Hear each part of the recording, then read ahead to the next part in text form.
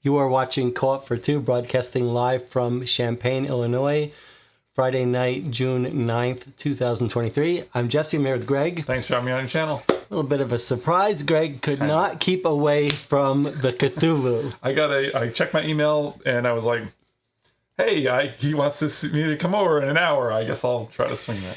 Greg has got some suffering from some back issues, so it's amazing that he's here. It's wonderful. We're all very lucky, and hopefully he'll make it. If we come back from break at some point and Greg's not here, you know he's in the ER. Just briefly, thanks for letting me crowd in again on your on your routine, everybody.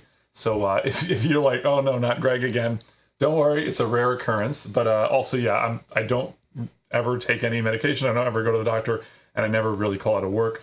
And all three of those things have happened because of my back. But it's made me I'm normally very healthy, and it's having a problem like this, you're like, oh, you don't take for granted. It does make you appreciate. So we'll see. Sitting here like this, hopefully we'll be okay. A lot of us have back issues. You could trace it to like one event, and then after that forward, you have to be more careful. Speaking of issues, the King in Yellow looks like he's come to town, and that is a very big deal. Why don't you... So the title of this case is The King Cometh, but it's clearly a reference to King in Yellow. Do you want to give them the little background for those who don't know? Yeah, well, first, before... I'm no expert or anything, but before that, I do want to say we've got some people in the chat here. We've got Jonathan Warner, a pillar, Dispamonite. Matt E, I don't think you were in here last time and new to me. Anna, one of the top dogs, right? Anna got her top position restored last session by predicting the answer. And Tina again, great to see you again. And Shazner. And Hugo Garcia. There we go. That from last time too. So like I said, I'm not literally an expert, but The King in Yellow is essentially, it was a book by Robert Chambers, that's right. Yeah, Chambers, that's it. And it's a collection of short stories, and there's some writers that sort of took Lovecraft's world and advanced it a little bit. It's weird though, because if you read the book and you didn't know that, you probably would never connect it. So it's a little strange, but it's essentially kind of been taken by Fantasy Flight and the Cthulhu RPG, and it's been given fleshed out a little more. And essentially it's a play that when you're seeing it, it drives you mad. That's right. Yeah. So that's the bare bones. That's right. It's a play that drives you mad that gets alluded to in the books, and I guess Lovecraft. And the King in Yellow, Hastur, is his sort of handle there. So he's usually depicted. And if you've never seen the True Detective, I'm not much on shows, but True Detective Season 1 deals with that quite a bit. Not really overtly, more... but it's a great recommendation if you haven't seen True Detective. The first two seasons are both very good. First one is good. Well, there's a new one coming out soon, in fact, a new True Detective. Alex P. joining us as well. Don't know you, but that's pretty cool. All right, so let's get started here. Do you do a refresher for anybody about the game at all? Well, it's Sherlock Holmes Consulting Detective-inspired game. If you haven't watched Case 1 and 2, that's okay. They're unconnected. Not a campaign. Not a campaign, but we do have a new writer for this story. It's back to Hal Eccles. Let's see if we can bring this back here. So the one we played last week was Christopher Collins and Tim Uren. They were sort of guest writers, but Hal Eccles is the primary. Hal Eccles and Will Kenyon are the primary writers of this book. Oh, look at that's pretty awesome. That little blood there. They put the little red. Yeah, that's pretty good. Okay, so I think what they should see, though, is the front cover for this case, which looks pretty ominous. Yeah. That's of course, I mean, very likely a stage. And these are the players, and this is probably an unwilling volunteer participant. All right, and we do have an FAQ. There are lots of bugs in this game, Mythos Tales. Let's see, we changed the map to be upright. Still a little hard to see, but we can move it around, Okay, so let's read what it says about our complexity here. You want to read that for us? Sorry, I moved that. I know, it's tricky. That's all right. Investigate. You can read it off the screen if it's easier. Look at that. Investigation 3, The King Cometh. Players will be using the requirement rule. Review this rule as needed. It's described in detail in Investigation 2 on page 20. Is that the one where we have to have That's a cards? just some passages will say if you have this requirement, you can read it. Otherwise, you can't. Okay. The complexity is going to be Investigation 3 is lengthy and requires more legwork than the previous investigations. Allow a greater number of location visits and do not rush to finish ahead of Armitage. The questions are more involved and scoring a little more stringent. Armitage speculates. We will be required to visit quite a number of places and talk to a number of people. How many, I am unsure. Therefore, I will allow you the full 7 days. Although it is highly unlikely that you or I need to visit 21 locations, so you should try to finish up by day 7 evening. Best of luck. He obviously doesn't know us because we're going to take every single bit of time and we might take 2 days. Okay. More. So this one's we're gonna be taking some time. And as I forgot to remind you, one other thing is that the letter from Dear Holmes has arrived. So we will be playing that on Sunday at 3 p.m. Okay, here we go. Here's the introduction. The King Cometh, Investigation 3, Arkham, Massachusetts, August 19th, 1929. Would you like to read this or would you like me to? It's up to you. Okay, I'll just read it. The weather brings incessant rain, the pleasant sunshine of weeks ago a distant memory. The gutters of old Arkham choke on the town's detritus,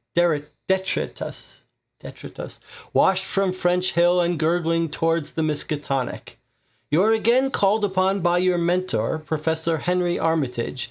His summons is terse, a simple come at once. Given your last involvement with the old university librarian, you do not hang about. Armitage's office is lit by several green glass-shaded lamps, and a fire burns low in the grate. Judging by the ash, it has been burning for the better part of the night. Armitage turns from the window. You came quickly. I thought you might. I have spent the night working out what I saw yesterday evening. At last, thanks to Alhazred, I think I may have a handle on it. He gestures absent-mindedly towards a heavy tome resting on a nearby lectern. He rises in his chair and leans to water his flowers. Last night I attended the theater to watch The King Cometh. However, what I had hoped would be a pleasant distraction turned out to be anything but. You've seen today's newspaper, I take it.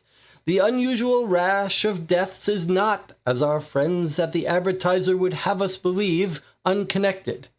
They were all there last night at the play, the poor victims, God rest their souls. He shakes his head as if trying to clear cobwebs. A fugue clings to my mind. I have yet to understand everything fully, but the Alhazred confirmed my suspicions that the play was a veil covering a sinister rite. He pauses to collect his thoughts. The actors weaved a ritual into their performance. During the third act, the walls of our reality weakened. A ritual was conducted before our eyes on stage. Then a message came through from beyond.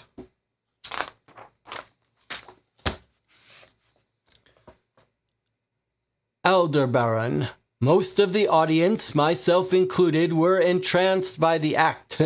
It was all beyond our control, but those of the audience seated in the front row, I believe they caught the full force of an evil message.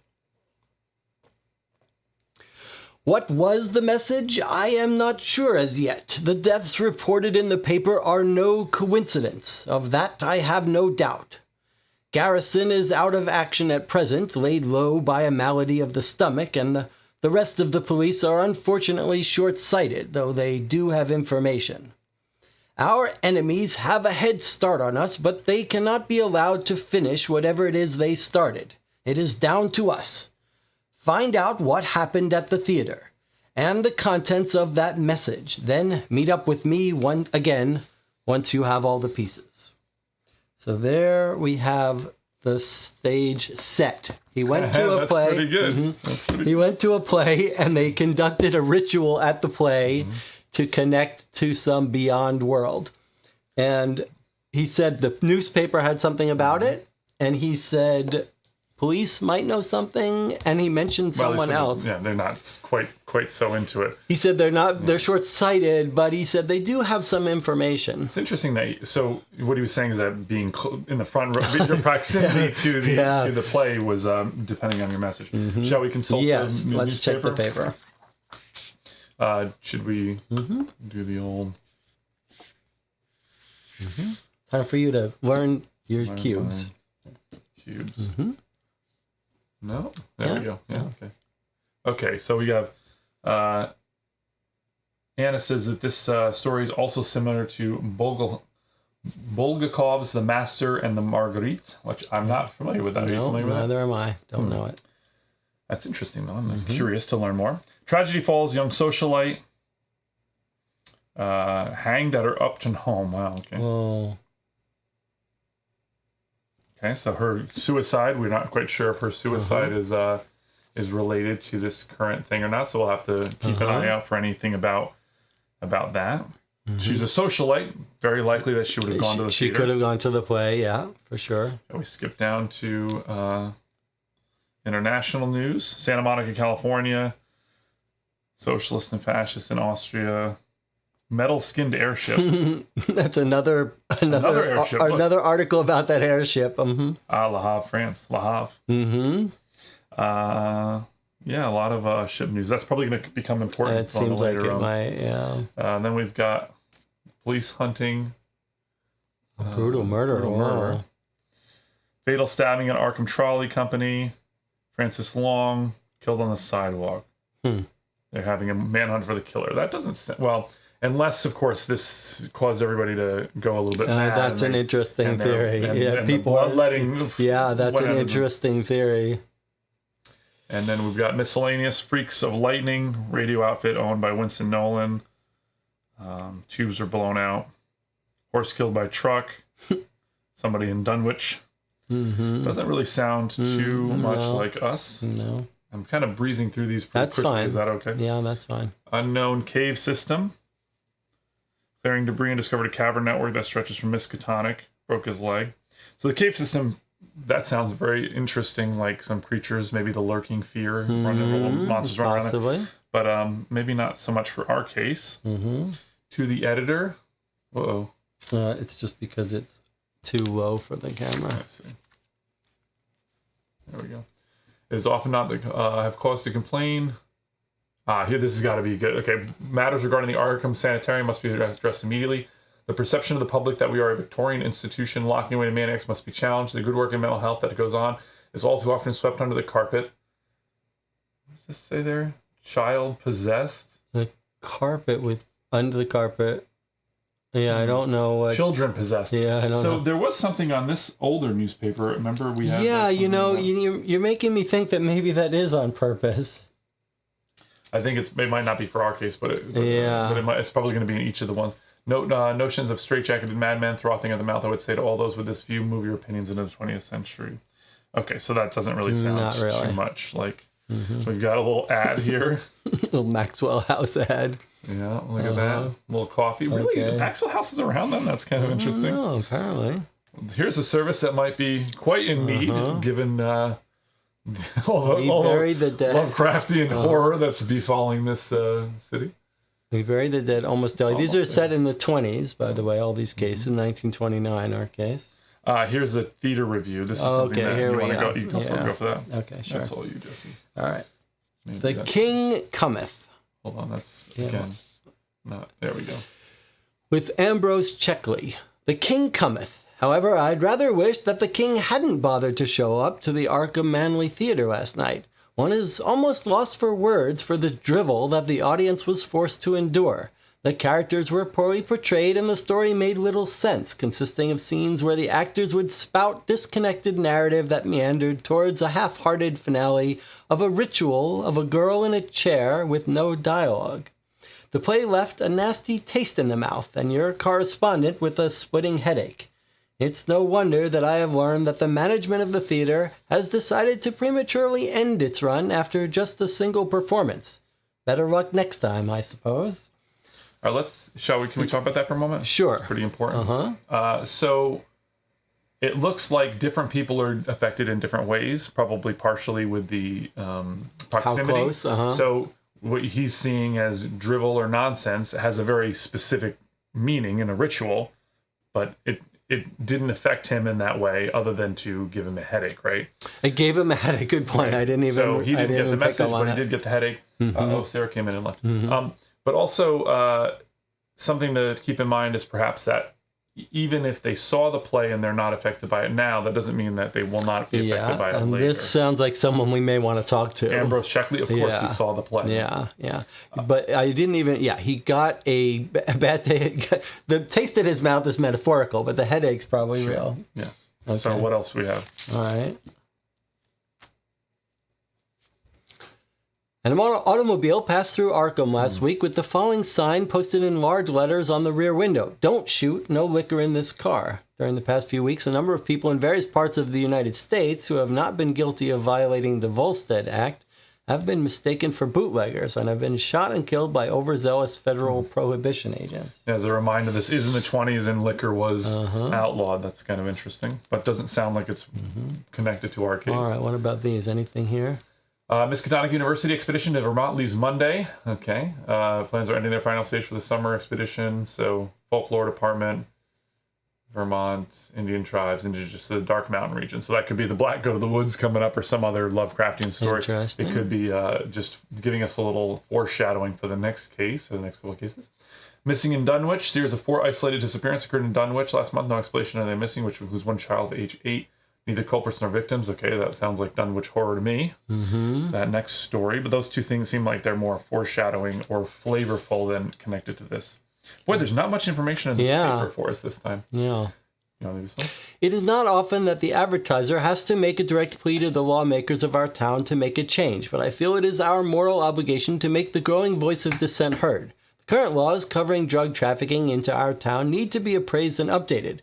Take this new substance, Noctum. Not strictly illegal, but it is certainly harming the moral fiber of our community, as evidenced by the research of Dr. Oren. We urge the town council and mayor to prevent Arkham from sleepwalking into the kind of social problems afflicting larger urban areas such as New York or Chicago. So some drug, Noctum. Interesting. Sleepwalker. Yeah. Control. I think that's literal and also figurative. Could be something, maybe not. Keep your eye open for it. And then we've got, lastly, a little announcement here. Sig Sophie passed away June 25th at St. Mary's, aged 89. Mueller Emily, aged 67, died Friday morning, survived by his wife and twin. Okay, well. So let's, this is kind of an interesting case so far because there really is no case. We just have essentially like the idea that there's this play and there was a ritual, but was the girl killed? We don't really know. So I think you make a good point, because he seemed to suggest that the newspaper was going to tell us about some horrible murders clearly related to the case, right? But they weren't. He says, you've seen today's newspaper. The unusual rash of deaths is not, as our friends at the advertisers would have us believe, unconnected. So he's saying all the deaths we read about the last couple ones. The woman who committed suicide. So let's make brutal murderer. Make a little list. We have the socialite. So I think that's a pretty compelling one. This Carolyn Merrill. Right, especially given what he's saying, he's telling us, in his opinion, these people dying. And then we've got Sig Sophie. This is the old woman. She's an old woman, so maybe the 89, and then Mueller Emil, which is 67. So this seems still like a little bit old. Don't forget the brutal murder at the being hunted. Which one? Yeah, here, at the trolley, yes. So, but there's no, we have, the Francis Long was the victim. And they're hunting the killer. Yeah, so we have almost no information. We could go to the morgue and maybe find out some information about Francis Long. This is a murder. I think, to me, let's just check back in with the chat real fast. Ginny says, True Detective's first season's so good. Anna said that book was it's a Russian novel. The devil appears in Moscow and holds a theater performance where he murders people. Sounds pretty interesting. Okay. And then and Tina mentioned something. Irregular is a new story in all the papers, maybe related to writing on the pages. I'm not familiar with that, but that's Yeah, the final case could have stories that are connected on all of them. And then the other person we might want to write down, not murdered, but is the theater critic. We'll want to talk to at least. 100% sure we're going to want to talk to Ambrose Checkley about the theater because he saw the performance. Definitely want to talk to him.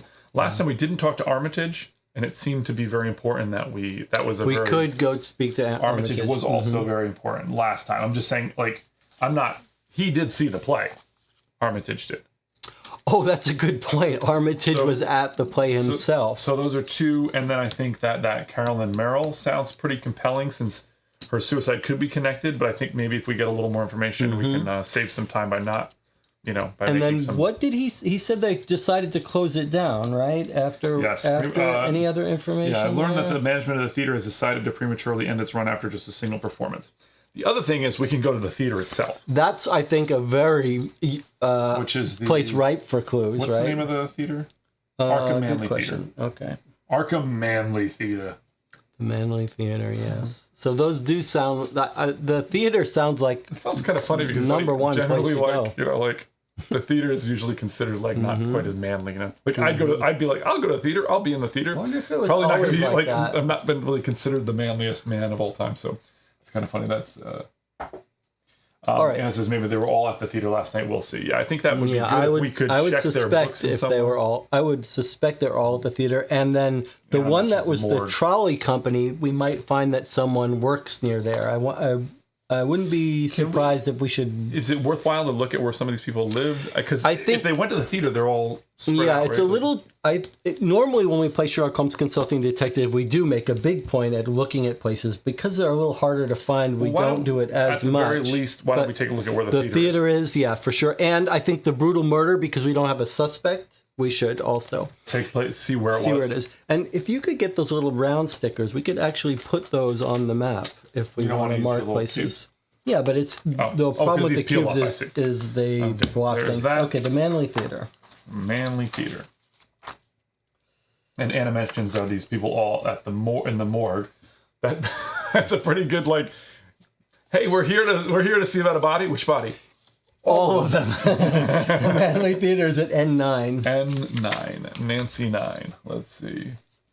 November 9, actually, I should have said, because there it is right there. See it? Yeah. Okay. Which color sticker you want? A yellow sticker? Oh, the yellow sticker for the king in yellow. Okay, there you go. Right? I don't think I'll ever get this off my finger. Okay, good. You can't see it at all. You can't see it. There are some non-transparent ones if you want to put them. And these are the transparents as well. There should be under there somewhere. How about this thing? Okay. So here are the non-transparent ones. You just can't put them on numbers. Just put them nearby. Okay. Good. You can be in charge of that. Okay, I'll be in charge of these. I would like to make a note of where the brutal attack is, only because we don't have a suspect for that one. So it's at the Arkham Trolley Company. I'll reread that just so while you're looking that up. Stabbing at the Arkham Trolley Company, the victim, who has been named as Francis Long of downtown Arkham, was killed on the sidewalk. Police have a witness to the crime and have released an initial statement to the press saying they're following up a number of leads. Police have a witness to the crime. We don't know who they are. But talking to the police could get us that. Okay, the Arkham Trolley is D24. Right there. Right there, yeah. So not too far away from the theater. Like you could see somebody wandering along and then... Yeah.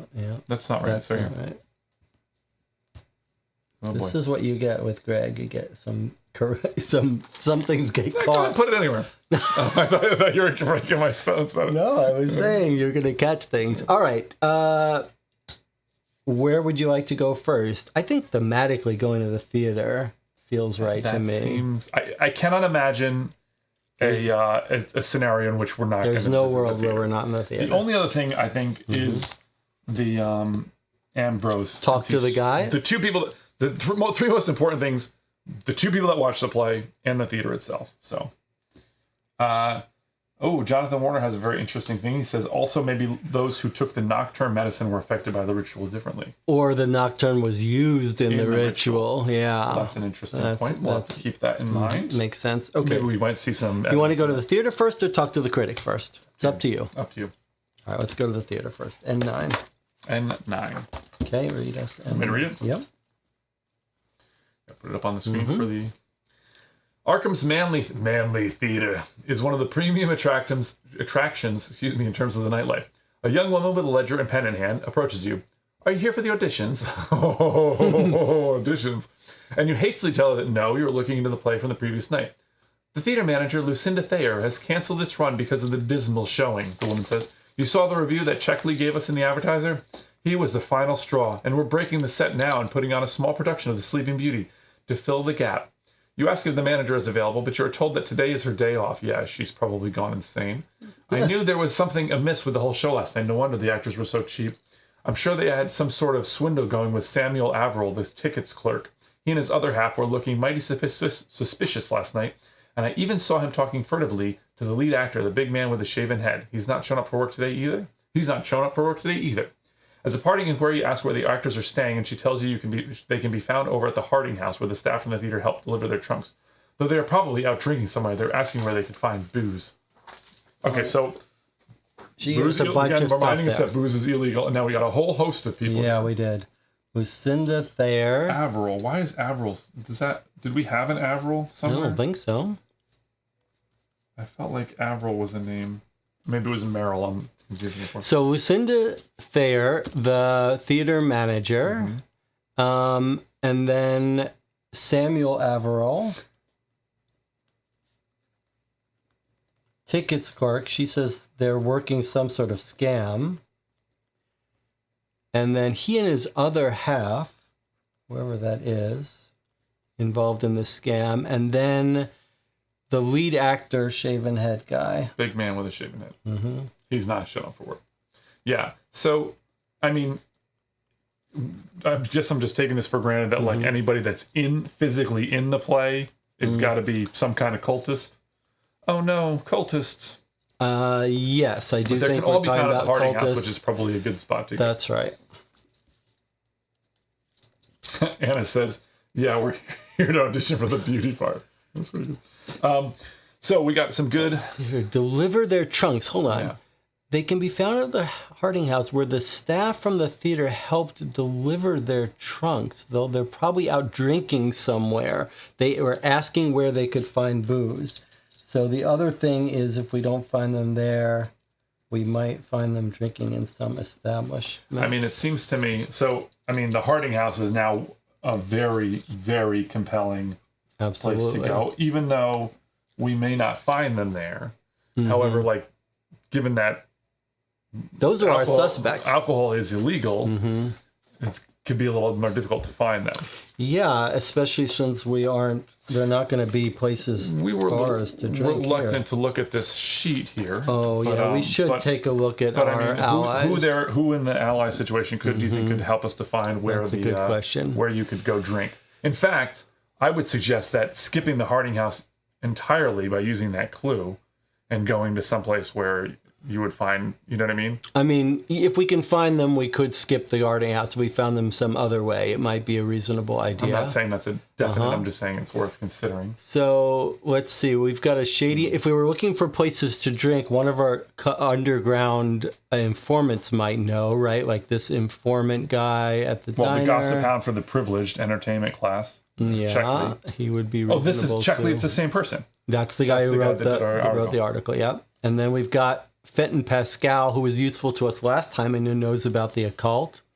There's our police person. He could tell us who the witness was. Cab driver might be able to tell us some information about people. Speakeasy, there we go. That could be where they're out drinking, especially since it's not that far from the theater, N4.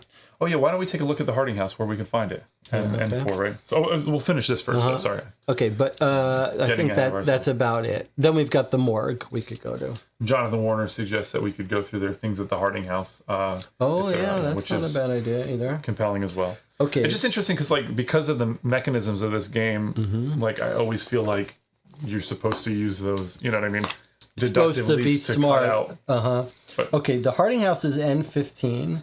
And then N4 and the speakeasy is N4. Yeah, so let's take a look. Those are all in N territory. 4. That's 44. Sorry. N4. There's N3. This is like... there's N4. Okay, so there's Harding House. That's like Legends of Andor there's the speakeasy. And then Harding House. Sure. And then Harding House was what? Harding House was N15. Here. N15. I mean, they're in the same district. I don't think it really, unless... They're easily walkable. We could shift this over horizontally if everything is up there. Logan Hill has joined us. Good to see you, Logan. And then I'll put speakeasy. And for Logan, you got a preference where you want to go next? You want to put it to a vote here? No, they don't need a vote. They can just chime in. Because of the delays, you guys should just chime in if there's someplace you want to go. Yeah. I mean, I think the speakeasy, I mean, why don't we get a little more framing of this whole thing by talking to the Checkley and Armitage. Sure. We should get a grasp on what's going on with the play. In fact, there's a possible, I don't think it's going to, but it is possible that they could say something where like the cast members weren't involved. No way is that the case. No way. But certainly getting more information we're going to need that information. The other thing we might think about is sometimes when we play these games, we sort of role play them in terms of time. Like there's a time pressure. Like, so if there's someone that could be in danger or if there's someone that could escape, sometimes we pick places to go. Well, that just made me think of that because of the drinking would probably be in the evening. Interesting. So we just did our morning, so now it's our afternoon. So maybe afternoon we go to the play. The guy who wrote the play, and then in the evening head to the speakeasy. That sounds like a working plan. And then the other thing is, if you take a look at this image, right? Like it feels like this woman would be a good person to talk to. We don't know her. We don't know Has she been killed, or we don't know who she is?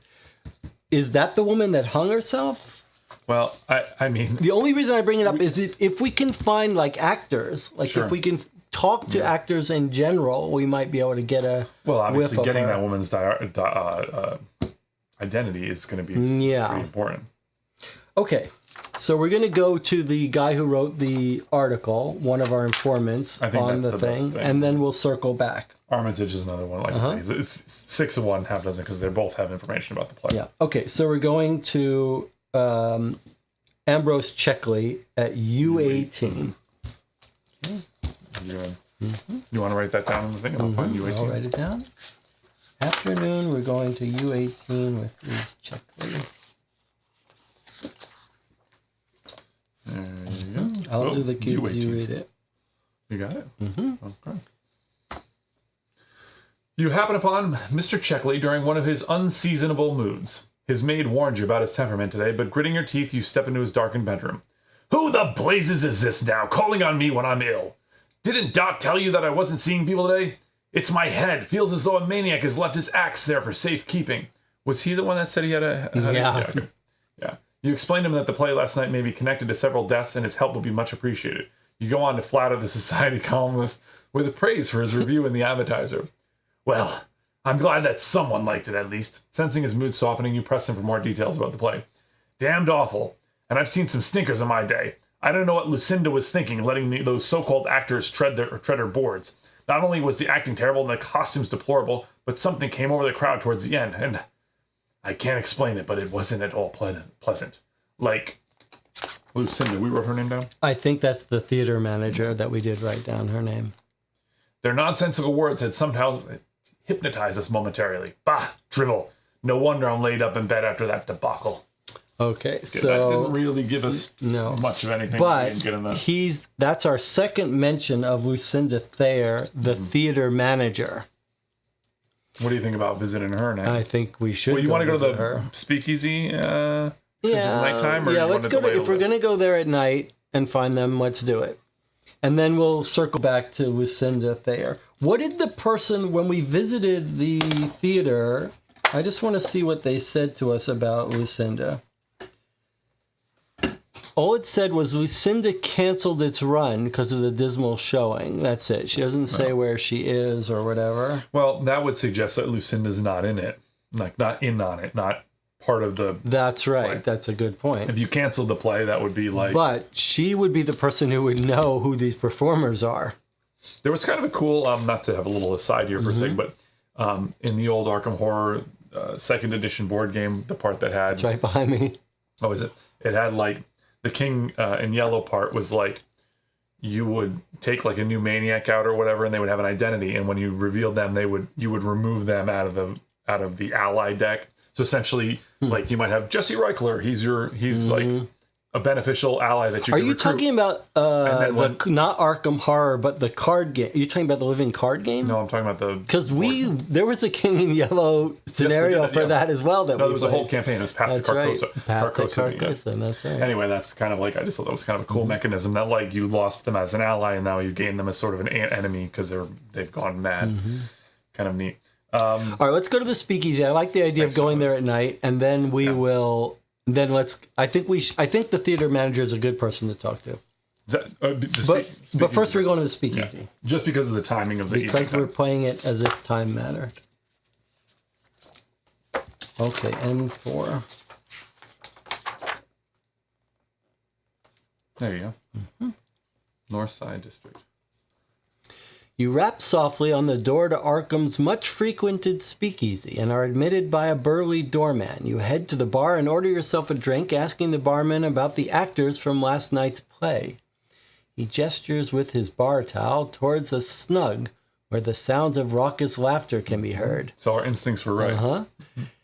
They've been here and here all night since last night and run up a huge bill, that's for sure. There was another man here with them, but he left this morning, telling them to meet him at his lodgings. I don't know where that would be, but I bet the guy works in Tarantonowski's bakery. He was covered in flour. He did leave $15 to cover the tab. They're already burned through that, though. Looking closer, you see the two men and a woman, deeply drunk and laughing in an unsettling fashion.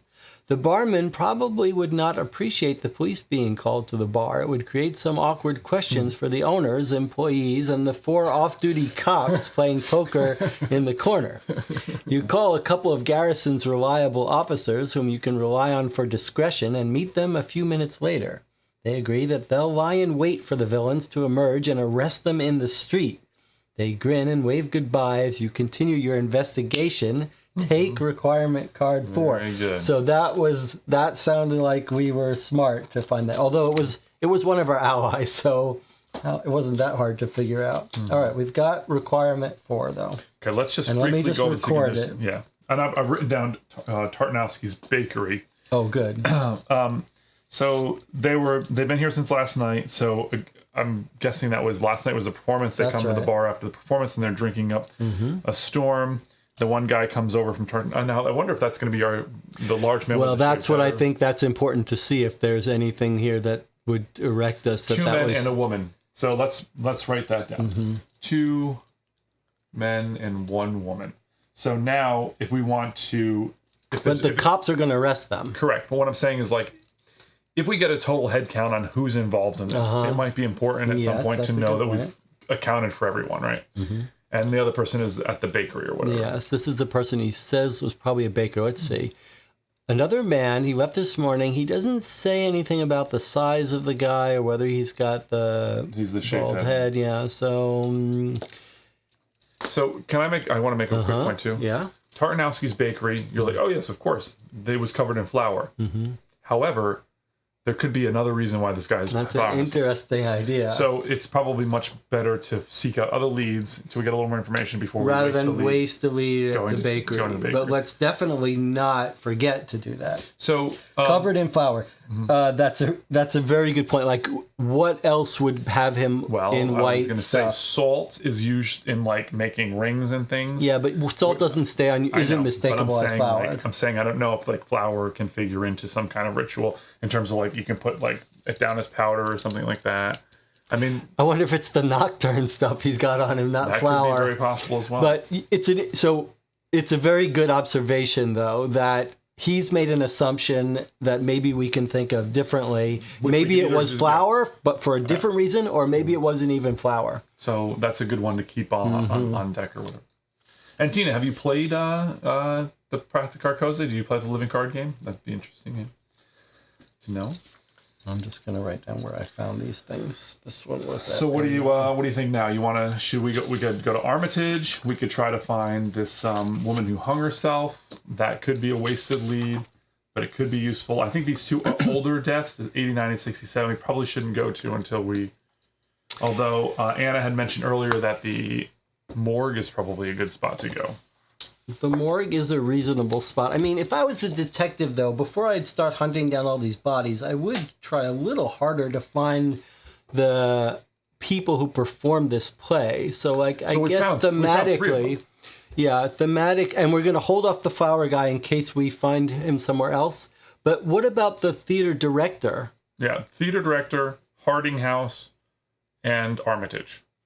The only reason I'm holding off on Armitage is sometimes that feels almost like a hint. Too much away. Yeah. Like last time we played, we really enjoyed the fact that we circled around it, and so I do feel like going to Armitage is like asking for the help. I don't like that in games. I'd prefer they didn't. I agree with you. But if they expect you to go there and you have some piece of information that you really need that pushes you in a whole side of, you know what I mean, like a whole path that you would not have otherwise gone into. We'll go to him eventually. As you point out, he was at the play. But Jonathan wants to go to Armitage. Jonathan says Armitage to finish up the witnesses, and Anna says the theater director. What do you think? I like that. We've got our lead detective. We got to go with our top dog. All right, let's find Lucinda Thayer. Yeah, I think that's. I mean, there's like 3 or 4 really compelling leads at the moment. So, but it is fair point that Armitage was a witness there. Okay, Lucinda Thayer. Look at what I've got in my book. Oh, you have a bit of a. That was one of the errata. Okay, F31. Lucinda Thayer is at F31. And we're going to visit her in the morning. That's good. Okay. All right, read us this one. Before. Maybe. And Tina says, I played Path to Carcosa, also has the mechanic that if you don't save some people in a party, they turn against you. Yeah, that's pretty good. Jesse and I played that together. And Jesse has a story that he's just probably dying to share about at the next campaign after that. The Forgotten Age. The snake people, where Greg left That's spoiled it up. That's a Because if somebody hasn't played that, that will really ruin it for them. Okay. Okay, let's, is this like on the screen here? Is this like, is that gonna, there we go. As you trudge up East College Street, you pass the narrow rows of red brick houses, searching for the address of the theater manager. Finally, you come across an impressive Georgian house. Glad to step onto the porch and out of the downpour, you lift the knocker and presently hand over your card to the prim housekeeper. After a few moments, you are welcomed inside by an attractive middle-aged woman dressed smartly in the latest fashion. She introduces herself as Miss Lucinda Thayer, manager of the Manly Theater. She appears genuinely perturbed that several of her patrons have died. I must admit, I've had nothing but complaints about that play last night. When she has finished venting about the folly of hiring unknown theater groups, you steer the conversation toward the actors who performed last night. They said they traveled down from Canada. At least one of them was from Central Europe, France maybe, judging by his accent. You ask if she knows where they were lodging whilst in town. If you ask the porter at the theater, he knows as he helped move some of their trunks from the train when they arrived. That's the second mention of these trunks. Yeah, it sure is. I wouldn't be surprised if Samuel, my clerk, and his good friend Hendrik Converse are mixed up in this somehow. I sometimes think they'd rather have me out of the way and run the theater themselves. That sounds like... Is that very likely? These are the 2 people that were mentioned by the place when we went to the theater as well. She said the clerk and his friend, and now this is the second mention of those people. So we were given the clerk's name, not here, in our first meeting, we were told that Samuel Averill is the clerk, and now we're given his friend's name. So now we know both of their names. So it seems to me... Let me just make sure there's no more on the other side. Yeah, this is it. Right, sorry. Okay. So, all right. If we're I mean, it seems fairly apparent, I guess. Maybe that's a little presumptuous, but it seems that this play is made for a specific purpose. It's to weaken the walls of reality and let Hastur in, or there's some ritual for some supernatural purpose, right? And now you have these two people that have been mentioned multiple times, ticketing clerk and the other person. And they want to run the theater their own way. I mean, is there a solution to hire like cultists that are going to like it's an interesting idea. Or is that a complete red herring? Is it possible that the whole motive behind this thing is to disgrace the theater manager? Yeah. You could see in a way like these guys could have heard about this troupe comes through, creates anarchy, the theater goes out of business, the town, whatever, right?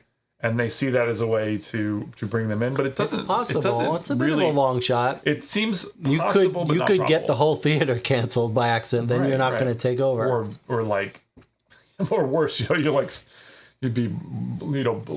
Or as Anna said, it's possible that the clerk and his friend are actually part of this cult.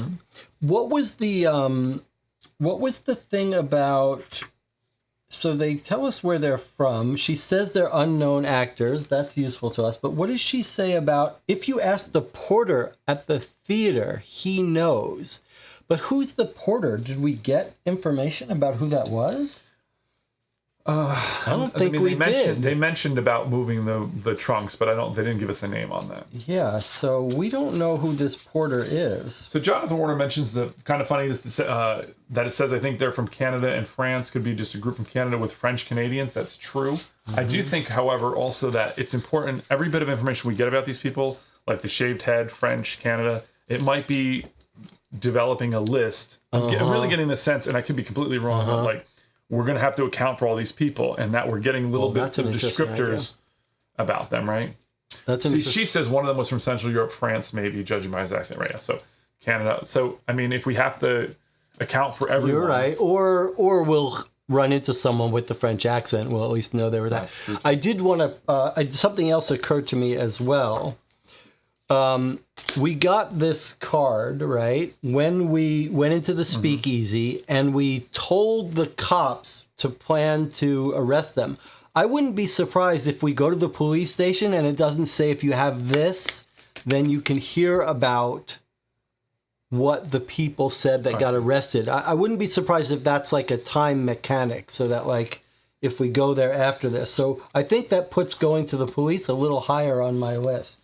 Yeah, that's very interesting. Yeah, so what you're saying, I'm sorry if you're saying like you go to the police station and they say if you have card 4, then we go to then we can read about their interrogation.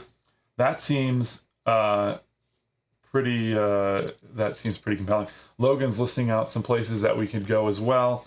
Speakeasy we've gone to already. Thayer is Averill, excuse me. We went to the Big Man. We don't have his location. Right. The Pub Inn we did go to. Right. That was the Speakeasy. We've been to the theater. We haven't been to the police yet, and we haven't been to Armitage, but we discussed that concept. But I think we're going to leave that for a little while, as you say, just so we can have a little more fun with the game. It is always very helpful for people in the channel to remind me of places we haven't been to, but we've got some more places as well. On my list here, I've got the 4 people.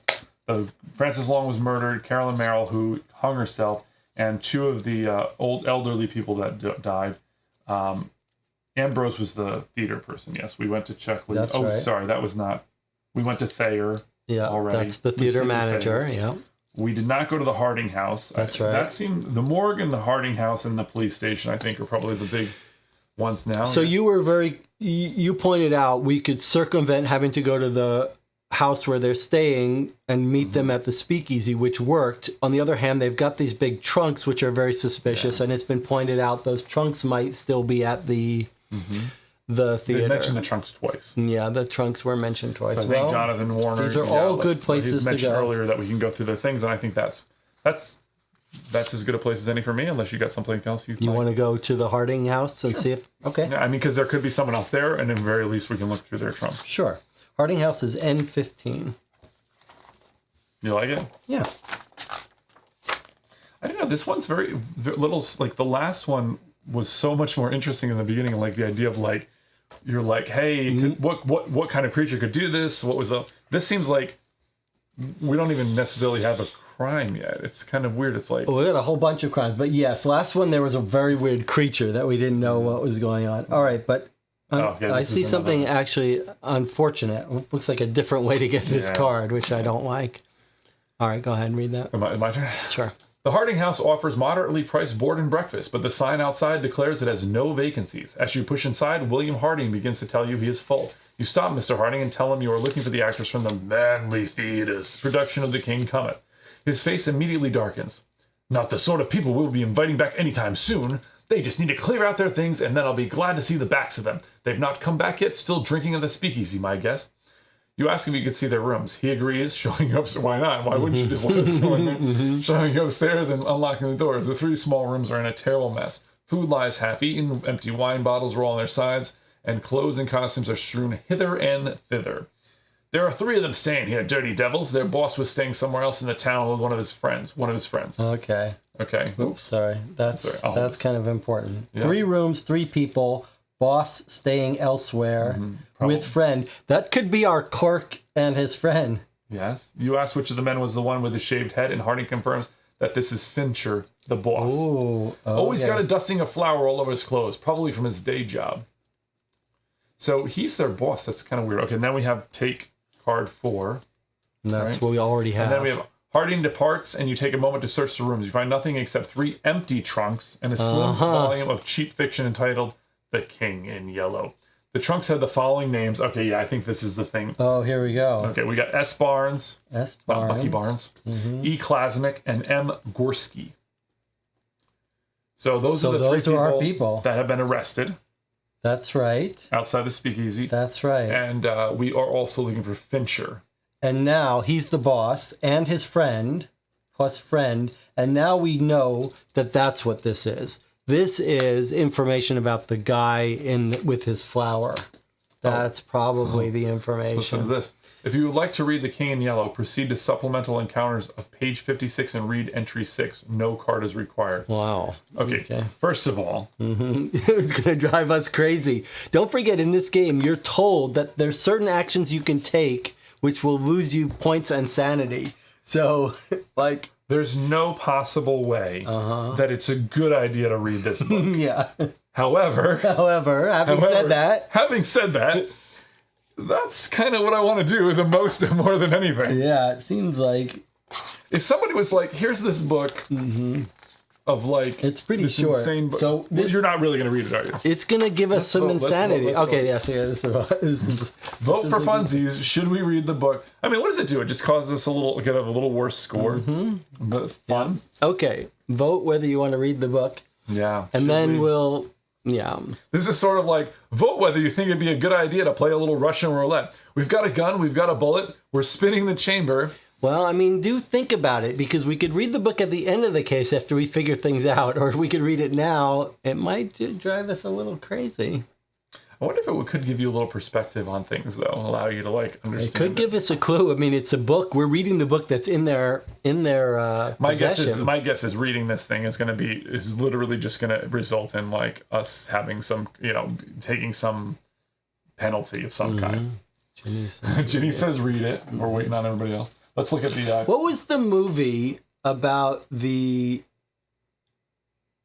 What's the movie made by one of your favorite directors? Horror movie where they go insane it's like a breaking the fourth wall movie. You're gonna have to give me a little more. Sam Neill is in it. Oh, Mouth of Madness. Mouth of Madness. Yeah. What's that's the thing that drives them crazy, Carpenter, right? John Carpenter directs it. They go watch the movie and it makes them crazy. Yeah. It's sort of John Carpenter's love song to the Lovecraft. I really like that movie. I watch it constantly. I've seen it probably 50 times. Yeah. So in the Mouth of Madness. So we're recommending it. Sam Neill does very well in that. It's also a little bit of a twist on In the Mountains of Madness, the famous Lovecraft story. So In the Mouth of Madness is sort of a little nod. I think that's which brings us right back to board games because it's part of his apocalyptic trilogy of the three million. What was the other ones? The Thing, Prince of Darkness, and In the Mouth of Madness. Prince of Darkness. Yeah, that's about like anyway, that's what you were saying about the board. It circles us back to board games because Mountains of Madness was a board game. Remember that came out where there's some mechanic where you go crazy. It makes you have to like stand in the corner and play the game. Yeah, it's like a half party game. All right, just looked at Kevin Fitzgerald, who is chiming in here, needs to go back and revisit this game. Played it before, but I actually read it in the fiction is based off of. Thanks for the wheelchair. My shirt was fitting for this. Mm-hmm. Shazner says to do it. Mm-hmm. Hugo says to read it. And Anna says, looks like the actors aren't cultists. They just work for money. The boss must be the important one. We need to go after him, find that bakery. Mm-hmm. Kevin Fitzgerald says, what's the worst that can happen? Shazner picked it properly with the Mouth of Madness. Mm-hmm. And I would 100% agree with Anna. That's my point as well. As in game, you wouldn't read it, but it's kind of fun. All right. So what was the vote? I don't know how to find the vote. Oh, sorry. Oh, here we go. How did it go away? I didn't. There you go. Sorry. All right. We have read it. Hugo and Shazner also read it. It's all read it.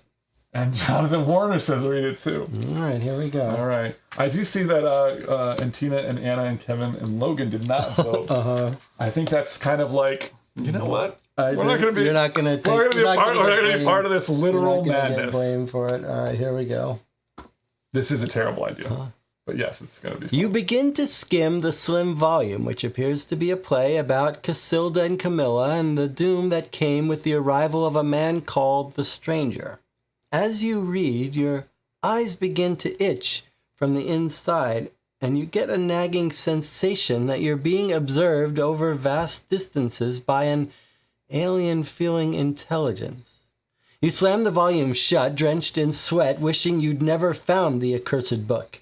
As you turn to leave, you see the discarded clothing form the pattern of the yellow sign, and you recoil in horror, tasting bile and gasping for fresh air. Strange is the night, where black stars rise and strange moons circle through the skies, but stranger still is lost Carcosa. An excerpt from The King in Yellow. Whoa, so nothing bad happened to us. Well, at the end, when we score it, it may say, if you read the thing, bad things may happen to you. So listen. My eye was acting up before we even read that, so I'm a little nervous about this now. Jonathan Warner, it's quartermass. There's the quartermass in the pit. Quartermass 1, 2, and then quartermass in the pit. Was 4 million miles, or I can't remember the exact title. I really am surprised that that's John Carpenter movie. I thought it was someone else who does those movies. All right, where to next? So let me just record here. That was Prince of Darkness, seeing John Carpenter live do his music. The Prince of Darkness soundtrack was amazing. It was really good.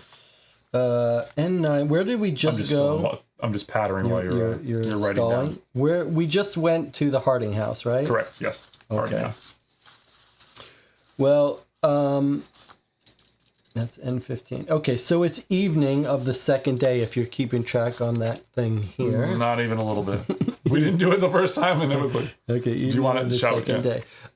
Where would you like to go next, do you think? That witness is a good idea, but we don't know if that's connected at all. Mm-hmm. So that seems a little iffier. I mean, they've given us a couple of clues about the bakery, and we know that the person works boss. in town. And we now know it's the boss. So maybe that's the best thing to do. Yeah, it feels to me like it's not going to be that easy, right? Yeah. It's not going to be that easy. Yeah, Shazner says that there was some total fail states, which we kind of looked last time, and it looked like it was just some time penalties. We didn't incur any. Yeah, even if we meet the big bad vampire, it just gave you a little bit of time delay. And Anna, yes, we managed to avoid what I thought was surely to be some kind of Well, I'm not sure we've avoided it yet. It said a weird thing about the scoring of this game, too. It said, like, the questions are going to be very detailed. Maybe back to your idea of having to identify all the people. Yes, Tartanowski's Bakery is at M46. So it's just down here. I don't think that's going to make any difference where this thing is. It's down here somewhere. Probably not. Man, they went to like the Legends of Andor school for putting the numbers on these things. This is a great time to mention that the here's map M46 code right that here. I've been writing tries to do a good job of numbering places, and it seems to work fairly well. All right, here we go. M46. I wonder if I should be looking at the errata yet for this. There you go. It's your turn. I guess when we can't find it. All right, here we go. Oh, this is exciting. If you have requirement for... Now you can't see it. That's okay, I can do this. Okay. The Tartanowski's bakery is closed for refurbishments. I knew we weren't going to get it so easily. But you can hear raised voices through a first floor window. You duck under the canopy and decide to eavesdrop on the conversation between two men. One of them appears to be very angry, yelling about the missing piece. The other voice is reassuring, but definitely submissive. You consider calling the police immediately, but decide instead to see if you can find anything more incriminating. Pushing two loose boards aside, you enter the bakery. The voices are louder here, the angry man shouting about missing the opportunity to bring Carcosa to Earth if the incantation is lost. He rants about a mistake made at the theater last night that appears to have enraged him. Suddenly, the voices above you are silent, and you hear footsteps coming down the stairs into the room where you stand. The adrenaline surging in your veins, you throw yourself down behind a wooden workbench. Your luck holds, and the footsteps reach your room and then move off elsewhere. Cautiously, you peep out of your hiding place. You realize you've been holding your breath for what seems like minutes, and you let it out with a long sigh. If you have requirement card 4, proceed to supplemental encounters of page 56 and read entry Before 4. we go on to that, let's talk about this real fast. We found our main boss and his submissive helper. Yeah, what they're trying to do essentially, right, is to bring Carcosa to Earth. Now we know that's the idea, right? That's right. And it looks like they made some kind of mistake in the ritual which prevented that from happening. That's right. So likely they'll try to reproduce this, Oh, right? that's interesting. But the plan, it's been canceled, right? The play's been canceled. That's so right. what's their next move? One amendment to what you said. We got a clue about what went wrong up higher. One of them appears to be very angry, yelling about the missing piece. Mm-hmm. Oh, so they had something. So something. Mm-hmm. Well, so that's because I read that, but then when you got back down to like, he said, missing the opportunity. I was like kind of putting those two in my. So you can see like one question would be, what is the missing piece that went wrong? I wonder if that has to do with stuff that was in their trunks that maybe the porter stole or something. Yeah, a mistake. Anna had mentioned the helper could be the theater clerk or his friend. It was a little confusing there. There's two people that are trying to make sure that the theater gets. Who were the two names? Those are different people. Yeah, it's another pair of people that work at the theater. Yeah, it's I've got it somewhere.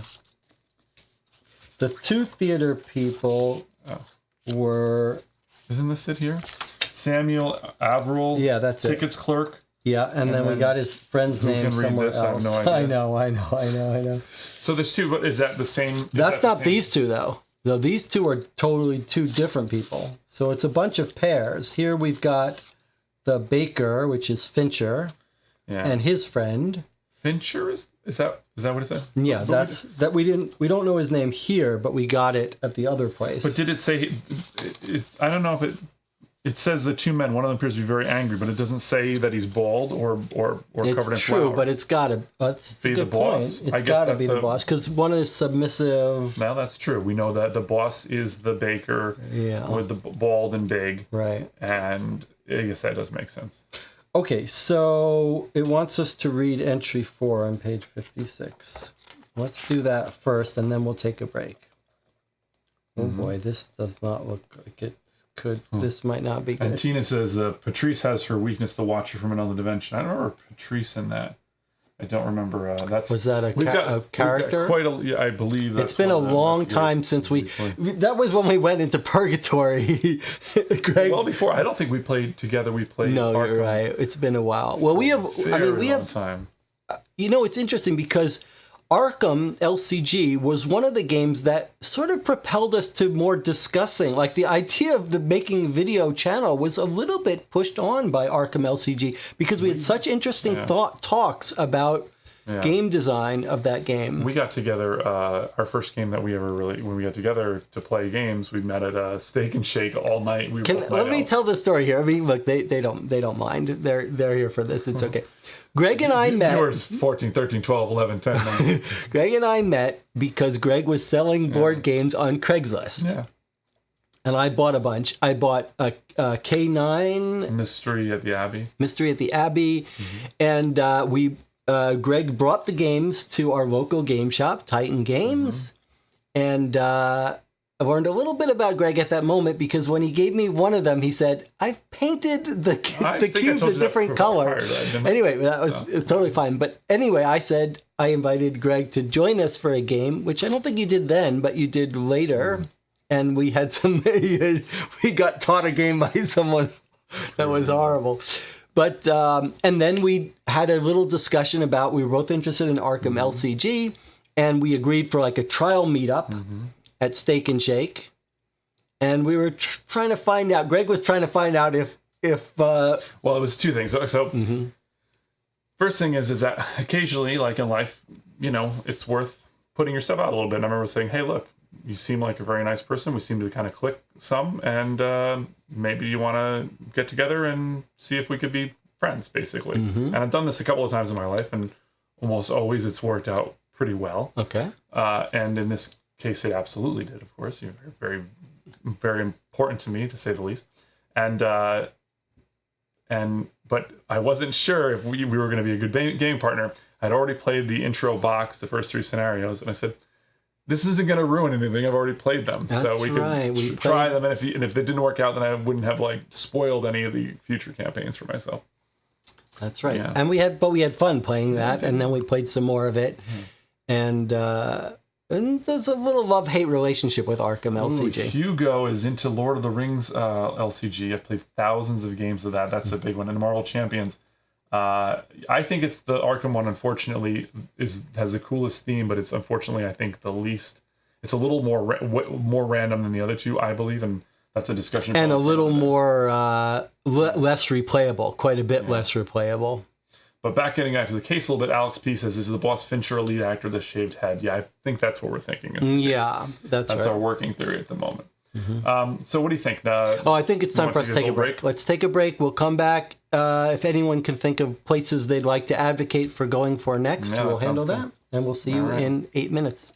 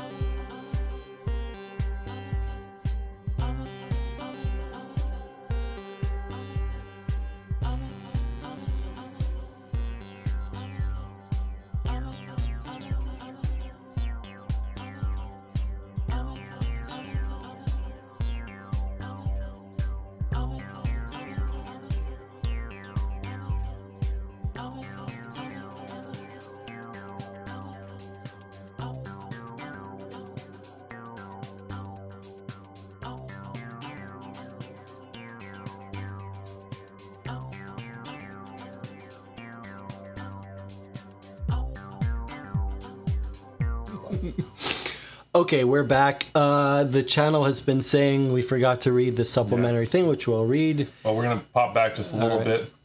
Shazner's a big fan of Arkham LCG, and we got Anna says we hear the boss talking to submissive helper. I meant this helper could be the clerk or the other one from the theater. I don't think it is, but yes, you're right. I see. It could be. Well, we're gonna need to. The only reason, can we just stick on this for a second because this is kind of important. We're told that the at the theater place that the clerk could be involved in this because he could be running a bit of a scam, and the clerk has a friend. And then we're told separately that the boss, when we're at the boarding house, that the boss is in the bakery and the boss has a friend. So it's possible that there could be some overlap between these two pairs, but my instinct is that there isn't. No, there's two people that are trying to get the theater taken, according to Lucinda, which we should relook at that entry, I think, just to refresh a little bit. But I do have the suspicion that, part of the deductive elements of this case is going to come down to, kind of pinpointing who's who, and maybe we'll have to write it out a little bit better to try to maybe graph it out a little bit But better. it does sound like Anna thinks that maybe they're the overlaps. Like the clerk and the clerk's friend is the boss, and the boss's friend are the shared link. I'm not sure. I'm not sure though. And Tina just says Patrice's the Dream Eaters campaign. We have not gotten that far. We stopped at the Forgotten Age. And Anna, yes, we need to read the supplemental story. I thought we were going to do it before we left, but then we went off to.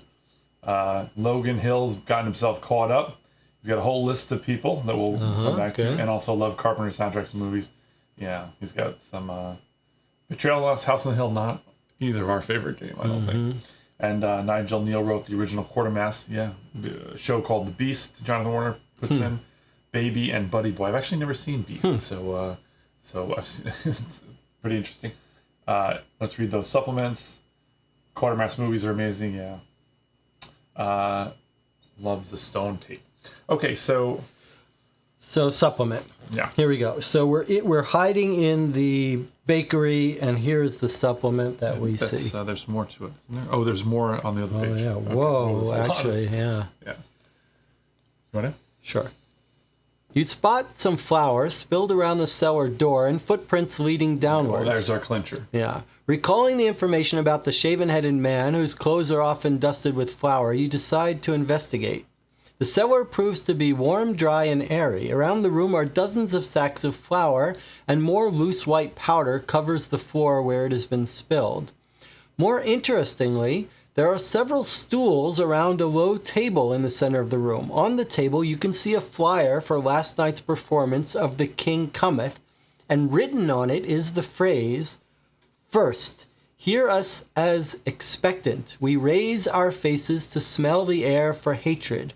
We strain our ears for the sound of love." A shudder runs down your spine as you read the words. The names of the actors are also listed on the playbill. Playing Casilda is Evie Klasnick. Playing the stranger is Thomas Fincher. Playing Casilda's son is Silas Barnes. And finally, playing the town patrician is Michael Gorski. We got some of those names before. Gorski was...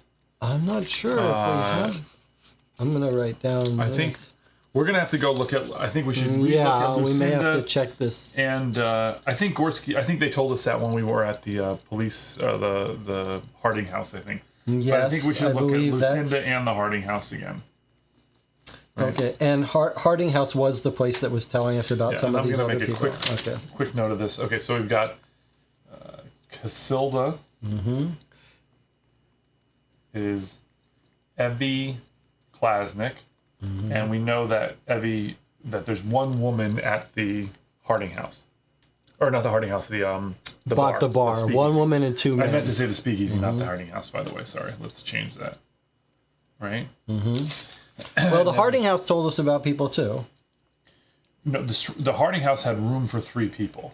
And they were the 3 people that went to the bar that night. That's right. 2 men and 1 woman. That's right. Okay, so the stranger is Thomas Fincher. That's the boss. That's the bald-headed boss is Fincher. So Fincher, I'm going to make, Thomas Fincher / boss / shaved flower. Right. Right? Yes. Okay. And then we got Silas Barnes. I was thinking Silas Marsh, which... Yeah, from the Dunwich. And Tina will remember as having a rather cruel fate in Dunwich. Silas Barnes playing the town patrician. Wait. Oh, that's the son. And then the patrician is... Michael Gorski. Okay. So if this is the full cast, then that means Gorski, Gorski, Barnes, and Klasnick are all at the speakeasy and have been arrested. The woman and the two men other than him, yeah. And now, and we've got Fincher. Assuming that they all were still playing their roles. And Fincher, and then whoever is the person he's talking to, which is very possibly the check ticket the master, clerk, it's possible. But this continues here. Look at this. Also in a different hand on the table, among some other papers, is a list of names. Okay. Oh, I wonder if these are people in the audience that they planned. The seat is 1A, which is the front row. Look at that. There's seats. They're absolutely seats. It's so we absolutely have to right. figure out how what the seating thing is. I think we're going to probably anybody in one is going to be. It gets more complicated though, but yes, this is absolutely front row seats. All right, Mr. Long, which I'm gonna see. There it is. Look at that right there, Francis Long. Francis Long. Yep. That's the brutally killed guy. So Francis Long was killed even though he was in the front seat or front row, meaning he could have been crazy, but also he. I would have thinking that somebody killed him. That was crazy. But maybe one of his people. Okay, this is getting. Okay, but now look at this list. Gets actually quite elaborate here. 1B is Mr. Fisk. That's the kingpin. No. That's a joke. Wilson Fisk is the kingpin in Marvel Universe. I see, okay. Miss Osgood, Mrs. Merrill. We're going to want to track down all these people and maybe be able to save one or two of them. Miss Merrill. Wait, hold on. Miss Merrill. That sounds familiar? Yes. Merrill is the one that killed herself. Is that right? Yes, absolutely. 1D. This is pretty cool. Are you keeping track of all this? I'm writing the names down. 1E. 1E is Mr. Jackson. Yep. 1F is Mr. Rich. Mr. Rich. 1G is Mrs. Reed. That sounds familiar. I don't know why. I've got the other list to go through. Go. Okay, 1H is Miss Larry, Lary. 1I is Mr. Danforth. Mr. Dan. Why does that sound familiar? I don't know. We're going to have to...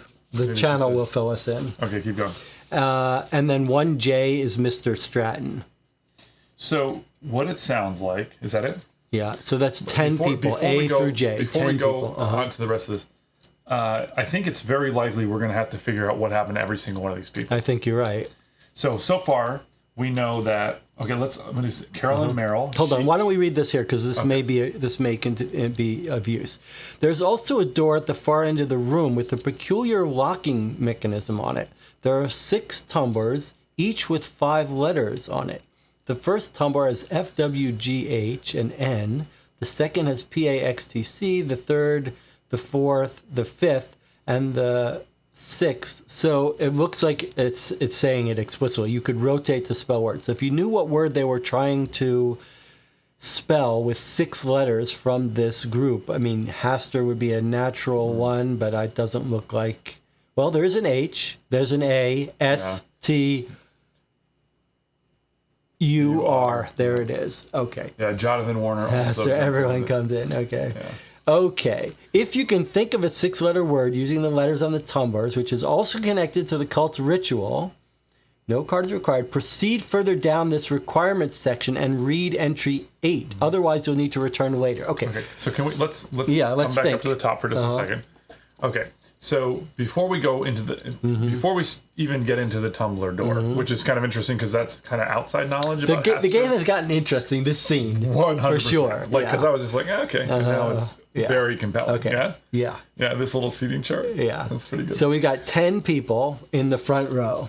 Okay, so I'm just gonna say the people that were killed was Sig Sophie, which is not on here. Okay, that's the old woman. Emil Mueller. He's not on there either. He's just a coincidence. Okay, those are 2 coincidences.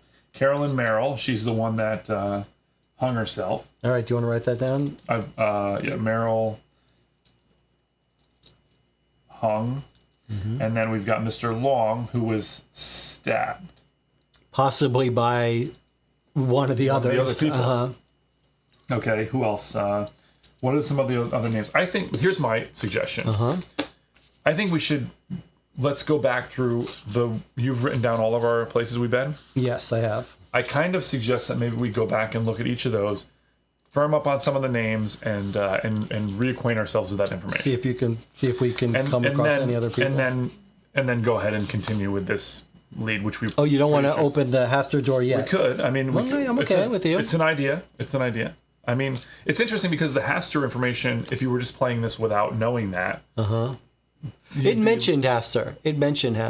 Are you sure? Yeah, either in the King in Yellow book we read, or in something absolutely mentioned Hastur. You wouldn't have known to. I mean, you would have. Certainly, there was no reason you should have opened the book if you're using your deductive powers properly, right? We only did it because we thought it'd be fun. And so, like, it seems weird that you would get rewarded for having done I'm not sure it was the only place. Maybe someone can remind us.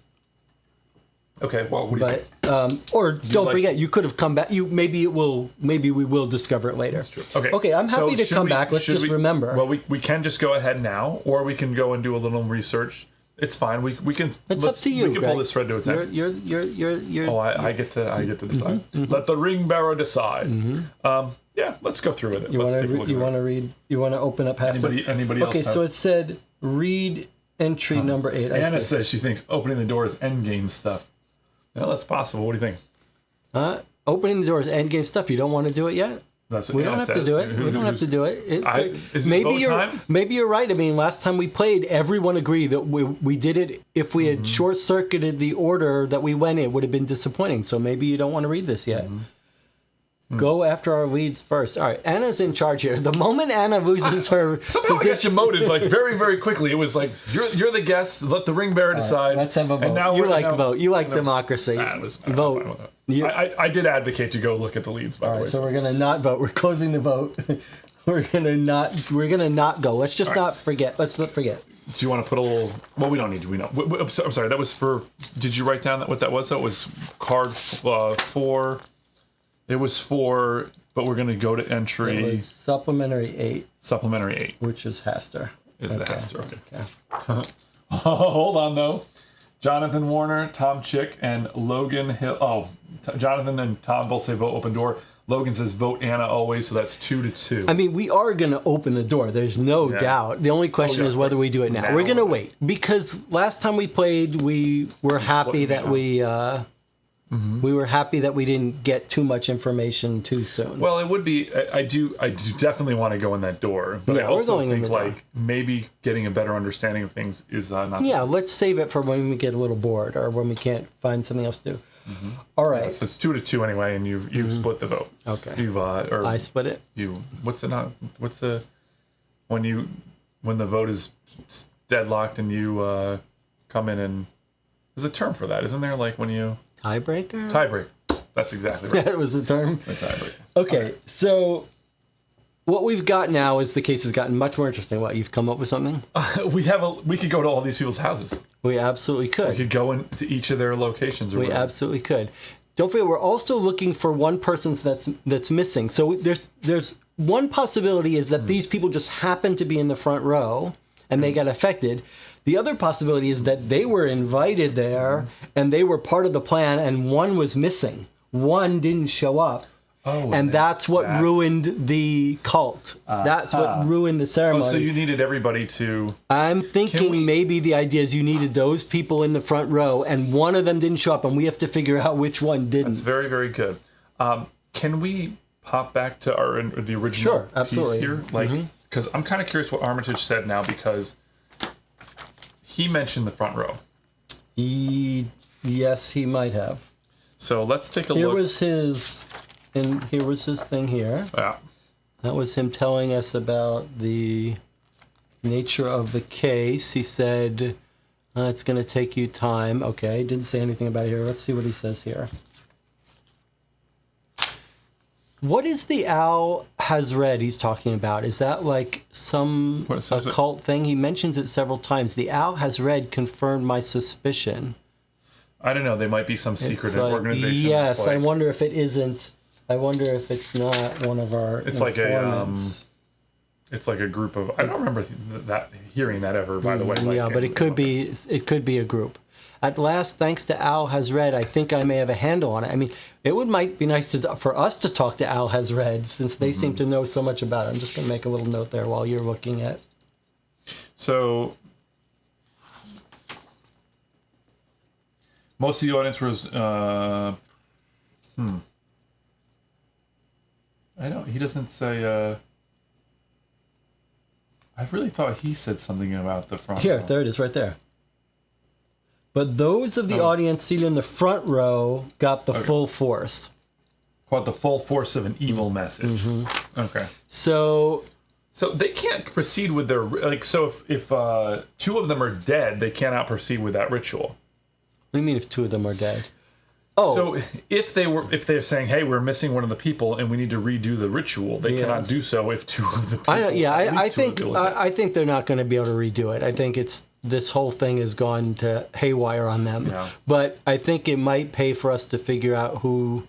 So Jonathan Warren has a pretty good insight here. Maybe we can double check the paper to see if it reveals a reason one of them did not. Oh, that's an interesting idea. Yeah. Let's go back through this and then let's do the paper first. That's probably faster. Okay, and then we'll look through again. Look for the paper for more people that were on that list. Yeah. So let's push this up for a moment. And do you want to? Sure. Let's see what we've got here. So we're looking for people on that list. This is our first one. Can I mention this? Maybe for in interest of time, maybe you could buzz through and just look for names. Sure. So Miss Merrill, we know. Okay. Canadian entrepreneur. Is that what she was? Yeah. Oh, now this is leading evidence to the fact. Wait, her longtime partner, Mark Gasquet. Did we write him down before? Mark Gasquet is not on this list. No, but he might know about her. Mark Gasquette. Like he might be the person to talk to. Okay, let's see. Just buzzing through this. We've got a bunch of international news. Air Derby. The airships. Yeah. Airships, Tokyo, Le Havre, France. No names mentioned. Okay, here we go. Mayor. Let's see if we know his name if he didn't show up for some reason. The mayor had one of the shortest meetings of the year. We know his name? The clerk was, I don't think so. Rebids, nothing about his name, although it could have been in a different paper. Okay, let's just see here. We've got Francis Long was killed, but then the police have a witness, so that might lead us to another of the people. Okay, French Hill, radio outfit, parts of the radio, all the tubes were blown. Robert Smith, she's not one of the people mentioned. If you thought something suspicious was with this radio, but those people aren't on our list. Nolan, no. Okay, what about the cave system worker, Eddie Rollins? No. Okay, and then this is a letter to the editor by person unknown, talking about the sanitarium. Door's funeral car, he's not on our list. No door. Okay, there's Ambrose. He doesn't mention other people. He just says he has a bad time. Yeah. Automobile, no names mentioned. Although, if Jonathan Warner was saying, if one of them didn't show up, if this automobile got shot up, don't shoot, no liquor in the car. Yeah. Nothing bad happened there. Miskatonic University expedition to Vermont. Yeah, that's no, unless someone was on that. What about this one? Disappearances in Dunwich. That's not where we are, so that's probably not related. This one is the big one that is curious. The sleepwalking drugs. Which I don't Dr. Oren research mayor, and here's what is it? Oren? Orin? No. And they're talking about the mayor, but still isn't given his name. I suppose, let's see, died Friday morning. So here's something to keep in mind. We were asking what Jonathan said, something that might prevent someone from showing up. Well, if his wife survived and Emil died on Friday, that would cause her to cancel her. Mueller and Mueller, what was it? Sig or Sig? Oh, so there's no Mueller. I see. Although I did just find something else, by the way, in this other paper. Really? Previous paper. Right there. Look at that. And we should have remembered that. Larry, I didn't Holy remember. cow! For 2 tickets. Yeah, good catch. Yeah, Larry. Which this is spelled differently though. Larry, Miss Larry. This has got to be the same one. Unless that's what went wrong. 1-2 tickets. So Unless that's what went wrong. can we just confirm that real fast Sure. in the letters part? Because this one says Larry, L-A-I-R, L-A-I-R-Y. How cool would it be if that's what went wrong? Like they gave the letter to the wrong woman. L-A-I-R-Y. Okay, so I just misspelled one of Okay. these things. So same. So she's the one that won 2 tickets. Well, good catch, Greg. yeah, thank you. So that could lead credence to the idea that it's been planned, but we don't know. Jonathan Warner says, did Sig or Miller die before the play? What day is Friday and what day is 25th? Today is Monday, the 19th, of August. So this person who died here. Oh, I see. It's on the. Can you turn that off? Okay. So this person who died way back in June, 3 weeks ago. But the other person died just a couple Friday days morning. ago. This is Monday, and the play was on what night? The previous night. Sunday night. Yeah. Yeah, so they would have died before the. But what's interesting is that Miss Larry won 2 tickets. So who went to the play? That's a good. That's a very good question. Well, that makes her the great person to talk to. Yeah. I think that's. That almost makes me want to make her go to talk to Larry. Go to talk to Larry. Mm-hmm. So.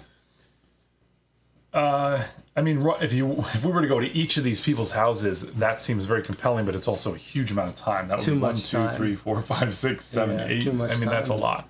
So, but certainly somebody that won tickets would be more kind of a compelling, especially since that's a twofer, right? Because she's got two tickets.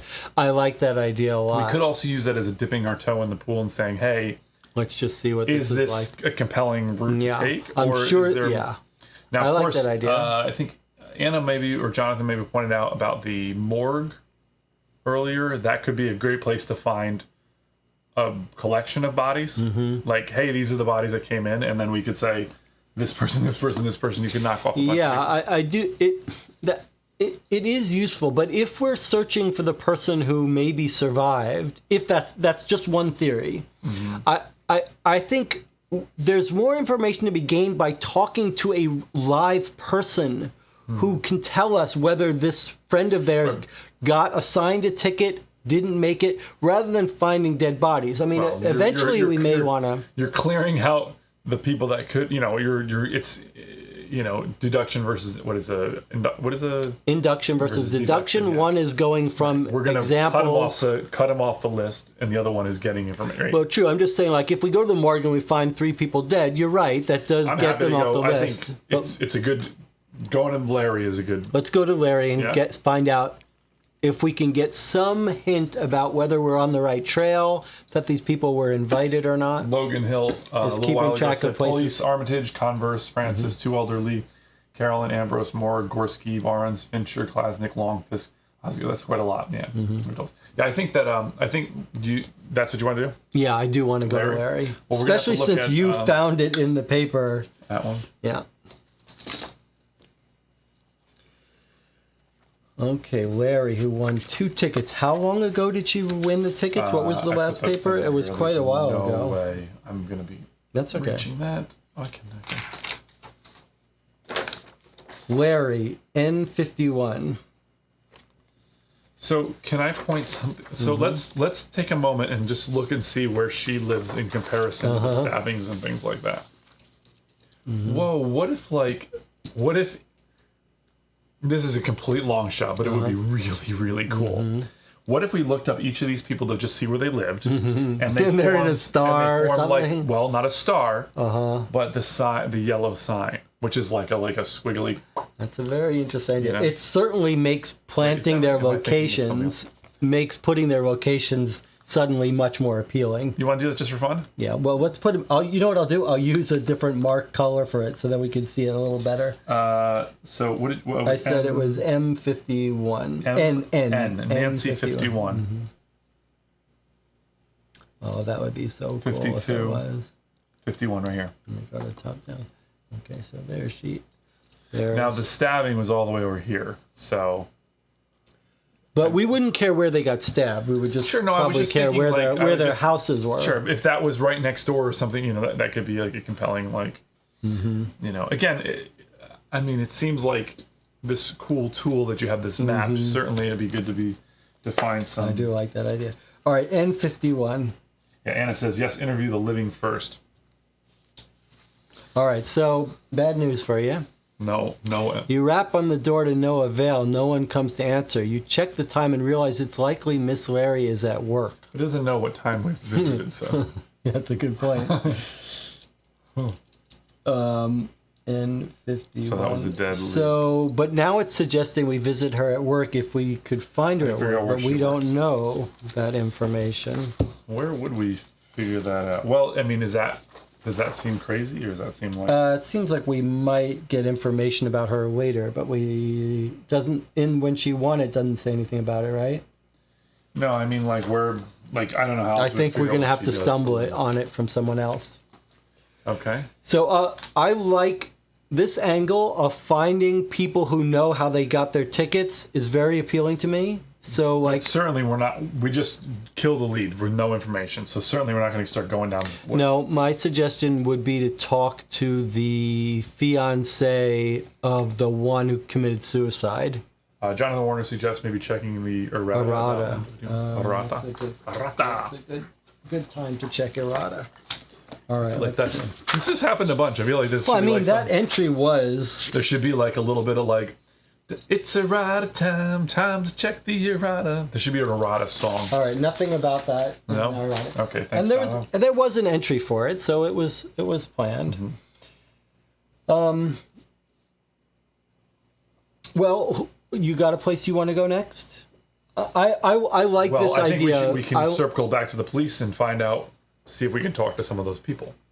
Circling back to the police isn't a bad idea. I'm really excited about hearing about the people who went to the play, so I'm kind of excited to go to that.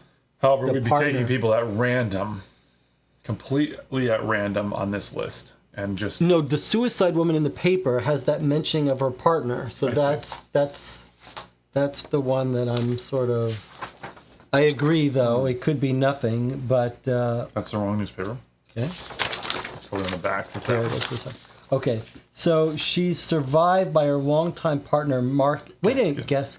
Oh, yeah, we just wrote that down. That's why I was familiar. Miss Merrill, I wrote it here. So, the Canadian entrepreneur. Yeah. He could have organized her death. Well, the fact that he's Canadian is a huge clue. Yeah. And I want to... Oh, I was going to suggest, remember, we should go through where we've been already. You wanted to go back and see if we can catch some more names? Because I think now that we've got some more information, we'll catch some more names. We'll maybe be able to sync some of those things up. Let's quickly back up that way. So, M46 backing up was the bakery. No new names from there. Before that, we went to N15. Is Harding House. Okay. Let's see what names are mentioned. Actors from the here. Manley Theater's production of The King Cometh. Staying in Dirty People Devils. don't know this about Greg. Greg has certain phrases and ways of saying certain things, like in pandemic, certain places have things, but it's like a magical incantation. Once it gets started, it cannot. You couldn't pay Greg enough money to have him not pronounce the Manley Theater in that way now. All right, 3 of them are staying here, the Dirty Devils. Right. Okay, and we knew that was two men and a woman. 2 men and a woman, which is more than likely and Fincher is the boss. Evie, Silas, and Michael. That's right. Right. And then F31. What we're doing now is we're looking for going back to the place we already went and looking for if there are any names we might have missed. Collating our data is what we're doing. Right? Okay, so in F31 we've got Lucinda Thayer. No, I don't want. They don't, because I don't want to hide. I don't want to hide it with the green. Okay, so we talked to Lucinda Thayer. She says they've all come from Canada. One from Central Europe, France. Asked the porter he knows. He helped move their trunks. Okay, so this is the porter that was the trunks. That's right. So, but we have no way of finding the porter. We have not figured out how to find the porter's name. But we did look in the trunks when we were in the Harding house. They were empty. Yeah. So what's in the trunks is the other question. Is one reasonable question, yeah. Samuel, my clerk, and his good friend Hendrik Converse. Did we write down Hendrik Converse? So that was one. Okay, so I'm sorry. Can you repeat that? So she says Samuel, my clerk, and his What was good his last friend. name? We got it from the previous I know, place. but It starts with an A. Samuel Averill. Averelli. Averill. And his friend is Hendrik Converse. It's ticket clerk. And his friend. I'm sorry, one more time, the friend's name. Hendrik Converse. Hendrik Converse. So this does put a nail in the idea that they're friends, that they're overlapping friends with the boss, right? Now we've got two. Well, I guess we're not sure that thing. She thinks he's involved. She thinks they're involved. Where is this F-31? This is the Lucinda Thayer, the manager's house. Okay, Anna says that we talked to the porter of the theater. We're backtracking. Oh, I see. We'll make Okay, sure. let's see. Wait, hold on. Before you go on past that, I just want to make sure that we'd. Yes, and Samuel and Hendrik are the ones that would rather cut her out, which could be That's complete right. red herring or That's could be right. important. Okay, and then N4. N4. N4 Back the other way. was the speakeasy, where we're told 2 men and a woman are still drinking, and we set the cops to get them. That's it. No other names mentioned. He tells us about the guy who worked at the bakery. Okay, which we know That's right. that's Thomas Fincher / boss / shaved flower man. Okay, and then U18. You went too far. U18 was the writer. Oh, I see. Sorry. And he just tells us he's sick. That's it. He doesn't mention anyone. He says Lucinda, but we already know that Lucinda is That's right.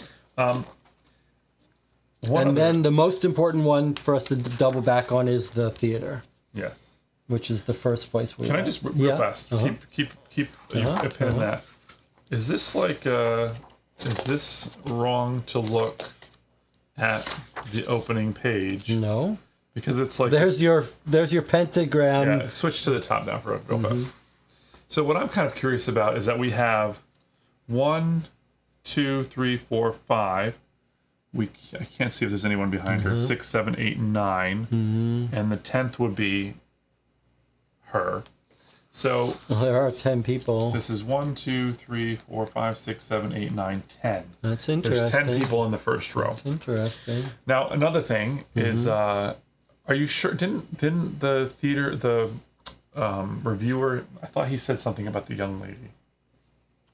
Well, let's look at it again. Or was that in the opening? I can't remember.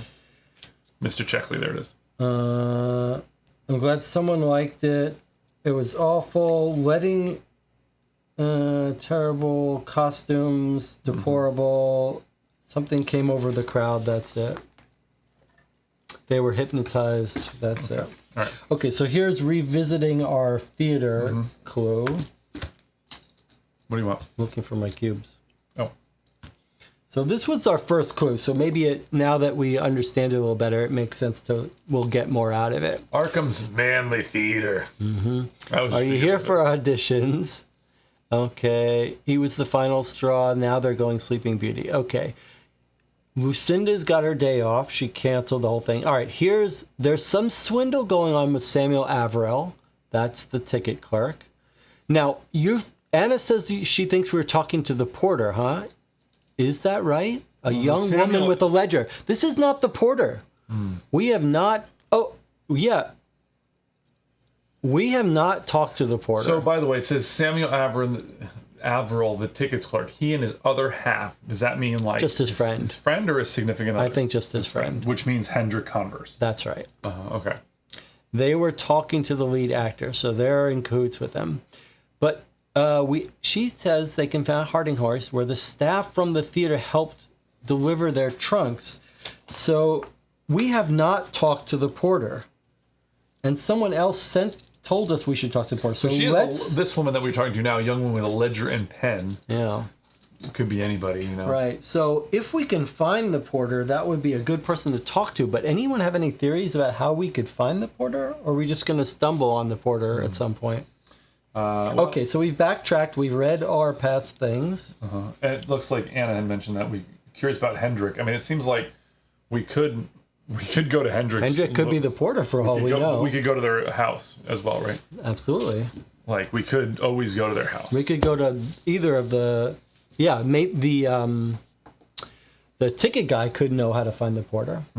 All right, so I guess there are two places that appeal to me. Also see what's behind in the Hastur door. I like the idea of putting that off. You're right, because that could give away to information. So there are a couple places that appeal to me.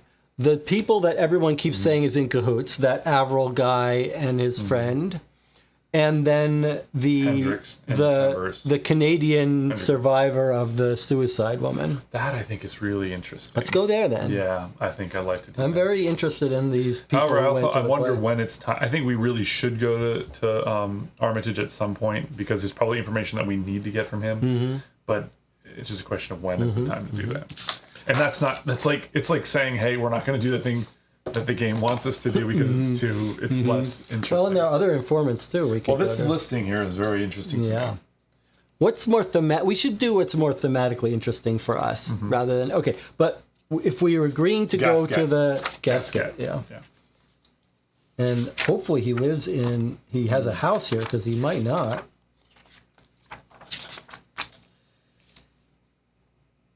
No Gasket. We went to her house, so that's no good. You sure there's We haven't been to her house. Yes, we did. Remember, we went to her house, and it was like... That's Larry. This is a different woman. Isn't it? Or is this Larry? You're right. Yeah. That was Larry. Yes, you're right. Yeah. So that was Miss Merrill. Miss Merrill. But Gasket is the knife, so he's not... He doesn't have a house, but maybe Merrill does. So this would take 2 steps, which is very...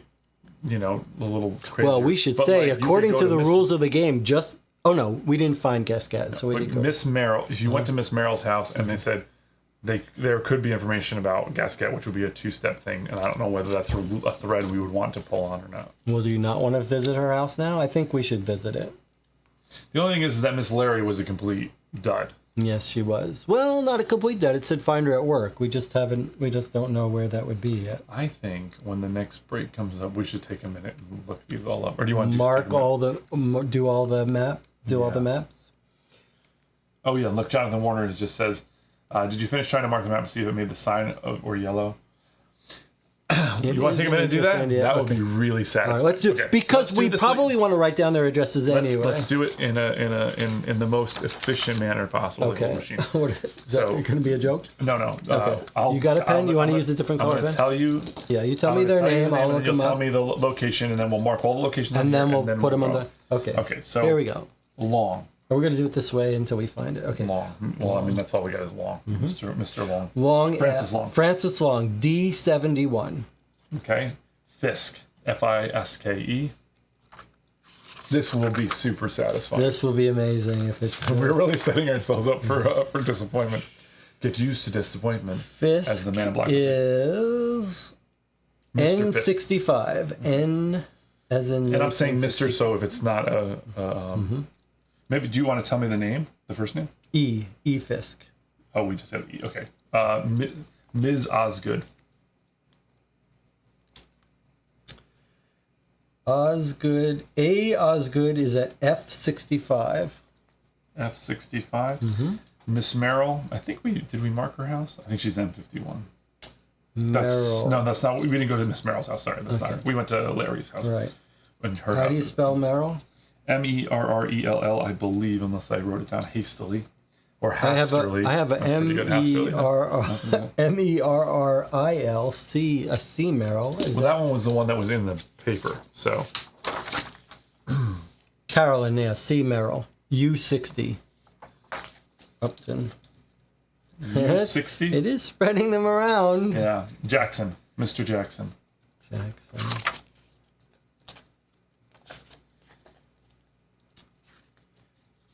What's his first initial? It's just Mr. Jackson. That's all we got. Well, we've got the 2 Jacksons. We've got an A Jackson and an L Jackson. Tell me both of them. And a 3. We have 3. Okay. M74. M74 is the A Jackson. L Jackson is N48. And then we have an M Jackson, which is M5. Okay. So that'll be the last one. Are we sure we didn't get his first name and just forget to write it down? We might want to double check that. This Mr. Jackson was one that came on that list of seating arrangements. Yeah, but you sure it just said None Mr. of It these didn't have first initial? None of them have any initials. Okay, all right, okay. Rich. I still like the idea that someone got the wrong. This could be why it went wrong. Sure. Yeah. Okay. Reed, Rich and Reed are those are two different names. Rich and Reed, both R's. Okay, we've got a Reed, an L Reed. How do you spell it? EED. E Reed is R17. And then I just want to show the audience the Rich is a errata. There's our U61. Yeah. Okay. So let me point out one thing though that we should have thought about. There are 10 people, so pentagram. How are you going to get 10 people forming a pentagram? We'll see. We'll see. Okay, time to put them on the. Whoa, no, there's more. Oh, there's more. Okay. Miss Larry, that's N51, right? And then we got two more. We got Mr. Danforth and Mr. Stratton. Hold on, let me just look up Larry. Larry was N51. Okay, and what's the next one? Mr. Danforth. Danforth. Alex B says, is Carcosa related to the Miskatonic River, bayou-related mixed sea monster and human creatures?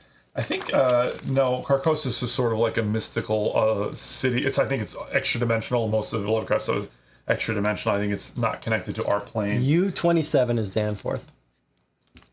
And then Stratton, Mr. Stratton. Usually the mixed sea creatures and stuff is usually Innsmouth. Stratton, M68. J. Stratton, M68. Okay. So before we put stickers on everything, let's just try with these cubes. What do you think? Okay. Sure. Yeah. Okay. So you want to start with Why don't you give me a couple and give me some. All right, so we're going to do, we got N51 is already done. Okay. M68. Why do you say M51's already done? N51. N51, yeah. Oh, yeah, actually, we'll put that over here. So we'll look for U27. Okay. U27 and U61. 27 and 61. Okay, there's 27, and 61 is right there. Okay. Okay, that's U's. U60. U60 is right next to it. Yeah, that's probably not going to be. That's like an indication that we won't check. But it is odd that there's N65. Okay, N65 is up here. Okay, there's N65. D71. D71 looks like it should be right there. Yep. Okay. Okay. And then F65. F65. It's making a circular thing. R17. R17. Okay. It's interesting that they're like pairs. Okay. Okay, I think that's. And then, do we do M68? I don't know. M68. 63. 66. 65. 68. 68. Okay. Well, it is a circle. How many did you put out? 1, 2, 3, 4, 5, 6, 7, 8, 9. So the 10th one is the one that's a little confusing because it's M5, M74, or N48. So, it is like a circular thing, but it's like a big oval. It's hard. Okay, can I mention something that's a little weird? Yeah. Is the fact that it creates a circle. There's no. That's there's what I keep none saying, of them circle. in the middle. Yeah. There's none in the middle. It is odd. Like, I mean, if you were to draw. I'm going to put these out so that I can remove the Yes, I thing think that's so I can put the thing. It's, first of all, it's super cool. If that's accurate. Well, whether it is a pentagram, it's U27. Yeah. Whether they form a pentagram or a pattern, it's still cool to even consider it and to have these markings out. 71. But now we can also consult the map to go through. Yes. Okay, but you're forgetting we have. Let's just take a look at where. I was gonna. By the way, could this be a way to figure out which Jackson is the right Jackson? It's an interesting idea. Here, let me. I was going to say, I want to make sure it doesn't give us first initials. Yeah, you're right. No first initials. Okay, let's do this real fast. Jackson, M5, or M. Okay, let's see. 5 and 74. So M. M7, 6, 5. 5. Okay, so Maybe you want to do green. Sure. And M74. Yeah. And then N as in Nancy 48 or November. Excuse me.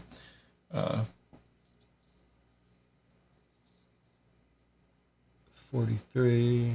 48. 47. Sorry, that was 47. 47. No, that's not right. It's 48. I'm sorry, I was pointing out All right. 47 because it's 48. Here it is. Oh, that's 40. Yeah, that's it. Okay, well, unfortunately, they're all three of these are on an outskirt here. These yellow, it should be pointed out, the yellow ones are not Yeah. locations. So just the red and possibly one of these green. So they do make a big circle. Mm-hmm. It is weird that was the only one that didn't have a unique Yeah. Jackson. I mean, it says but someone might Mr. know Jackson. about it. Someone might know about it. We certainly am not going to be knocking on their doors. Okay. Well, what now? All right. So, did we try to go to the woman who committed suicide's house? I'm trying to remember if we followed that up or not. We went to Larry's house, which was the one. And we tried to won go the to tickets. Gasquet, but We tried to go to Gasket. That's right. but we couldn't. Because she's dead. But we could go to Mrs. Merrill. Gasket, the Canadian entrepreneur. That seems like a real. Well, we could learn about him by going to Merrill. Let's go to Merrill's house. You think that's the Yeah, thing I want to find at least. I want to try to find at least one of these victims to see if we can't get some information. Jonathan Warner says maybe the wrong Jackson wound up with the tickets if it was supposed to be based on That's location. that's what I was thinking too. Merrill U60. Let's try it. Can we go there? Let's do it. All right, you read it. You put it on my list. It's a reasonable, nice looking entry here. It's funny that like, that's sort of the meta part Yeah. of it. I mean, you're already in it, but it's sort of like a little pat on the back, like you're kind of. Merrill's house is a rangy 3-story affair in dark brick. An expensive-looking Packard convertible automobile is parked badly up on the sidewalk near the house. 2 police officers greet you at the door, and you invoke Inspector Garrison's name to gain entry to the scene. The older of the two shows you inside. Just a peek, mind you. We shouldn't really be doing this at all. The policeman walks you into the hall, strongly scented with flowers. Is that important? She's dead. They sent flowers. Oh, yes. Okay. Good point. And points to an electrical cable, the kind you would expect it to attach a lamp to a wall outlet. It is knotted around a railing of the main staircase's upper balustrade, and the dangling end has been cut by a sharp implement in the core, no doubt, when you remove the body. She jumped right off her interior balcony. Didn't like that. What's going on here? It'll wake up. Just put it, Not a nice way to go, jumping off the top of the stairs like that. We're pretty sure there was no foul play here because she left us a clear message. He leads you to the top of the stairs and points to the wall on the landing. A message is daubed in red paint across the pattern wallpaper. It is all too much for me to take third. Sleeping, we turn our blind eyes to the hunter's killer, for there Carcosa lies. I'm so sorry. She was an artsy sort. I suppose that accounts for the strange message. The policeman leads you back downstairs and into the library, where a young man sits at a table weeping softly. This is Mr. Mark Gasquet, the boyfriend of Miss Merrill. The man looks up and you take a seat across from him. You explain that you don't wish to upset him further, but if he has anything to add, it may help you investigate Carolyn's death. There isn't much to tell, I'm afraid. She called me up just after 11 p.m. She was hysterical and crying that Carcosa was coming, and that it was the end. She said she called to say sorry for leaving me. I drove over here as fast as I could, but I was too late. You offer your condolences to the poor man and silently slip away, thanking the police officer for their help. On your way out, you cannot help but notice a footprint in white flour on the carpet near the door. So let's take a look at this. It says, it is all too much for me to take. Sleeping, we turn our blind to take third. So is there an order to these? Is there an order? That was Miss Merrill's house, third. So she's 1D. D. So she wouldn't, that would be like... Fourth. That would be... Fourth from 1A. She is fourth on that list. It's too much for me to take third. No, sorry. It is too much for me to take period. Third, sleeping, we turn our blind eyes. What does that mean, third? Killer. Do we have? Let's go. I back. wonder if we're gonna find other suicide notes that are two first. Can we back up to the beginning, because I think they did show us something on the like there was like a quote from the wait, I think here, hold on, no, that's not it. He said something about no, go back. What are you hoping for? Just somewhere there was like something that maybe on one, like a little... maybe our quote of reading from the there. Oh, yeah, we did read this. Wait, did we? 4. Yes, yeah, we 4. did. First, hear us as expected. Yeah, look. We raise our faces to smell the air for hatred. We strain our ears for the sound of love. Okay, and so we're gonna be able to put this together. This is our first. All right, I'm gonna make a card for this so we remember how to reconstruct it. The first is on was at supplement 4. And hear then us as expected. We third, raise our faces, smell the air for hatred. We strain our ears for the sound of love. I don't see how that helps us in our. well, when we put it all together. Sure, but I'm just saying, like, yes. and then we don't have the second, but the third. We don't have the. What was it? Where we U60 at Merrill's house. And then the third is, it is all too much for me to take. No, the third is sleeping. We turn our blind eyes to the hunter-killer for these Kirkos licenses. Sorry.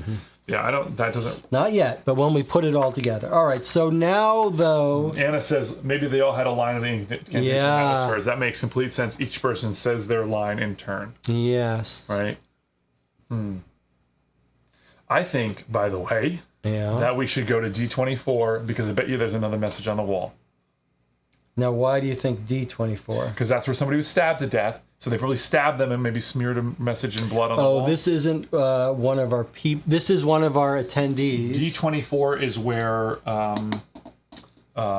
is that where somebody got stabbed there. Yeah, from the newspaper here. Yeah, that's it. Police hunt brutal murderer. Yeah, that's where Francis Long got killed. So if Francis Long was killed in that location, I bet you there'll be another incantation on the wall. You're saying each death... I'm happy to go there. D24? Don't forget the last part of that clue, though. The guy in flour was here at her house. It's as if he's come to clean up. And I wonder if he wasn't the guy who killed this guy. Like, she may not have committed suicide. That flour guy may have killed her or encouraged her. Maybe there's 2 ways to do the ritual. 1, they all say the thing. 2, you kill them and then they put them the verse down or whatever. All right, shall we go to this guy's house now? Anna says, maybe if we find all 10 and read it, we'll open the door to this Carcosa being. I think Carcosa is a place, but either way, yeah, it's the same thing. And the King in Yellow is going to be there, and bad things are going to happen. So, and Anna's not saying we should. She's just saying that might happen. Highlighting. Let's try not to bring in any creatures into this house, if we can help it.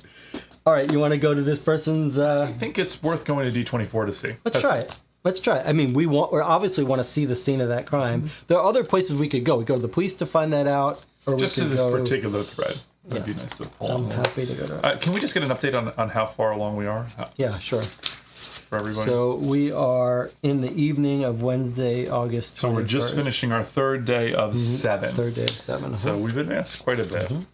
Okay, D24. Yeah. That's a nice chunky entry as well. I'll hold this down. Okay.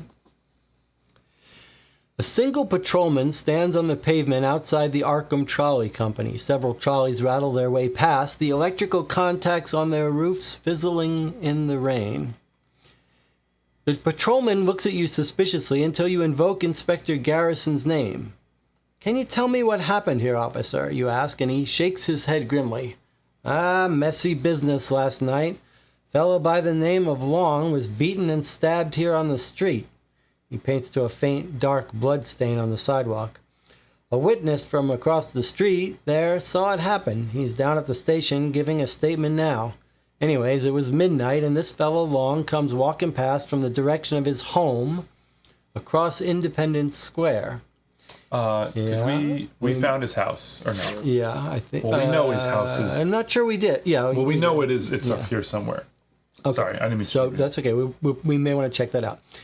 He was accosted by a man, heavily muscled with a shaved head and fair mustache. Okay, so it was the boss that killed him. Witness seems to think he had been following Long. The attacker laid into Long with a double-fisted hammer blow that knocked him to the floor. They exchanged words, and Wong began screaming and begging. After a moment or two, the attacker wrote something down on a theater flyer. Witness was clear about that. And pulled an ugly-looking knife. He stabbed Wong several times before walking away, calm as anything, clutching that flyer for the King Cometh in his hand. Okay, so quick question here. Do you know what a double-fisted hammer blow is? Yeah. He just mentions that, like, oh, is that right? That's like a Star Trek. Star Trek Kirk did his little double-fisted. I want to point something else out here. This, we invoked Garrison's name again. That is a really good trick that we've used like 5 times so far in this case. Yeah. I feel like I'm going to be at home and I'm going to be like, oh, going to go grab the last cookie, and my wife's going to be like, no, you can't have that. I'm going to be like, Garrison, he did. She's going to be like, oh, yeah, well, go for it. The Baker Street irregulars use that trick. They've always dropped Sherlock Holmes' name constantly. And we played what game did we played a game once where we walked into the security room and we asked for the tapes, and the woman in the game, the woman said, I have to check with Mr. Richardson to see if that's okay. And we say, yeah, Mr. Richardson, who do you think sent us here? What do you think? That got us right in.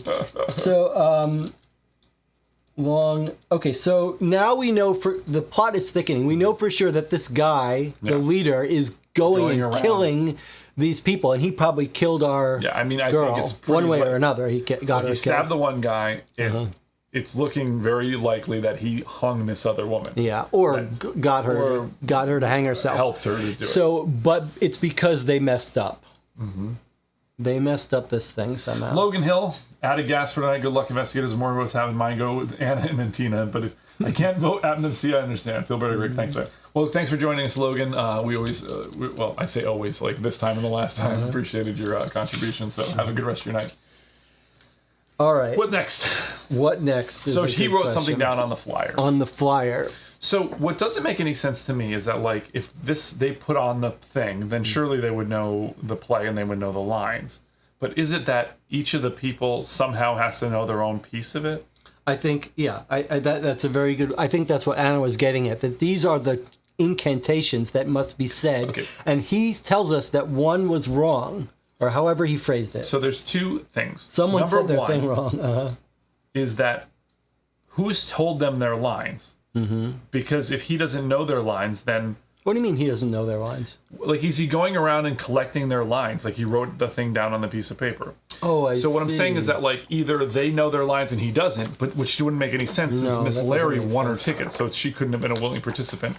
It is a good point. Why is he writing that? I just want to make sure what that said, though. Did it say that Wong wrote it down or Finch wrote it down? Finch wrote it down, right?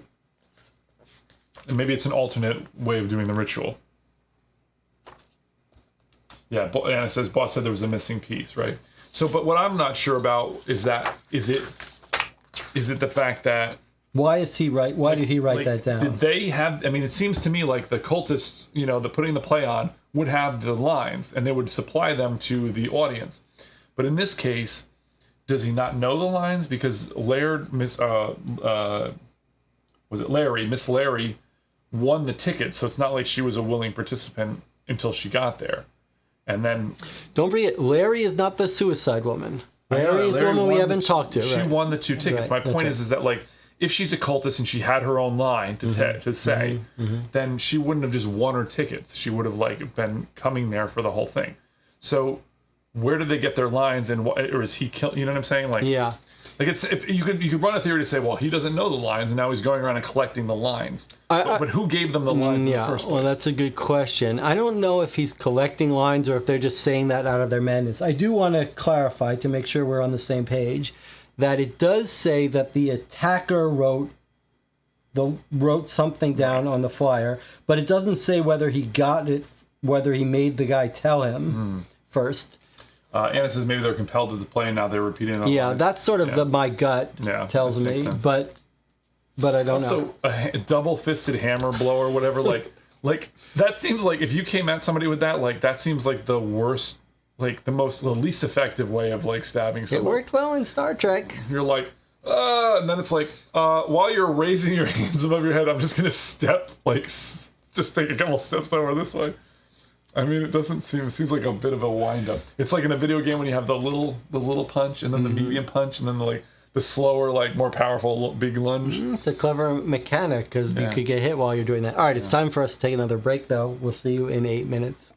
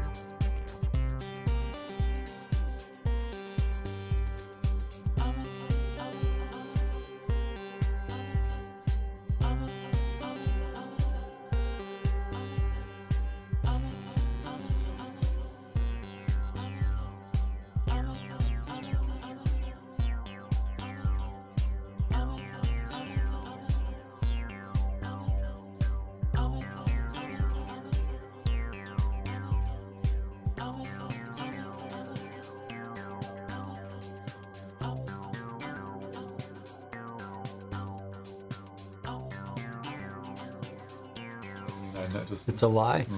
Okay, we're back. So Anna was saying on the chat something that I think that I'm starting to warm up to. The idea, which I was sort of discounting when you were saying it, and that maybe this guy is trying to collect the lines, because he did say, no, not that comment. The comment about, he said there was one piece missing, and now I really do think what he's talking about is one of those lines. So if he's trying to reconstruct them now. They make the ritual. Somehow when the lines get blurry, each of them receives the message of here's my line, and now he's collecting them all so that he can read them. Or they all were supposed to chant their message, and one of them was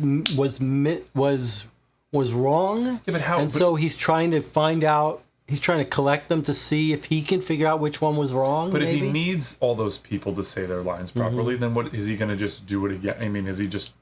That's what doesn't make any sense. If they're supposed to say their lines, and that one woman just won her tickets randomly, then did he give them the lines? I mean, that's what doesn't make any sense to me. I wanted to point out here, Jonathan Warner says maybe it's time to visit the morgue in case we get any more pieces of the incantation on them. And Anna points out that we wanted to go to the police station. So those are two things. I agree with that. Those sound pretty good. I mean, I think going to any of these people's houses, that's a lot of that could be a shot in the dark too. It's too much of a shot in the dark.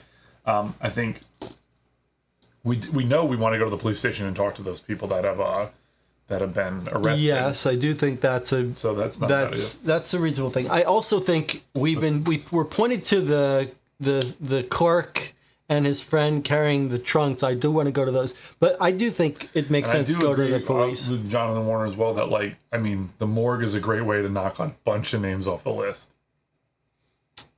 We're assuming the rest of them died. Well, some of them more. I mean, it's not a terrible assumption. 2 of them have died. I mean, you're right. You're right. If I was an insurance adjuster, I would not. It's a good point. We could get 5 people right off our list. Okay, yeah, maybe you're right. All right, so should we go police first and then morgue? Doesn't matter. Let's do that. Let's go police and then morgue.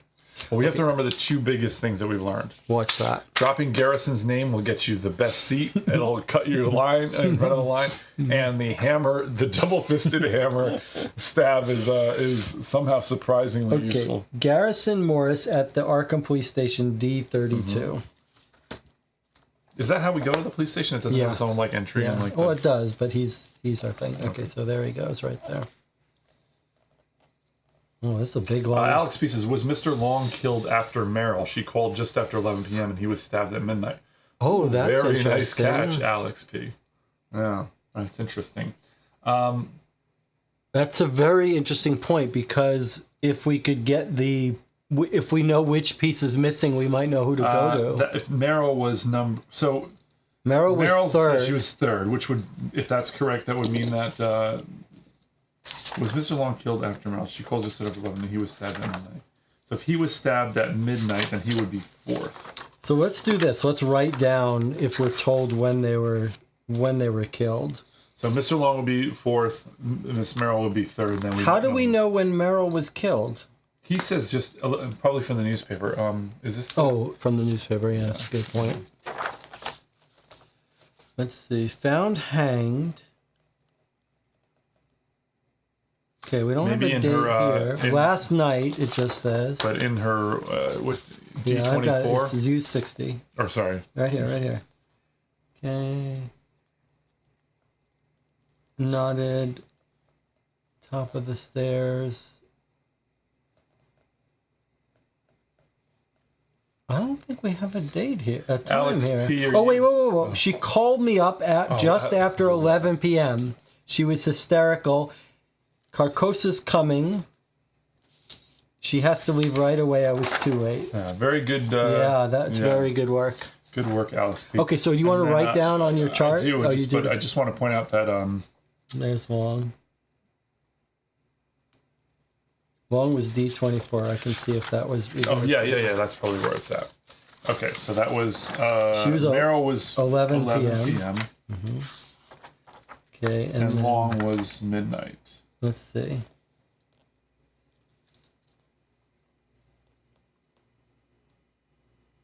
Double-fisted hammer blow. I'm going to assume that it was midnight. Let's see if we can find it.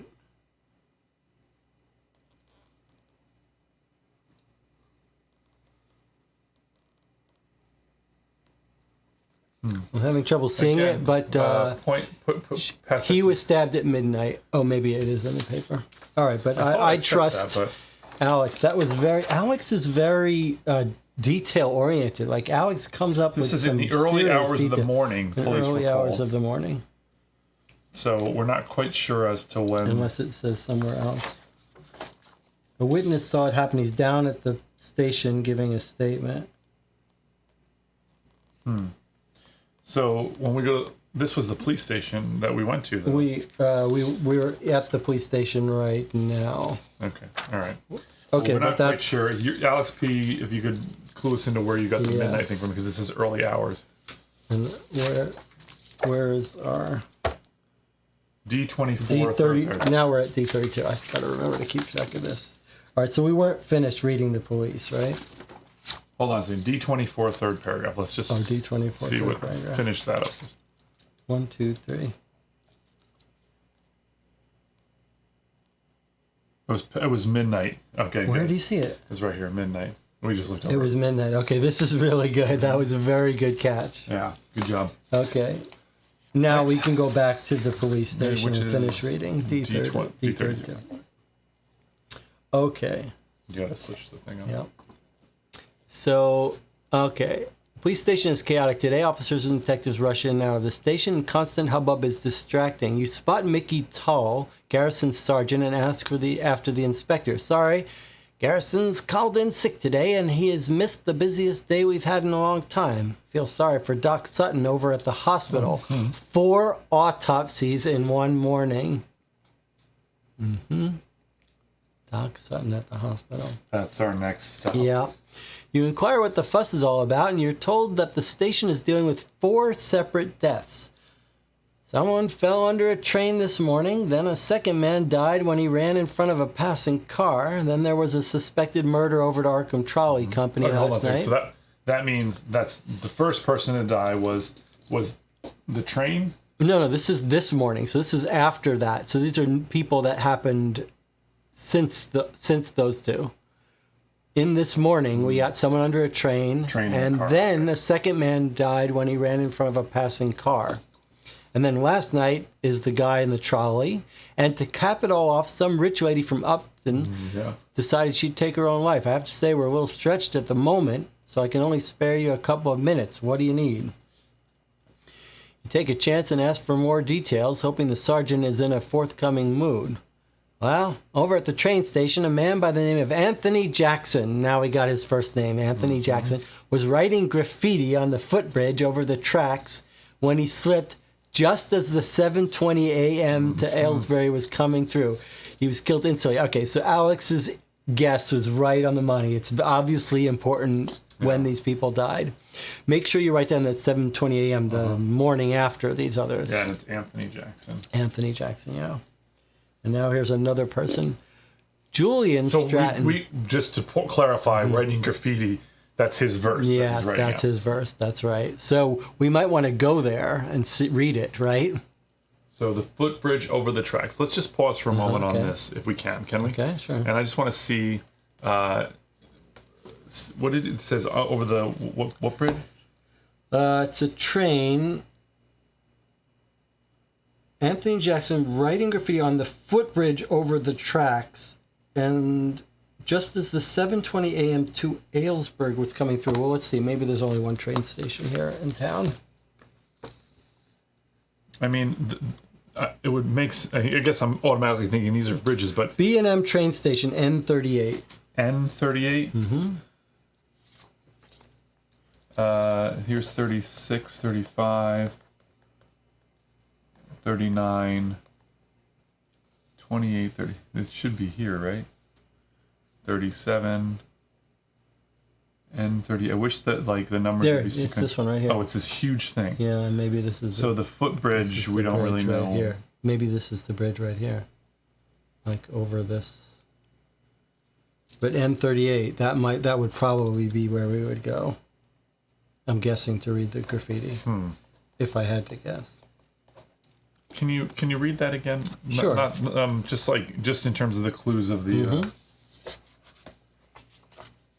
Over at the train station, which is N38, there's only the one train station. Over at the train station, a man by the name of Anthony Jackson was writing graffiti on the footbridge. At the train station. Okay, good. Okay, he slipped. Maybe he got a little help from. From what's his name? Okay, and then Julian Stratton was knocked down and killed near his home in the Merchant District. There seemed to be conflicting accounts of what happened. The driver says he just ran out in front of the car from an alley and it was too late to brake. A couple of bystanders reported that he may have been chased as he had a terrified expression on his face and was running at top speed. Okay, hold on. This guy Merchant District. I want to see. This thing said the order, though. It said someone fell under a train this morning, then a second man ran into the car. So I think that means that Mr. Stratton was probably killed afterwards. I'm just going to write 8 a.m. Yeah, and we have witnesses, so they probably can near his home. So we might the Merchant District. Well, we know where that is. Right. It's M68. Right. So we might stop by there and see if ran out in front of a car from an alley. We might be able to find that alley. So it's near his home. Yeah. By a car. Julian Stratton. His house is M68. Home alley. So we might be able to figure out where that is. No sign of him writing anything. That's correct. Constable Withers is at the trolley company, and that seems like an open and shut murder case. Francis Long was beaten, robbed, and stabbed by a large muscled man with a shaven head and a fair mustache. Central witness is over there in room B giving a statement. Before you ask, no, you cannot interview him. Garrison! He pauses to check his notebook. Lastly, Miss Carolyn Merrill decided that all her money couldn't buy her happiness and went for a long swing from her staircase on a short bit of electrical cable. She left a note. So that one seems to solve itself. Unfortunate that her better half didn't make it to the house in time. Before she hung herself, she put on a lot of black eyeliner. Guess she wanted to look creepy. Dunno. Her boyfriend's name, you'll have to check with the officers at the scene, I'm afraid. And should you stumble over any information, make sure you come to us. That's an odd little piece of information. Yeah, the black eyeliner. That is odd. Okay, let's take a look at this M68, Okay. which we have. It's right here. So this alleyway is probably this one. Oh, yeah, I think that's right. Mm-hmm. So... Oh, also we can confirm which one of these is the proper house. Yes. Can you go to the directory to Jackson? Jackson, yeah. A Jackson is the one we want to know. Nobody in Jackson chat A is is M74. Okay, so we can. It's right here. So let's go ahead and get rid of this. And The other green one. where'd you see the other green one? It's here somewhere. M74. Maybe it came off on its own. Well, that's comforting.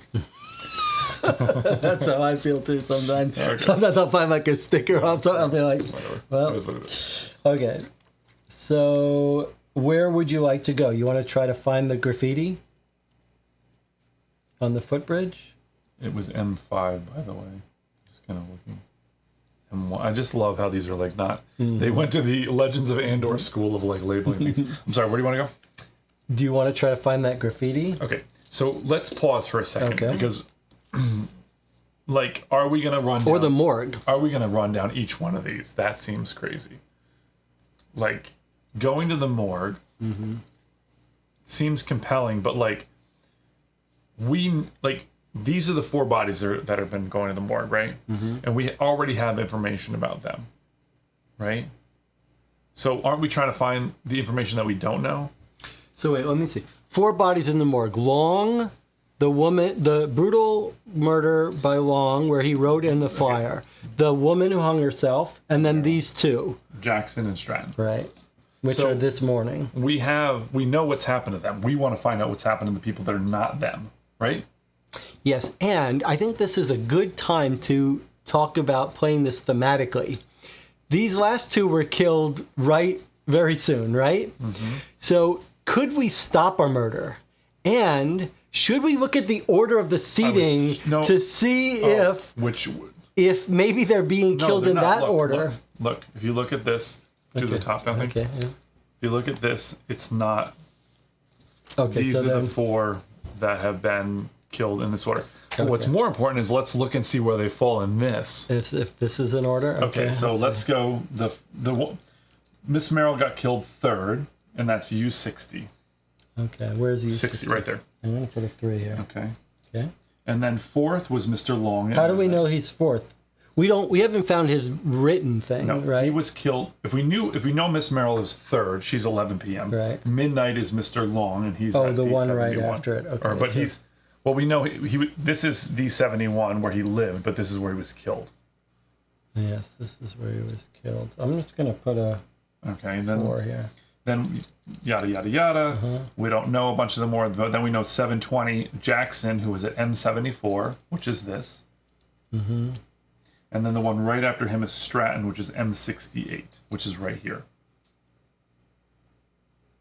Why do you think he's So this is here and then here. So these do not. No, and they're not Suggest a in pattern. seating order pattern either. Let's see what Alex He's P says. brutally killing them. He's not trying to hide it. So it's kind of like you'd expect all the bodies that he actually killed would show up. Alex P says, "Is there any businesses with Larry in it in the directory?" That could take a while, though, huh? And Anna says, "Don't you think we need the whole message? So the train station next." We went to the train station, though, didn't we? No, we haven't been to the train station. No, we did. That's where we got the information about the stabbing. But we did. No, that was the police station. No, we went to the. Oh, that train was station. Trolley. No, the train station. The Yeah. bridge Oh, yeah, sorry. graffiti is a different person. You're right. I was confusing trolley with train. So my only reluctance in terms of like going to all of these people is that like there's 10 names on this list. Yeah, it would take us 3 days to go to all of them. Correct. Well, I mean, not necessarily. We've been to Long's house and we've been to Merrill, right? We've been to those two. So that leaves 8 more locations. But 8 more locations. Yeah, that take us We 2.5 have 3, days. 6, 9, 10, 11. That only leaves us 3. 1 to go through Haster's door, and that leaves 2 more. That's my only and we can't have the whole message because we didn't get the flyer that he took from That's D71. right.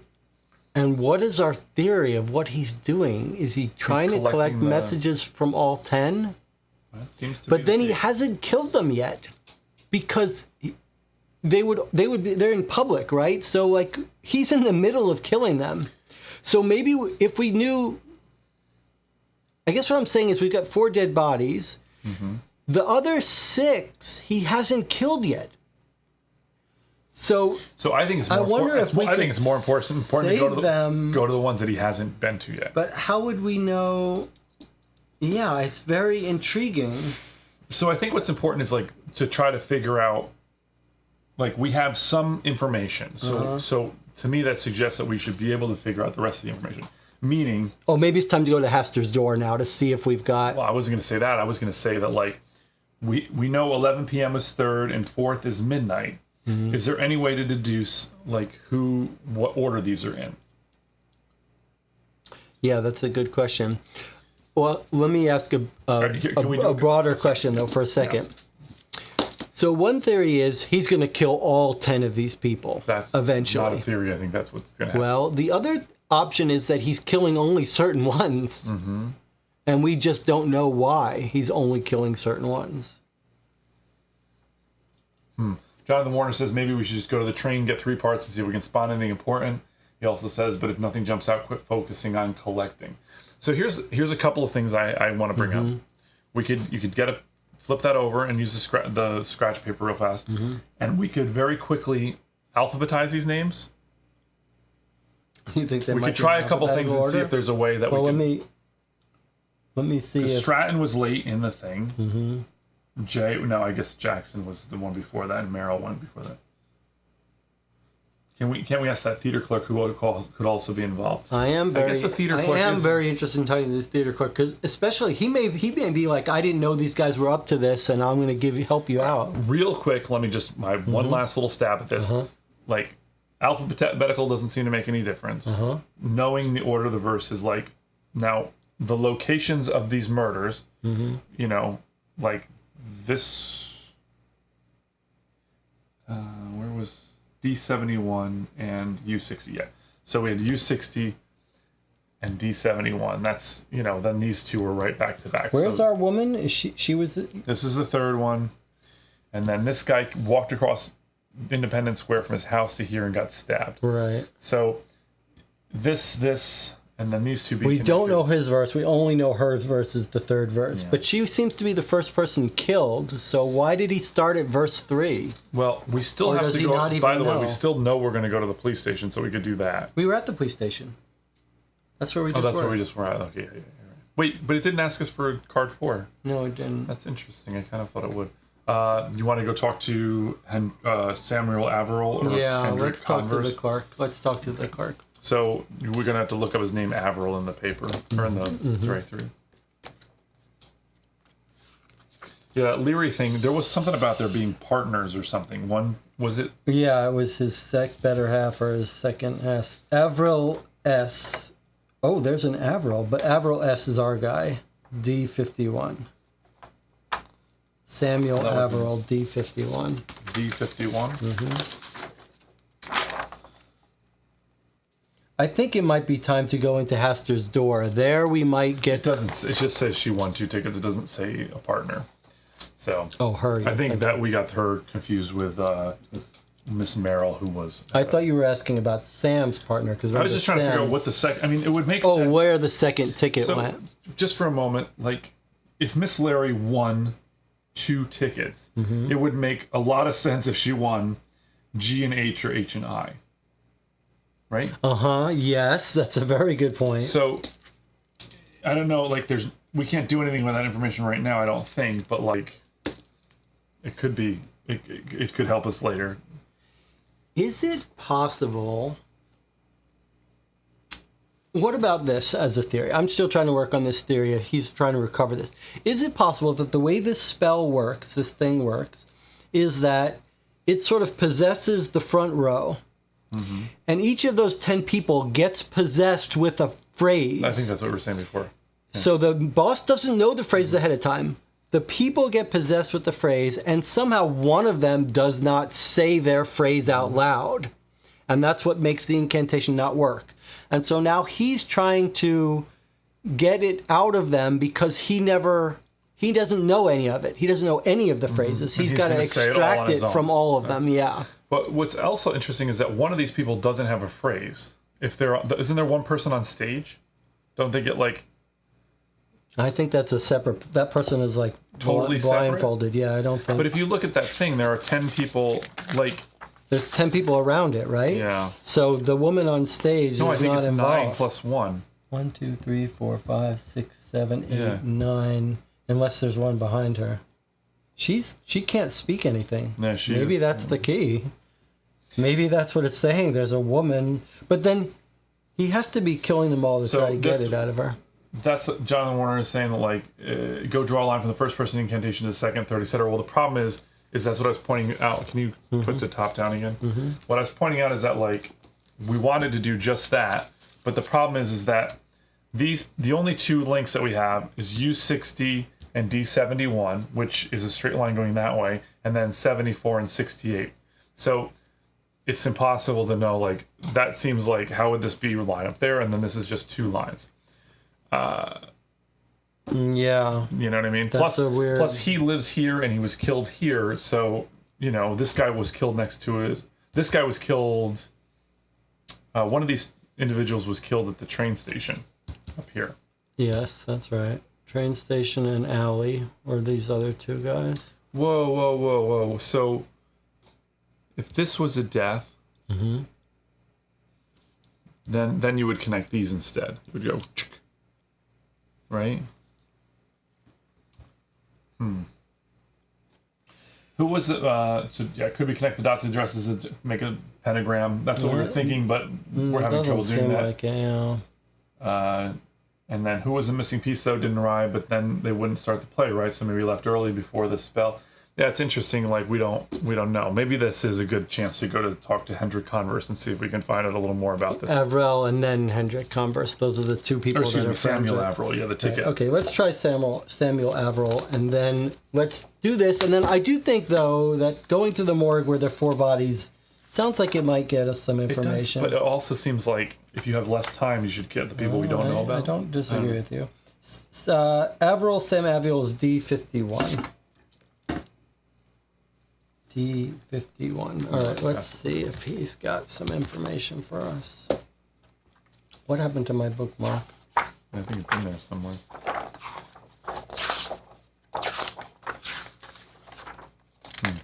D51 right there. You want to read that for us? Sure. Put it up there. The door to the small house is opened cautiously by a thin bird-like man with a long nose. He peers over his wire-framed glasses, an ugly purple bruise closing his left eye. Can I help you? You explain that you've come from the theater and that you were investigating the disturbance last night. The man's bottom lip trembles and he folds almost immediately without any pressing whatsoever. They made me give it to them. I didn't want to. He snivels and you feel sorry for him. You reassure him and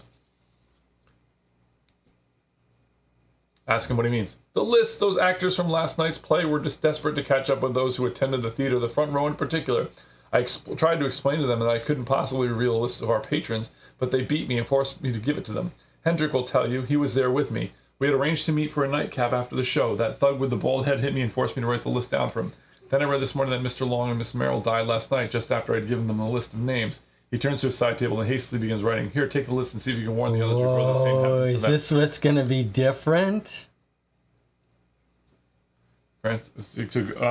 Francis Long, Fisk, Osgood, Merrill, Jackson, Rich, Reed, Larry, Danforth, and Stratton. Wow, that's all. Yeah. But what about, is it possible that, let's just look at the one, Jackson was the one. Anthony Jackson, A. Jackson. We already got okay, that. all right. So same list, just a different way to get the list. Yeah. See if you can't warn the others before the same happens to them. So again, it's the same list. Confirmation that they're trying to track these people down and get the information out of them. Anna says we have cabs here too, right? Maybe somebody left the theater by a cab. It's an interesting idea. Shazner says jackpot. What are you thinking? I don't. I hear vote time. I want to make a case against this theory, though, that one left early. I was on the same wavelength, that like one broke the thing by not being there. Now I think that's not right. I think all 10 were there. Mm-hmm. All 10 got hypnotized, part of the incantation, but one of them didn't speak their line.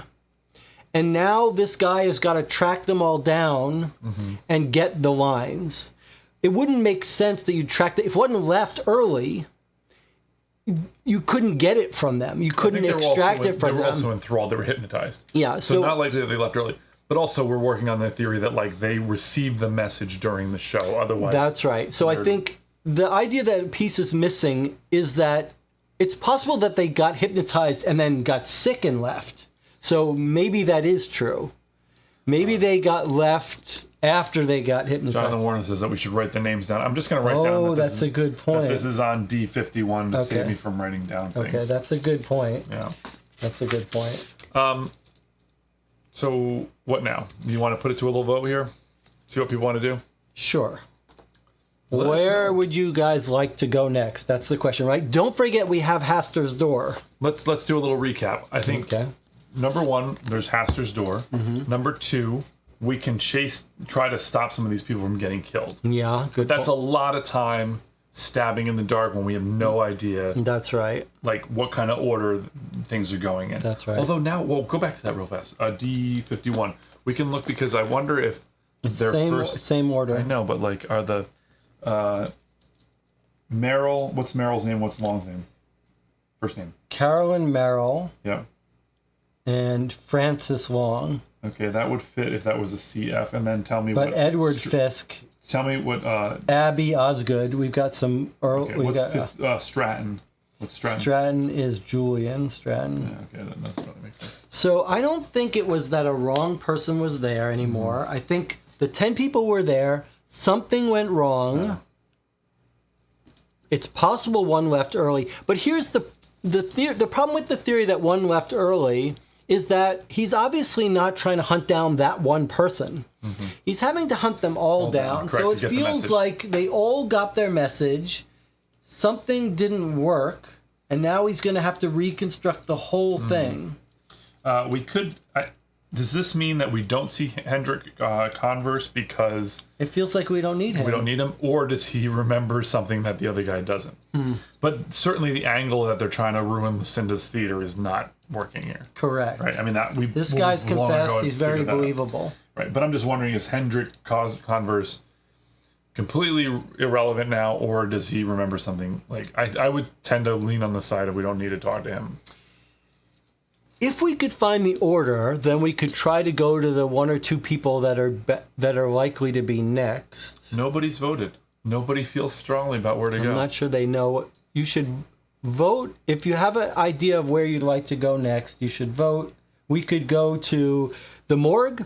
We could go to... There we go. Eddie Rollins. The Haster? Eddie Rollins is a...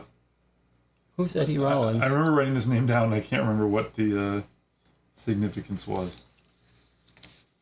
That name does not strike a bell. It absolutely is familiar.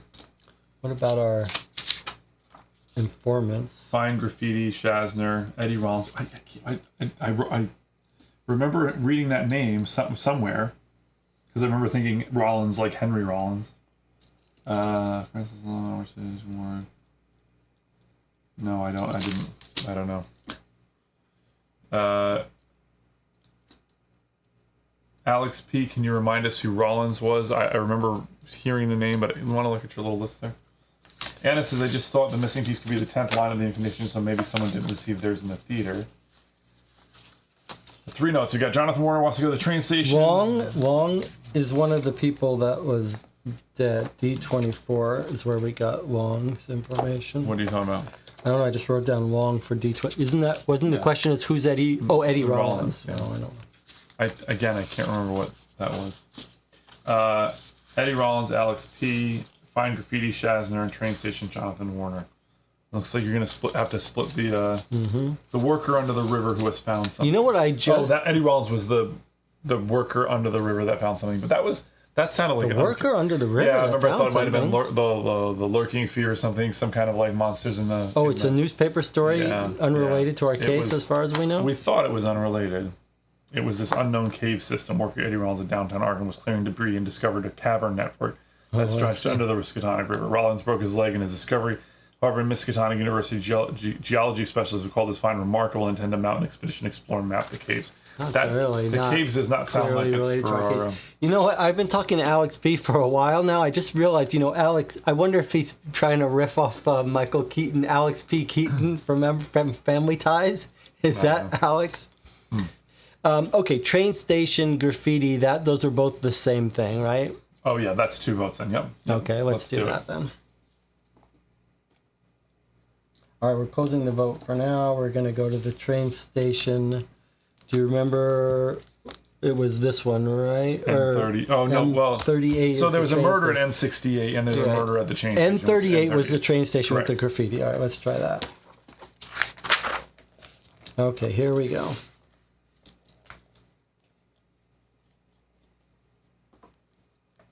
The main station and platforms at... Sorry. No, you do it. The main station and platforms at the train station are sheltered by high glass ceilings, and you are glad to be out of the rain.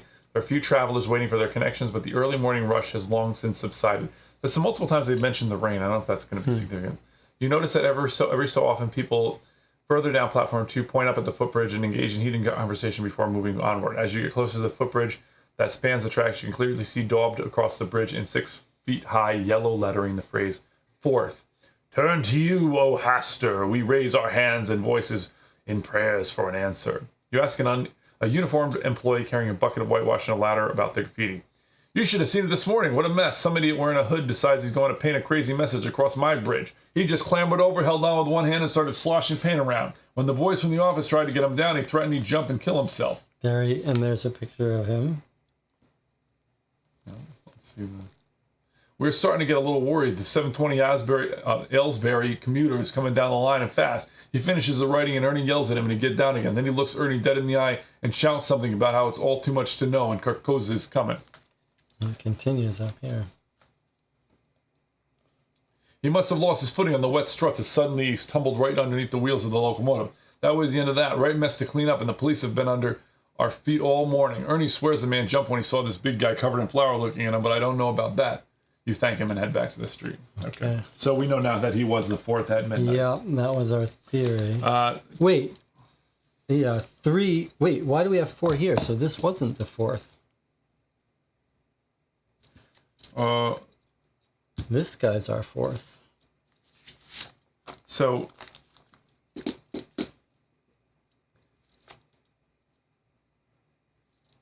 But this... Okay, but he has the 4th, but he's also at 7:20 in the morning. Right. Mr. Long was killed after Miss Merrill, who had the 3rd verse. She was killed at 11 p.m. So there's a huge jump in time, so he's not killing them in order. He's not killing them in order, that's right. He's not killing them in order of their verses. We don't know the order he's killing them in. Right, but we now know he's not killing them in the order of their verses. And this is vocab station just because it was my accidentally idea this time, not Jesse's or Jonathan's. And then Shazner says we found the 4th. Jonathan Warner says, and we Hastur so we can go through the locked door. Oh, that's a good point. So Hastur is mentioned several times. Yes. You were wondering if we should have known. Yes, we've come across Hastur in the game. Yes, correct. Okay, so... okay, I think maybe we should go through the door, but Anna wants to go to the cabs. My only question for Anna, though, is on what basis? Like, what are we hoping to find? So... I wish there was some pattern. I wish we could figure out what the pattern is of these people getting killed, because it would make sense to go. We could completely take a stab in the dark, which is we have very few resources and time here. Mm-hmm. But we could take a complete stab in the dark and go to one of these people, hoping that we catch them before they're killed. Well, let me rephrase that a little bit. They're all about to be killed. So every person we visit, we can save from a death. We don't have to stumble on the right one. Every single one of those 6 that haven't yet been killed is slated to be killed. Yeah, hold on. So maybe we really should be doing that. Let's take a look at this. Right? I mean, 11, we can save 6 lives. 1, 2, 3, 4, 5, 6, 7, 8. 1, 2, 3, 4, 5, 6, 7, 8, 9, 10. I got news for you. It's too late. If you switch to this for a second. Why do you think it's too late? Okay, because we know Miss Merrill got killed at midnight, right? Mm-hmm. Okay. So this is 1, 2, 3, 4, 5, 6, 7, 8, 9, 10. There's 10 people, right? Mm-hmm. Okay, and we know Mr. Stratton died at 8 a.m., right? Mm-hmm. That means they're all dead. No. Who said he has to kill one every hour? He's got to find them and track them down and kill them. Because we know Stratton got killed at 8 7:20 was Jackson. One was killed, yeah. Right? 7:20. And Merrill was killed at 11, and then Long was killed at midnight. Uh-huh. You think there's 6 bodies he's already killed and the police haven't found? All right in there. He's not trying to hide any bodies. I think he's just killing them. You're suggesting he has that to go to sleep. He's a human being. So you think he killed these 2 people and was like, oh, bit bushed after murdering those people? I mean, he did do the double. Well, all of these people he's killed, he's made no attempt to hide it. I think he's just, as he finds them, he kills them. I think this guy's a murder machine. You're telling me that in these hours he didn't kill anybody? I think it's possible there's one, but there are only 4 bodies in the morgue, so they're not at the morgue. They haven't been reported by the police. And I think now, logically, thematically, 6 people we think are going to get killed. We should go try to warn every single one of them if we can. Right, Anna says we don't have to go to the cap station. She's just voting differently to be special. Jonathan Warner says, also in game time, it's been days of an investigation. So this is a little bit of a problem in the mechanism of this game. Yeah. Because you're going on for days, but in the things they say just happened. It's true. The time is a bit fuzzy in this one. Our time is moving differently than the game time. So Anna says, you think there's a chance to save them? My point is, like, if we know somebody got killed at 11 and 12, and we know somebody got killed at 7 and 8, that's a 10-hour spread. It really seems likely that he's killed one person an hour. He's probably going to sleep, and you can't just kill people on the hour. You got to find them and get at them. You think it's a complete coincidence that these people are killed? The 4 people are killed on the hour. Yes. You think that's a coincidence? I'll tell you why. Why do you think we're getting? I'll tell you why. Okay. Hold on. Because if your theory is right, he's killed them all of them, and he's got what he needs, and it's too late. Well, it's not too late to stop him necessarily.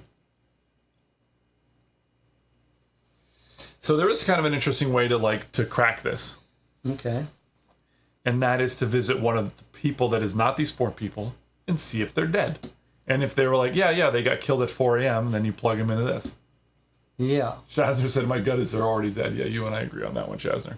I wouldn't be surprised if 1 or 2 are dead. They could be dead in their houses. Why don't we take a stab, if you'll pardon the pun, and check one of these other names? Well, we went to one. She wasn't at her house. It said to go to her work. That was did we Larry. go to where everybody voted? That was Larry. We already forgot about the voting.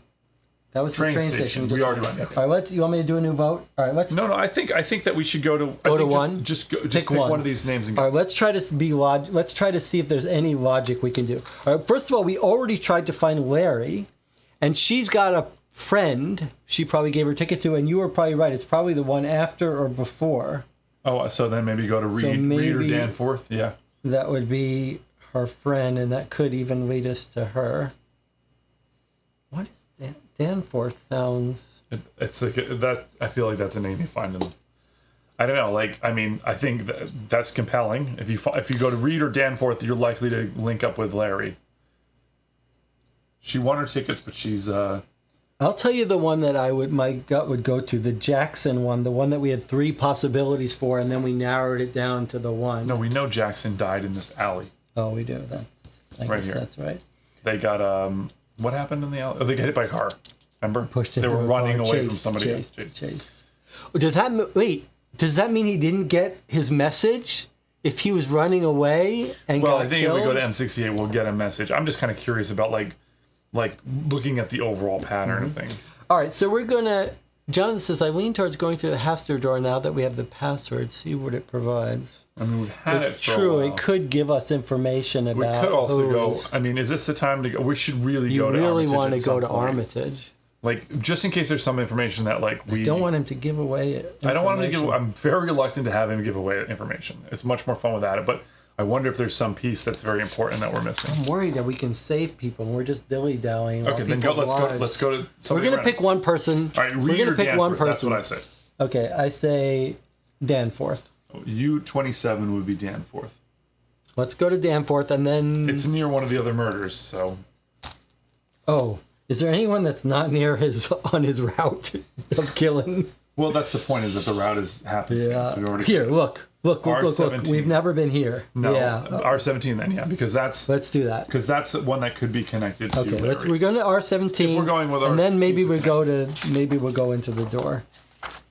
R, huh? You are. R. Oh.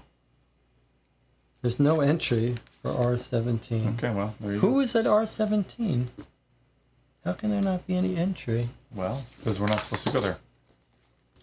Does that count as a wasted? Apparently, yeah. I mean, yes, it's supposed to count as a wasted thing. Well, I don't like that. Let me check my errata. Nope. While you're doing that, how about our occult Who is it? R17. Armitage Men. Yeah. That was Reed. And to clarify the message, the train station explicitly mentioned Hastur, so now it seems we're allowed to enter fairly. That's a good point, Ronald. Well, I don't know. What do you think? R-E-E-D? You sure it was R-E-E-D? Yeah. Because there's different reads. There's an R-E-I-D. Where did we write down the names? Remember on our list we wrote down... I wrote them here, but we wrote down their first, the one with their first names. That was D51. I just want to make sure.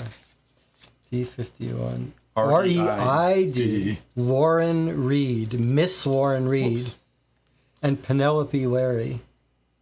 Penelope Larry? Yeah, it would kind of make sense if either she took it. Well, I guess either she's going with a friend. Yeah, let's look up R-E-I-D. Warren Reed. So this would be wrong then, this one here. This you are R17. All right, why don't you... It's good I double checked that. Good job, Jesse. Thank you. Warren Reed is at N62. I'm normally right not the best heart. Note keeper. Well, it happens to everyone. It's not a flaw of a person. It's a flaw of a... It's just you can't count on one person. N62. All right, so let's go to her. Let's see if N62 has a Roll listing. the dice. Here we go. Show me N62. Bing! There we go. Oh, we got it. Yeah, good. Okay. All right. You find the door to Warren Reed's home ajar and find the place ransacked. Someone was searching for something. You notice the traces of white flour on the furniture. You catch sight of an address book discarded on the hall table. Flicking through, discover an entry for an E. Parker listed as her sister. E. Parker is not on the list. She's going to hide out with her sister, but this guy has already learned of that information, so he's going to have... So do we follow this lead or not? Wow, we are running out of time. That's a good question. N62 points us. Let me just look up where Parker is. Unfortunately, it sounds like he would have tried to kill her if he could. E. Parker, there's two entries for there's two E. Parkers. So there's a D54 and an L55. This seems like a lot of wasted time, though. Yeah, that does sound like. All right, let's look at the map real fast. Okay. What do you said? D54. D54 and L55. We were just up here. D54. Mm-hmm. Look at that. Would be here. Mm-hmm. And L55. Yeah. So my thinking is that if you were fleeing, right, like, oh no, I got to go to my sister's, like really close by, you would run over here. If that's, well, I mean, well, you'd have to go to where your sister lived, but maybe you could say that her sister. Shazzer says, "How do these jokers have so much white powder? Is that how they're staying for days on end?" He is a go-getter. He is really good. Like, that's like, this guy is just like, we should just go outside and like follow the flower. He is just shedding it. Anna talks about our occult expert and also the follow lead. Otherwise, it's pointless to come here. Well, that's a good point. I do think that it's more likely to run to safety somewhere close by, which would suggest D54. But it is like we are really stretching up a lot of time. We're really stretching ourselves for like. There's also something with some cost. Is it worth it to pull on this thread some more, or is it better to give it up? They did give us the information. I suggest we go to the Hastur door now to see, because now we're starting to eat up into we're starting to get dangerous in our time. I'm not saying we don't chase it down. You want to chase it down? You want to try to sister? I'm very divided on it. Like, it's a waste of time. But if we're looking to find somebody, she's actually... We want to find someone who's alive, yeah. That she's got the best chance of being alive. Why is that? Because she ran to her sisters. But he saw that she ran to her sister. Yeah, that's true. But he'd have to kill 2 people. Or unless he went there and he didn't notice the address book. Shazner agrees that we should go to the... Follow the lead, otherwise it was pointless. That's a sunk cost. You're falling into the logic of sunk costs, which you shouldn't. How much time we got left? 1, 2, 3, 4, 5, 6, 7, 8. Officially we got 8 more. One of them is to go through the door. That's all right. We're going to D54. Don't forget, we don't even know this is where her sister lives, but either does he. Maybe he doesn't have a directory. Maybe he went to the wrong. Yeah. Okay, let's see. Here we go. D54. Oh, we got an entry. We got an entry. All right. We got a little bit of a gamble. We got a serious entry, actually. You want to read it? Sure. With trepidation, you knock on the door of the first floor apartment. A suspicious-looking woman opens the door on a chain and tells you to leave. Are you deaf? I said you're not wanted here. Now get out of here before I call the cops. Hold on. Mm-hmm. Garrison, open the door. You insist that you just want to know if her sister Lauren is okay. The door suddenly snaps shut and the chain rattles before it opens again, and you come face to face with a different young woman. The stern woman, the sister, stands behind her holding a fire poker menacingly. I'm Lauren. As you can see, I'm perfectly well, apart from a splitting headache. Now, please come in and tell me why you're so interested in my safety. You really think she's holding that's how she's going to talk when she's holding her fire poker? No, the woman behind her is holding the fire poker. You follow the 2 women into the cozy parlor. Good work in figuring out that this was her sister's address, by the way. It transpires that Lauren Reed has had some unwanted advances made to her by the local press, keen to get an insight on a case connected with her work. Lauren gestures for you to sit, and you explain about the deaths of those attending the play whilst keeping an eye on the menacing poker. I just want to point out we found a living person here. Mm-hmm. She looks stunned. I can't believe it. You think all those people dying last night was connected to that performance? I was supposed to be going with my colleague Penelope Larry. We worked together over at the Lakin Institute.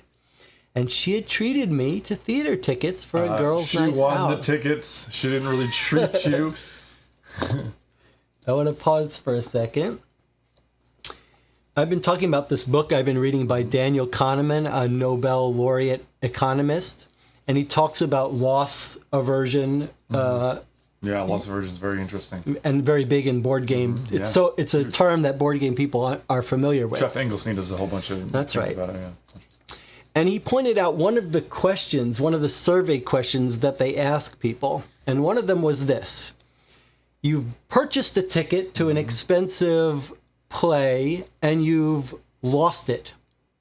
On the night of the play, you're about to go, you lost your ticket. Do you go and buy a new one so that you can still go to the play? And then the alternate multiple choice is, you were given a free ticket to the play and you've lost it. Do you now go and buy a replacement?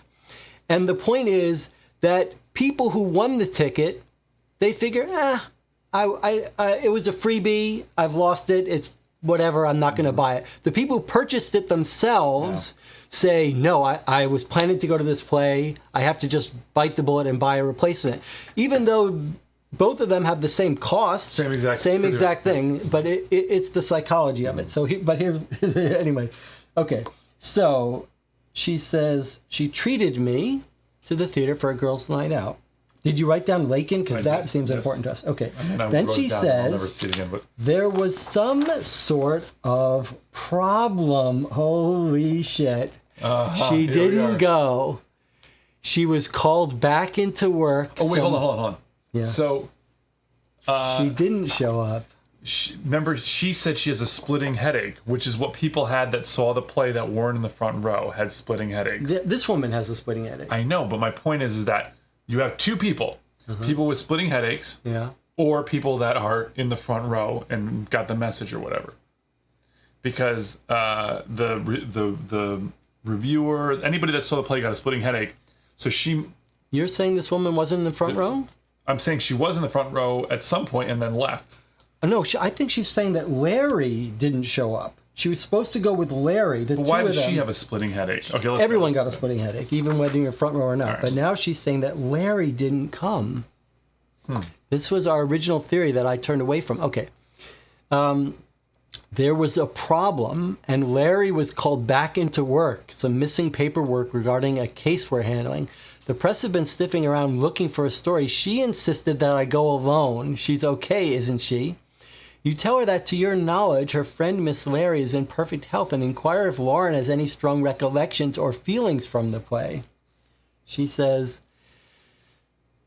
I can't really remember much about the play. It seemed to drag on and on. Something about a family who were waiting for a guest to arrive from afar and he brought problems, or was it rewards? Anyhow, there was probably a little bit of both. Lots of tedious arguing between characters. One thing does stick out for me. I think it was a line of dialogue from one of the actors near the end. The line was, "Fifth, onto the final night when 9 teeth jut up, lining the maw of living earth." She's got the fifth. Yeah, there's no real word for who's got. But I'm not even sure it means anything, but I can't get it out of my head. You advise Miss Reed to remain at her sister's for the time being for her own safety. So Shazzer said, hey, I guess we saved one, but in fact, I think we saved 2 because we can go to Lake and find... Yeah. Right, and then Jonathan Warner points that out too. We should go visit Larry. Yeah. Jonathan Warner points out, I like Jesse was the one who wanted to try and save someone, and now he's the most trepid. Now, this is very interesting, though. So she's got her 5th line that now the guy doesn't have it. Right. But what does Larry gonna have? Is she going to still have the memory of a line? Or the fact that she wasn't there? She wasn't there at all. But doesn't she need to have a line? So because otherwise, what's the point of any of this? Yeah. If the guy can't get all 10 lines. Well, if Miss Larry didn't go at all, then she never got the line. Then why is she at risk? Well, that's true. That is true. Maybe don't go. And how do you even... What if she still has a memory, like a dream of the line, even though she was... What, just because she had a ticket to be in the front row? It's kind of weird, but then what happens? How do you... So if she didn't go, she gets called back into work. She didn't go, but does it say like, So she says she insisted that I go alone. So she did not go. It's not like she left partway. I just don't know how this guy hopes to get all 10 lines if one wasn't there. If one person wasn't there. So what's his plan? Why is he trying to get all the lines if there are only 9 lines to get? But Larry is the missing piece. I mean, he could still think she might have it. It seems a bit... So... On its face, she didn't go. She's inconsequential. She has no line. Right. But at the same time, it seems like a pretty big clue that we've now discovered her location, taking like several steps to do it. Yeah. So it seems like we would go to Laken. Yeah, for sure. We should go to Laken. Let's see where it is. Jonathan Warner wants to know, how many turns do we have left? I think we've got very few left. No, we have a reasonable amount. 1, 2, 3, 4, 5, 6, 7, 8. We've got 8 minus 1, which is to go through the door. Shazner says, I think it's important we find all these verses now. And then Anna says, would they begin without the 10 people in the first row, or do they replace Miss Larry at the last moment? That's a great point. That is a great point. Who would they replace? And maybe Larry did give her ticket to someone else instead of... Jonathan Warner is suggesting going to see Larry at work now. Oh, maybe she gave away her ticket to a colleague at the last moment. It's Good possible. job, Anna. Why wouldn't this woman tell us, though, if she's sitting next to them? Well, I think that's a great reason to go to Laken to see if someone else got that ticket. For sure. And I think it's interesting the game gave us that little wrinkle where we could have just said we're not going to follow the rest of this lead. That was a really touch and go. We almost didn't go. You guys decided to go there. I mean, I was the one who wanted to go try to save her. But I was ready to... I was Warner. I like that Jesse was the one who wanted to try to save her, and now he's the most trepid. Yeah, I was I was ready to pull the plug on the whole plan, but When we get there, after I say garrison, which will get us the key into the Lakin, I'm going to say, by the way, my colleague here was ready to just throw you to the wolves. okay, the Lakin Institute is L2. It's a whole institute. Listen, why don't we do some upcycling also? We can get some other we're finding all this flour. We should get some other like ingredients to make something, and It would be funny if it turned out it was all cocaine. That's how he's been keeping himself going. I wouldn't be surprised. Here's L2, the Lakin Institute. I wouldn't be surprised if it's not this nocturne stuff. But okay, you ready to go to L2? Should we? No, that was sleepwalking. None of these people have sleepwalking. Yeah, but they were sort of in a trance. We're clearly going to L2. Yeah, it's weird she didn't say that there was a stranger next to her. Yes. They got seats next to one, and the Shazzer says, that's the thing about this game, though, is that, like, they don't have to tell you anything. They were like, hey, why did the last person mention, like, like somebody was double hammer, what is it called? Double hammer. Double hammer fist. Okay, you ready? All right, read this for us. The Lakin Institute is an exclusive and highly regarded private psychiatric hospital that provides care for Arkham's wealthier citizens. Whoa, can I make another point? This absolutely could be related to what's going on in this place. What if Larry intentionally didn't go and sent someone else? Possible, but then there'd be an empty seat. So let's see what she says. There appears to be a commotion at the entrance where several reporters are shouting questions at a beleaguered woman. You yell at the reporters to stop jostling the poor woman before she summons her, and they shamefacedly retreat to the street. With a grin of thanks, the woman introduces herself as Miss Penelope Larry, the Institute's administrator, and invites you into her office for coffee after you mention that you know Garrison. They've been like that all day and yesterday evening as well, she explains, gesturing at the gaggle of reporters. They think there was a scandal brewing at the Institute. It's nothing, of course, just a case of paperwork belonging to a rather influential client filed in the wrong cabinet. So that's the reason she had to come back. I came in last night and sorted it all out, but they won't seem to accept that there is no problem. They keep fishing for juicy details about leaks of client details, but they won't hear anything from me. You asked her if she was supposed to attend the theater last night. Why, yes, how did you know? Lauren, the receptionist here, and I were due to go to the opening of night of the King Cometh. As I said, I had to come here to sort things out, but I think Lauren went on her own or with her sister. You finish your coffee and pull your collar up against the thick raindrops still battering down. Well, so that ends up being nothing. So nobody went, and that was, well, I guess it does reinforce the idea that no one went. No one went. The seat was open. That was the missing So piece. What is this guy going to do? He's not going to get that verse. There's no getting it. Yes, but maybe he doesn't know that. Oh, he doesn't know that? He didn't look down and be like, oh, yeah, look at that. There's nobody at that seat. Yeah, you would think he would. Oh, he's trying to find her. So... Now, here's what I think. I think we go in the door. Time to go in the door? All right, perfect. Because we can't know the whole verse anyway. What do you think? No, there's going to be a verse missing now. Whatever her verse was. Did you write down that the fifth verse was misread? Got it, yeah. Okay, because maybe he just needs to find out which verse Larry was going to get. But he needs the verses from these people. You would think so, and clearly Larry doesn't know it. All right, what we're going to do is we're going to take a break. We'll come back and we'll open that door. Maybe everybody can kind of think about whether we should go in that door. No, we're going in that door. That's when Jesse takes over. The dictator takes over. I'll see you in 8 minutes. Generalissimo, we shall go through the door.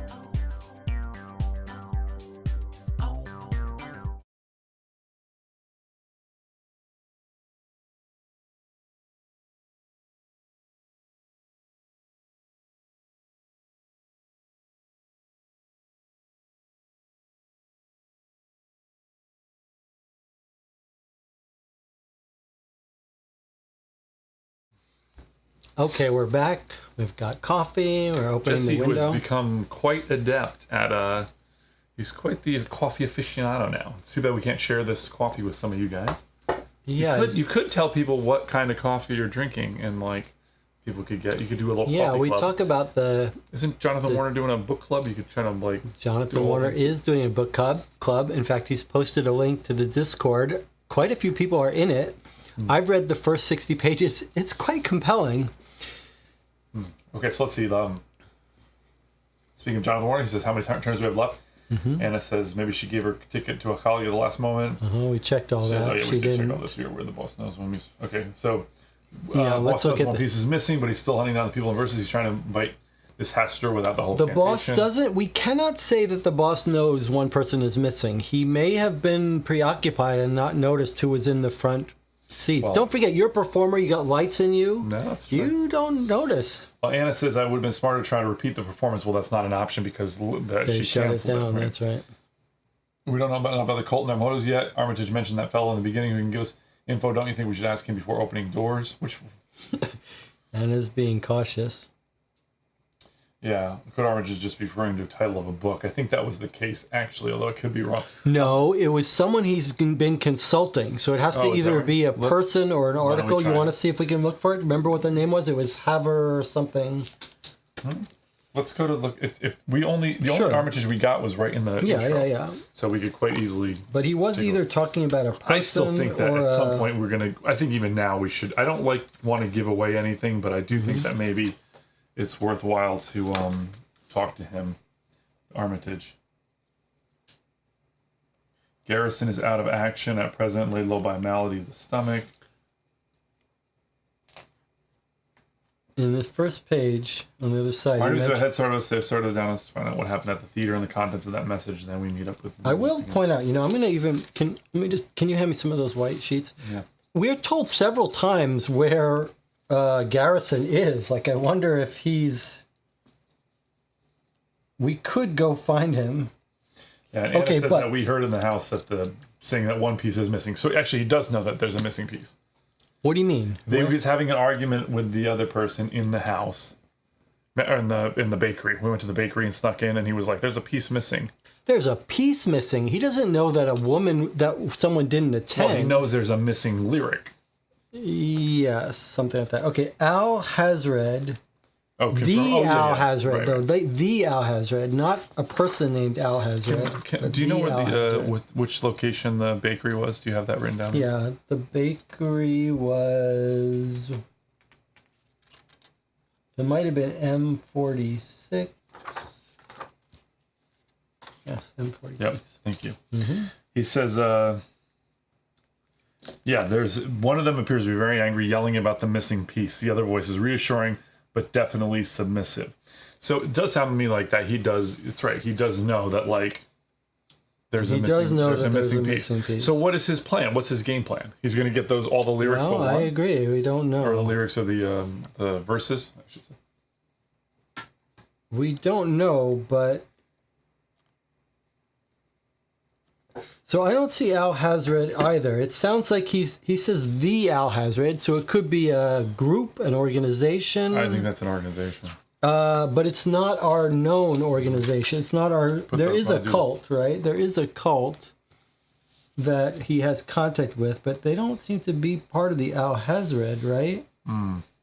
My vote is here. The Order of the Silver Twilight That's is the completely people he different. knows. Okay, well that's all he's got. I think maybe it is time to go over to talk to Armitage. Talk to Armitage rather than open the door. There's also Fenton Pascal. Jonathan Warner says what was in the trunks might be behind the door, but we could go to Armitage first and see if that's what the group wants. I mean, I'm not excited about having like, Should we but do we've it? done You enough. wanna do a vote? We've done enough investigating at this point where I feel like Armitage probably isn't going to give away too much, but he might lead us to some piece of information that. I think you're right, and also we've saved one person that has a missing piece, so we think we're going to prevent him from getting all the pieces now, even though he wasn't even going to be able to get them. I do think they mentioned the trunks and like that's like whatever that is likely to be behind the door. So you have a preference for where you want to go? I think we should go to Armitage, even though I hope he doesn't like give away the. Give it away. Okay, let's go to Armitage. C23 or to his home. Anna's saying she didn't mean Armitage, but the Library of L.L. Hazred is a book. Well, we can go to the library. He's got an office there. That's the Necronomicon. Abdul Alzred or the Mad Arab. That's the Necronomicon. So you're saying Armitage was talking to the Necronomicon? That's pretty cool. Yeah. Well, do you want to talk to? I think my vote is for Armitage, but Okay, so you want to go to his home or to the office where the Al Hazred is? so you can go. I see Orphans Inside Oran Library. Armitage. That's where the I have no idea. that's where the book is. So that's where he'll be. C23A. Let's do that. You can also go to I the never library remember because itself. he's always known as a Mad Arab. I can never remember his name. Like so when I hear. So let me just point this out because it is a little bit weird. What it says is you can go to the library which is C23, and then for free you can go to Armitage's office inside the library. So we could go to both of these places. Anna votes library. All right, off we go to the library. She's the top dog from last week. Nicola was that the other one? Nicola, Who's not in tonight, but he would. Nicola's we've got it's all top detectives here in this channel, but Anna lost her position. She was up at the top for a long time right? and then lost her position on one case, but then she regained it. All right, so we're going to the library, C23.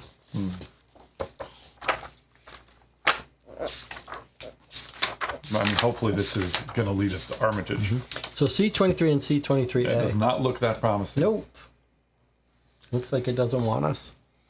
The Miskatonic Warren Library is cold and dark, and the rain patters against the thick leaded windows. You track down Amelia Sargent, helping a small foreign-looking gentleman in a fez. Nice to see you again. What has Armitage got you chasing today, I wonder? You explain that you are looking into the deaths connected with people who attended the theater last night. A ritual connected to a play? It doesn't ring a bell, I'm afraid. If I had more to go on, I might be able to point you to a specific book. If you have requirement card 1, proceed to supplemental encounters on page 56 and read entry 1. Armitage is not in his office, but perhaps you should have known he would be at home and working on this case. Well, that's unfortunate. All right, making a note that we could come back with requirement 1 if we find it. And now, do you want to go to his home? That's 2 spaces you missed. Is it the sunk cost thing again? I mean, I still want to talk to him. I still want to see what he knows since What he is saw he the going play. to know? How does that help us? Let me just suggest something. He witnessed the play just like everyone else. We didn't actually. There's nothing to see. We didn't get very much information. There is nothing to gain from anyone who was there. Now I see that. Is that right? It might be right. I mean, it's either completely right, unless he sat in that seat, unless he walked down and he's like, "I'm Professor Armitage. I'll sit where I want," and he sat in the front row. The whole thing revolves around the play, and 2 people saw the play. Like 2 people that week. Well, actually, I guess Larry also Laird. Yeah, we talked to Larry and Miss Larry and the theater critic. That's right. However, Armitage is the one that knew that something was weird was going on. But he's got no extra information. He might have a verse. Shazner said he might have a verse. Does he say he had a headache in the intro? Did he sneak down to the front row and sit in her seat? That's what I want to know, because that would be huge if he did. So if it was worth going to Armitage before, it's worth going now. If I had thought about it more... Yeah, you would vote no then? No. I mean, again, it's like one of those things where, like, it's in the beginning. That's one of the places where you would go. What does the Al Hazred tell him? Confirm my suspicion that the play was a veil. I mean, he's talked to the Necronomicon. He might have some insight. He's at home working on the case right now. I mean, like, this is the thing when, like, this is this infamous thing where Jesse and I, like, played this one Chronicles of Crime. And, it was the first one we did, and we just missed the phone. Like, we didn't think, I don't know, it was so stupid. It was such a funny thing. And it was like this huge, I mean, it was like a third of the case that led you to. And, you know, like, we just missed it, and we just completely flubbed the whole case. I'll tell you what, we'll never miss a phone again. Every time we go in those scenes. And this is one of those things where I always think, like, maybe it's nothing, maybe it's the phone, right? like, phone. You know, I mean, last case that we did, we went to the Silver Twilight Lodge, and it was like, oh, here's a whole other extra piece of thing. I mean, that we wouldn't have gotten. So I don't know. Anna is reminding us, like for last time, what were we told to do? Oh yeah, that was yeah. You're right. Think about what we need to do here. What did Armitage say in the intro? Our goal was. Well, this time he doesn't really tell us. He just says, "Don't rush ahead to finish. The questions are more involved." He doesn't. Yeah, he doesn't. This is his beginning thing, but he doesn't say to. He doesn't give us a charge this time. Yeah. Our enemies have a head start on us, but they cannot be allowed to finish whatever it is that they started. It is down to us.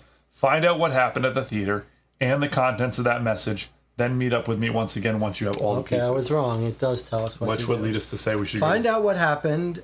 Find the missing pieces. Now it sounds like we got to track down all the people. That's so many. I mean, we don't have enough time to do all that. And some of these people aren't home either. They're dead.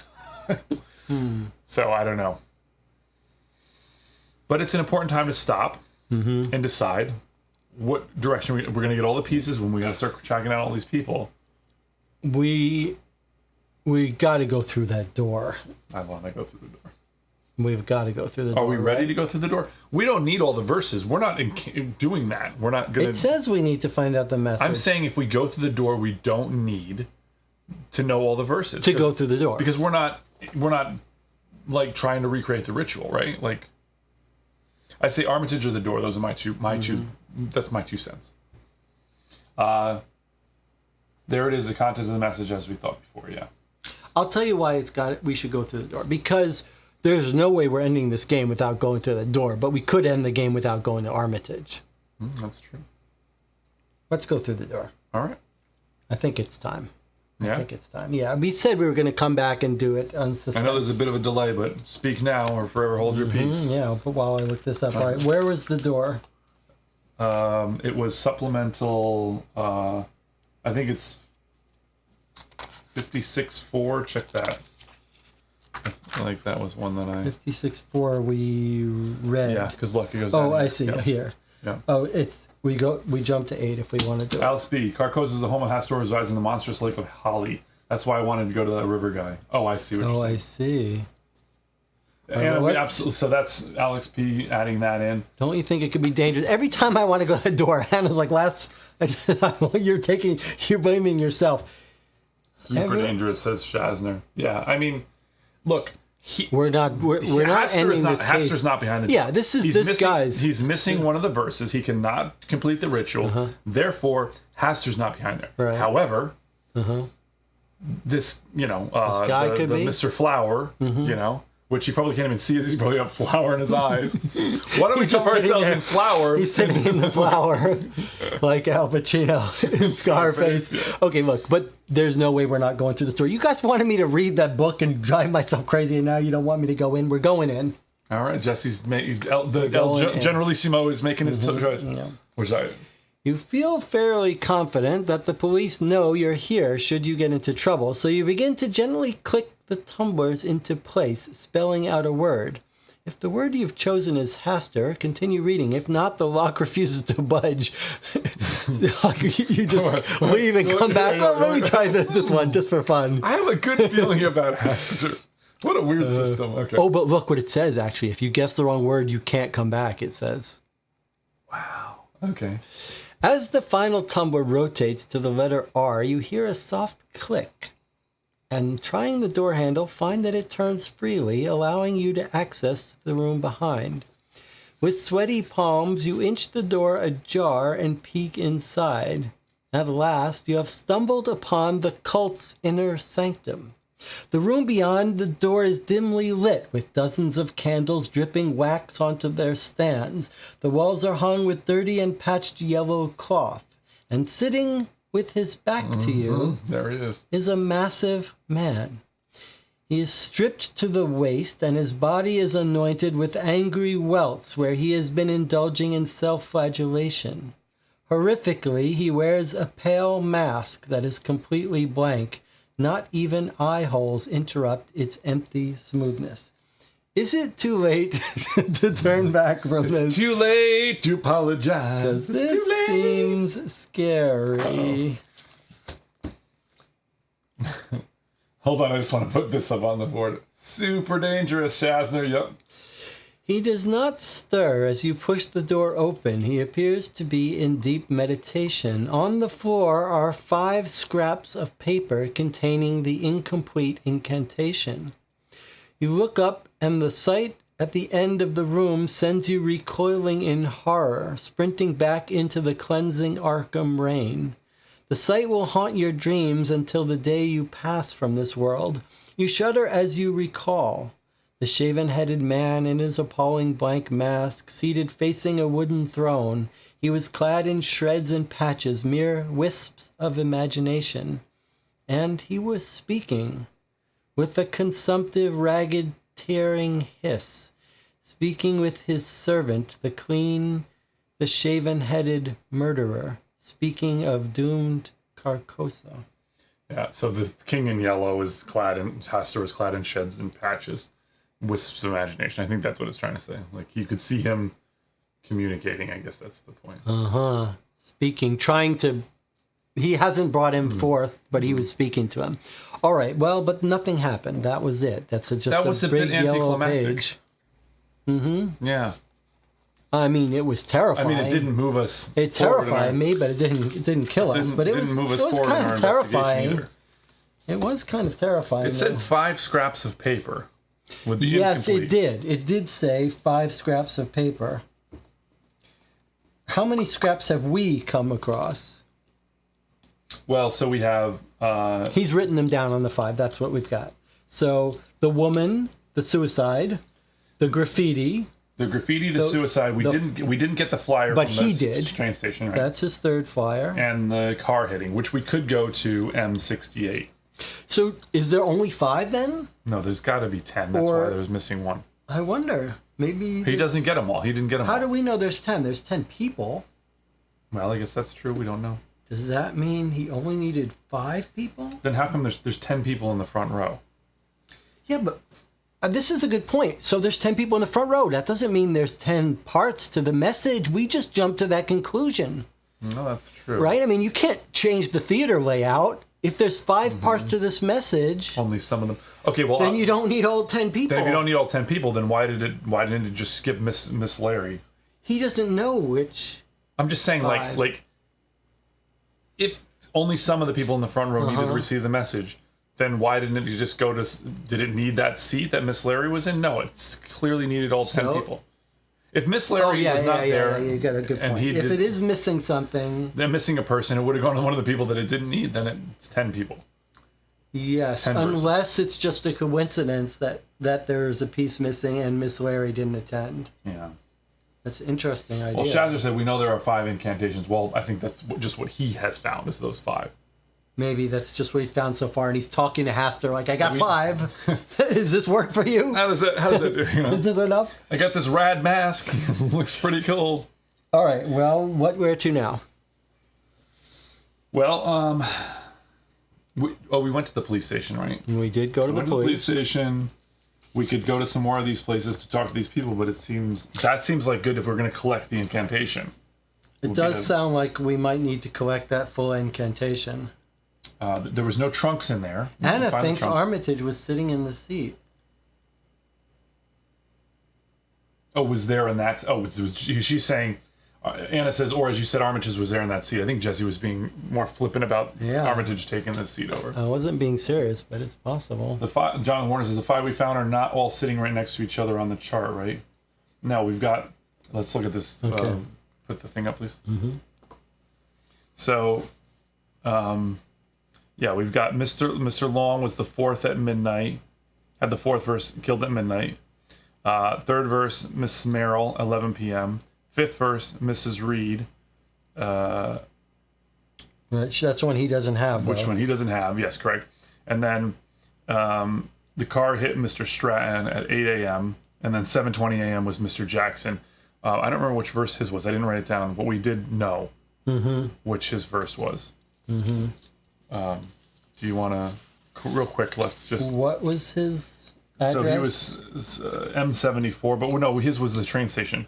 N38. M38. N is in Nance. November. N38 train number 4. That's all it says. So N38 was his verse. Yeah, that's where we got the verse. The game does say we have to recover the message. So N is in Nancy 38. N38. And there's his message. 4th. That's not right then. Yeah, because I 3 to 4. I said the 4th because I was assuming the midnight. Right. So Mr. Long's, we don't know which verse his was.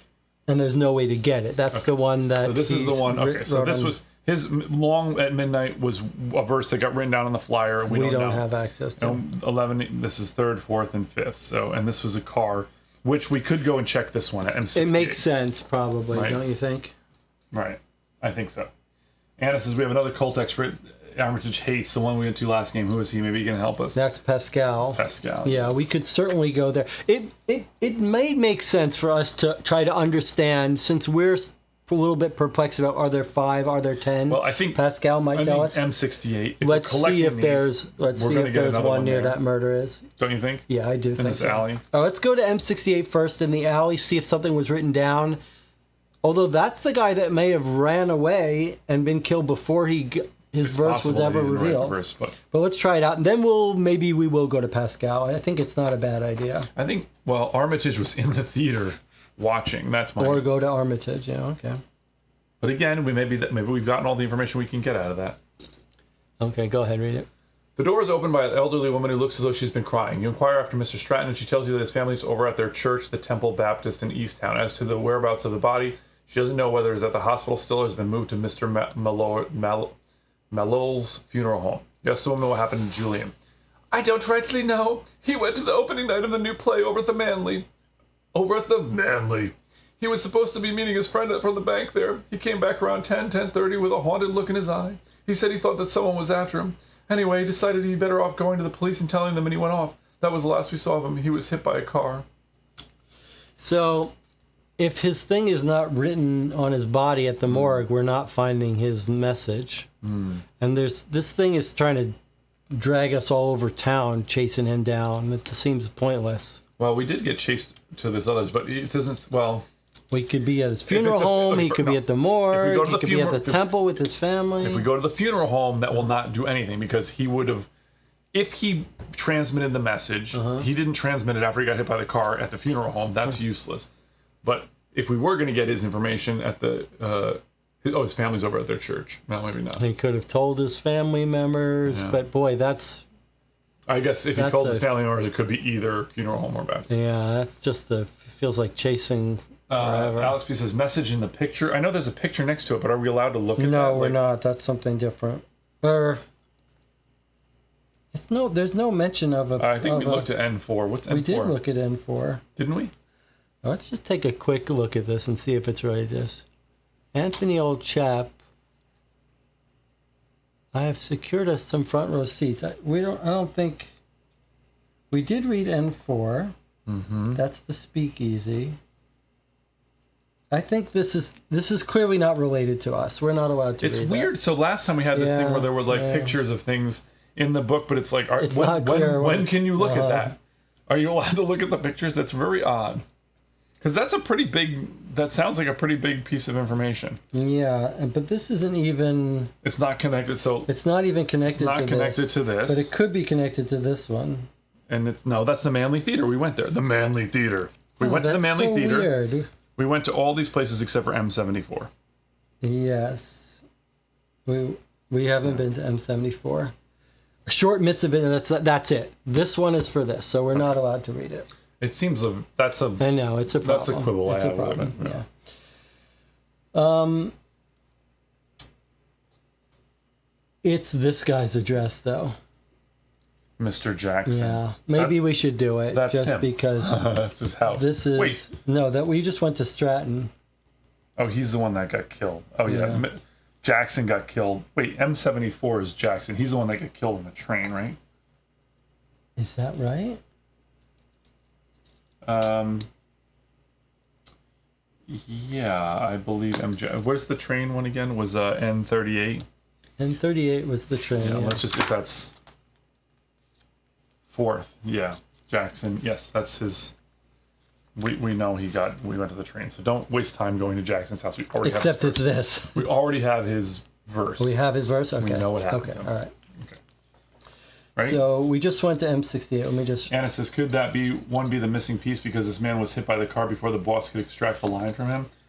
That's interesting. Like, he didn't get the line from that guy, but he was having the argument at the bakery that he's missing a piece, and it seems compelling. I guess that's a very interesting question. Is he missing the piece because that guy didn't have it, but he said that something went wrong at the ritual? right? Which pretty so after the ritual, he's trying to hunt down all the verses, right? So it makes more sense to be that he, right? So the two ways are It is, yes. It's, Miss Larry doesn't show up. She doesn't have her verse. He gets angry that there's a missing piece, that something went wrong during the ritual. So now he's tracking them all down, but he can't get the piece from Larry.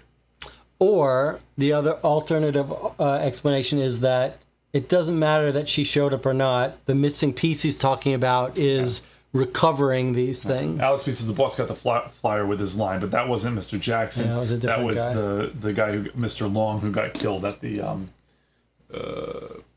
trolley station from the newspaper.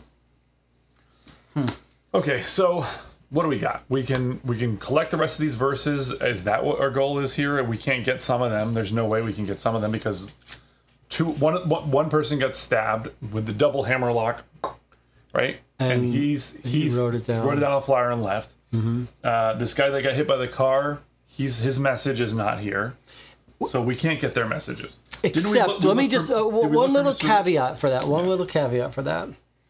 We were told by one of them left a message or something, and she was like, I can't get this verse out of my head. So it's possible that before they were killed, they told someone or wrote it down somewhere. But that's following two leads. That's going to either the funeral home or the morgue or their house. But now we have 1, 2, 3, 4, 5. We got 5 more days. 5 more official days. You want to try one of these other people? Want to try Miss Osgood or Mr. Or Fisk? I think Anna had a good point about Pascal, the occultist. It would be nice to know if there are only 5 verses or if there are 10. How about this? Are we going to get Let's go to a little vote and let's see what people, because we got 5 left. Where do you think we should go? Okay, let's have a vote. And while we're voting here, let's discuss what our options are. So one is to go to Pascal, the occult expert. One would be to go to another of the victims' houses, perhaps. What else do we have? Pascal could give us clues into what's needed for the ritual. That's right. So that could be important. There's Armitage's house. Armitage, who was at the theater, who could have some insight. Who could have sat in that seat. Who could have some insight that some of these other people won't have. It seems crazy to me not to go to Armitage. Like that could be, again, it could be completely nothing, but there could be some huge clue that's like that we could get there. And I think the sooner we go there, it could guide our decisions for others. We could go to the morgue. That's another place. The morgue is a very good place to go, yes.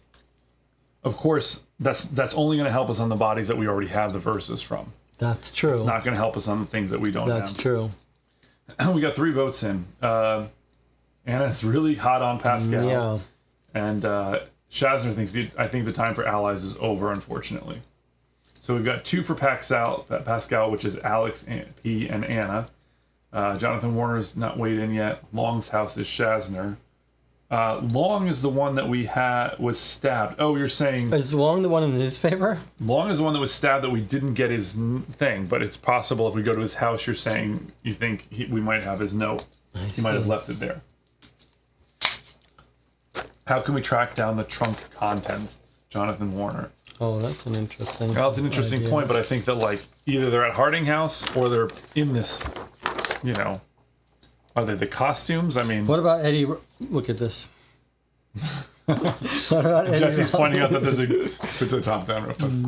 We put all these stickers on everything, and here's this. I'll turn this up. Here's this sticker that has made its way onto there. And it says I'm interested in the backstory of this cult. All right, so let's see. Votes are 2 for Pascal, so that's where we got to go, right? We don't have to, but yes, let's go. All right, so we're going to go to the Pascal and see what he has to say. Even though someone said the time Shazner thinks that the time for allies is over. I still really think that Armitage is either going to be totally useless or there's going to be something big that we're missed. That sounds like me with the crack the case wide open. I just mean it could be an avenue that we. Right, never bet against Anna. Here we go. Never bet against Anna. Pascal's butler indicates a small parlor where you are to wait and then sweeps away to another part of the house. After 10 long minutes, you hear the occultist bid farewell to his client and then call to you from the hall. I'm sure Armitage won't thank you for hanging around my parlor.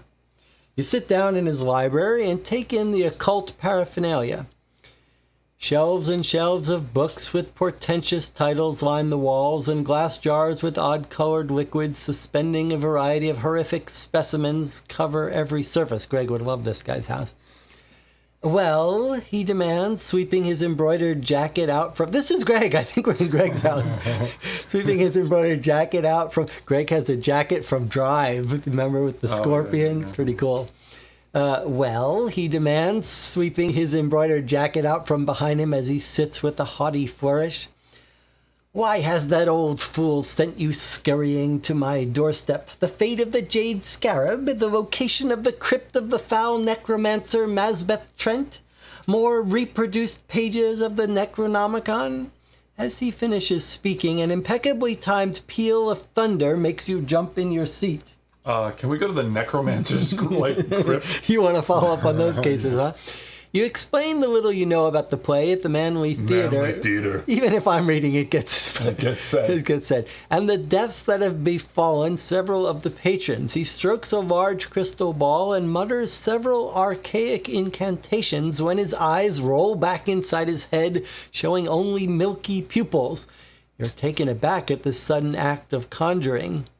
It seems that agents of the king are abroad. He's in like some kind of trance. He's in a trance, yeah. It seems that... Okay, you read it. Read a trance. No. You read the trance. Go. It seems that agents of the king are abroad in Arkham. Armitage was wise to send you to me. They must be stopped before they bring ruin upon our town. I'm sorry I cannot decipher their means or their goals. Should you visit the library and assuming that Armitage has given you accents, I would suggest you try the Unosprechlichen Colton known as the Nameless Cults, though I warn you there are passages therein that have sent many a scholar raving mad. Take requirement number 1. Which we got a list for. Yes, we do. At the library, she wants us to come back and tell her what to work on. So that's pretty huge. So that was L4. And now it's evening. You ready to go back to the library? I mean, we're pulling on this thread some more, right? Jonathan is changing his vote post action. Jonathan has changed his votes. What are you saying? He says, I changed my vote to Pascal after we... It's not on this thing, though. You know, there's a weird thing that happens where some... some comments don't show up, but I'm not... Yeah, it's not on this little thing. Yeah, I'm not sure. It gets skipped. Hooray, we can go to the library now, finally, says... Okay, so here we are. We're back at the library, and it says, if I had a more specific idea what you're looking for, I might be able to help you. If you have requirement 1, which we now do, proceed. But now, the game says we have to pay for this again, but I'm not going to write it down. I'm not going to pay for it again. All right, I'll write it down, Greg. C23. Chitando. 56 entry 1. Here we go. This is going to tell us all about this cult. Here we go. This is exciting.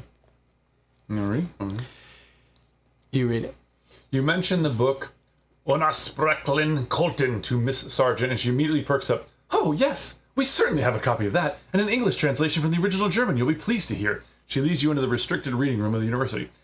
The original 1839 German edition is locked in our vault at present. This is an English edition issued by Bridewell in London in 1845, titled Nameless Cults. I'm afraid it's an imperfect translation, but for our purposes, I'm sure it will suffice. After an hour or so of reading and cross-referencing, you realize that Pascal Fenton, old fraud or not, had been onto something after all. With growing horror, you realize that the play was a variation on the diabolical and forbidden French play The King in Yellow, telling the fate of lost Carcosa. More than that, Nameless Cults goes on to describe a spell used by the cult of Hastur to draw Carcosa and its unspeakable master to Earth. I actually kind of knew all this already. The actors had used the performance and the energy of the audience to summon Carcosa. Thankfully, something had gone wrong, and the incantation was transferred to the front row of the audience instead of the actors. So when something goes wrong, it goes to the audience. You mutter thanks to Miss Sargent and rush out into the rain, pulling your collar up against the elements. We Unfortunately, that's it. Up. Yeah. So, well, that is actually an important piece of information is that we know that the thing that went wrong, something went wrong, and it caused it to go to the front row rather than the actors. Now that makes more sense because remember that wrinkle about Miss Larry getting the tickets and thinking that she was the one that You know, it wasn't. We now know it wasn't that it was planned to affect the front row. Something different went wrong. We don't know what that is, though, right? Mm-hmm. And just the side effect that it went. Okay, so now this is making a little more sense. Mm-hmm. So it was supposed to happen just among the actors. Mm-hmm. Something goes wrong. It transfers to the front row, and now he's got to go track down those front row people to recover the message. Could be that somewhere in the ritual instructions and things, it says you can only have 10 pounds of flour around you at any given time. It's possible. This guy's been shedding flour all over town. Maybe he didn't. So when he said one is missing, it could be a missing verse, or it could be someone was missing from the acting crew, and that caused it to go wrong. Yeah, so Anna concurs with that. It's supposed to go to the actors. That makes more sense now. And Jonathan Warner says, but do you think we still have to figure out what went wrong for the questions? Yeah. I think then it would be Armitage who watched the thing, and maybe he saw, maybe he'll be like, it was weird at some point they did this or something. We're not told about anything wrong with the actors, right? We know there was 2 men, a woman. 2 men and a woman. If we think there's only 5 verses, that still leaves us with something, with missing people. Mr. Long has a verse we don't know. Mm-hmm. And then we've got 3rd, 4th, and 5th. But he was trying to find Miss Larry. He was trying to track down everyone in the front row. He doesn't know. Presumably, Miss Larry would have a verse if he's trying to find her. And the guy that got hit by the car, we don't know if he had a verse or not. Right. Not knowing what verse and it's Mr. Long had. Possible even that multiple people got the same verse. He has 5 verses. There may be some redundancy. He said there was 5 scraps of 5 verses around him. That's right. So he has 5 of them, so we can presume that there's at least 6. Probably. Because it said it was incomplete, and he has 5. So but it's possible that what he's talking about is what happened on stage that went wrong, right? Because we think something went wrong on stage. What was his... You want it where we overheard him? When we went into the thing. It was right here. 48. On the floor, 5 scraps of paper containing the incomplete incantation. Good point. So that's 5, which means it's incomplete, which means there's got to be at least 6, right? Yes, at least up to 10. We don't know. Mm-hmm. Although maybe not 10 because there were 10 people in the audience, and so maybe up to 9. Also, by the way, that picture that's depicting a girl on stage tied up and then 9 people behind her. Not really accurate. Not really accurate. Maybe there's only 9. But there's only 5 people in the whole cast. Or 4 people. Yeah, that's true. There's Evie, Thomas. Well, we don't know that there are only 5. Those are only 5 that was working for them. 4 people. That was only 5 maybe that was working in their troupe. Let's take a look at the chat. Anna says, or the one who's missing is Miss Larry's friend who escaped him and is at her sister's now, or this boss is trying to find Miss Larry's friend who was the missing 6-piece, don't you think? Well, I mean, there's a whole load of people in the front row that we have not run down, which is Fisk, Osgood, Rich. I think we looked up Rich at U61 and we couldn't find him. Is that right? I don't have U61 here, but maybe there wasn't an entry for it. Oh, there is a U61. Don't look, because I think we didn't. I think it was the discrepancy was when we went to Reed, not Rich. Right. And Danforth we didn't look up. So there's 1, 2, 3, 4 people that we could potentially look up. What went wrong at the... Anna says, Jonathan's right. What went wrong at the play? We don't know. Only other witness to the play was Armitage. Oh, let's go to Armitage. Again, it's either going to be jackpot or I agree with you done. At this point now. Since now we want to know what went wrong at the play, it does make sense that Armitage might be the one who knows that. Yeah, I think I think this makes some sense to me. Before I was thinking... The only other person that saw the Before I was thinking, what could we learn? But now we do. There is a mystery to us. Again, I mean, he could tell us this is it. This is it's feast or famine with Armitage. It's going to be all or nothing here. With U8 is where he is. Earlier I did, yes. What? U8? Yeah, earlier, before I came. All right. This is not good. This does not look great. Not bode well. Not giving up, are we? Armitage says from his chair, pipe in hand. No, good. Have you followed the trail from Manly Theater yet? It is vital we track down those people in the front row and discover the information that happened upon them yesterday. Likely they burned into their brains, and I would assume they'd feel compelled to write it down somewhere. I just got back from Tartanowski's Bakery. You may want to take a look there. Okay. But completely. now he's saying it's likely they would feel compelled to write it down. So it may be that even the people that got killed, we could trace and find where they've written it down. So here's my proposal. Okay, let's Chat. hear your pitch. Do we go to everybody's place? Do we track down these people? Or we do something that's not tracking down those people? He seems to be suggesting that we need to track them down. Because we've got 1, 2, 3, 4, 5 more. And we could also go to the... there's 2 funeral home and the church. And the morgue. That's 7. If they got killed and they were compelled to write it down, it could be in their pocket. Morgue could get us a couple right off the top. You want to write these names down? Sure. All right, so we have Stratton. There's 2 locations. There's the church and the funeral home. And then we've got Danforth, Rich, Osgood, Fisk. And then Long, we could go to his house. He's the one that was stabbed. So that, how many is that? That's like 1, 2, 3, 4, 5, 6, and then if you count Stratton's 2, that's 7. and yeah, okay. And then there's That's also more time the than we have. morgue. It's true if we were playing it strictly. All right. Anna says, "Yep, tracking down it is." Shazner agrees, tracking down people, starting with Long. Well, it's true that we know that Long had a piece, right? Why do we know he had a piece? Because he wrote. Because the guy wrote it down on a flyer. On a flyer. Yes, that makes sense to me. So let's ask you: But morgue are we also going to makes go into? sense. Are we going to cheat and go into overtime? Yes, we're going to cheat and go into overtime. We All right, always then do. let's go to Long. All right. D71. Wait. Yes, D71 is his house. I really wish that this had been some kind of pattern. Yeah, What that would happened have here? been I get this. I get doubles on the black pens. What color would you like? I don't care. What color do you want? I don't want any pen. It's more enjoyable to complain about it. Half the games we play, Greg's like, well, I don't agree we should do that. It's just me. But it'll kill you terribly if you do. So That's the hoping. that's worth it. That's the hoping. It's like a 50-50 shot. All right. That's like when we're playing Subterra and we're like hoping that the when somebody says, "Surely this like rock slide won't kill me," and you're like, "Oh yeah, rock your slide. Show me rock slide." Bing! Okay, here we go. D71.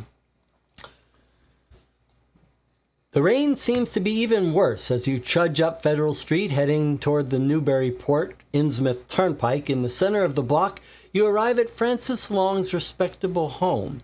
Finding the street deserted, you decide to investigate further.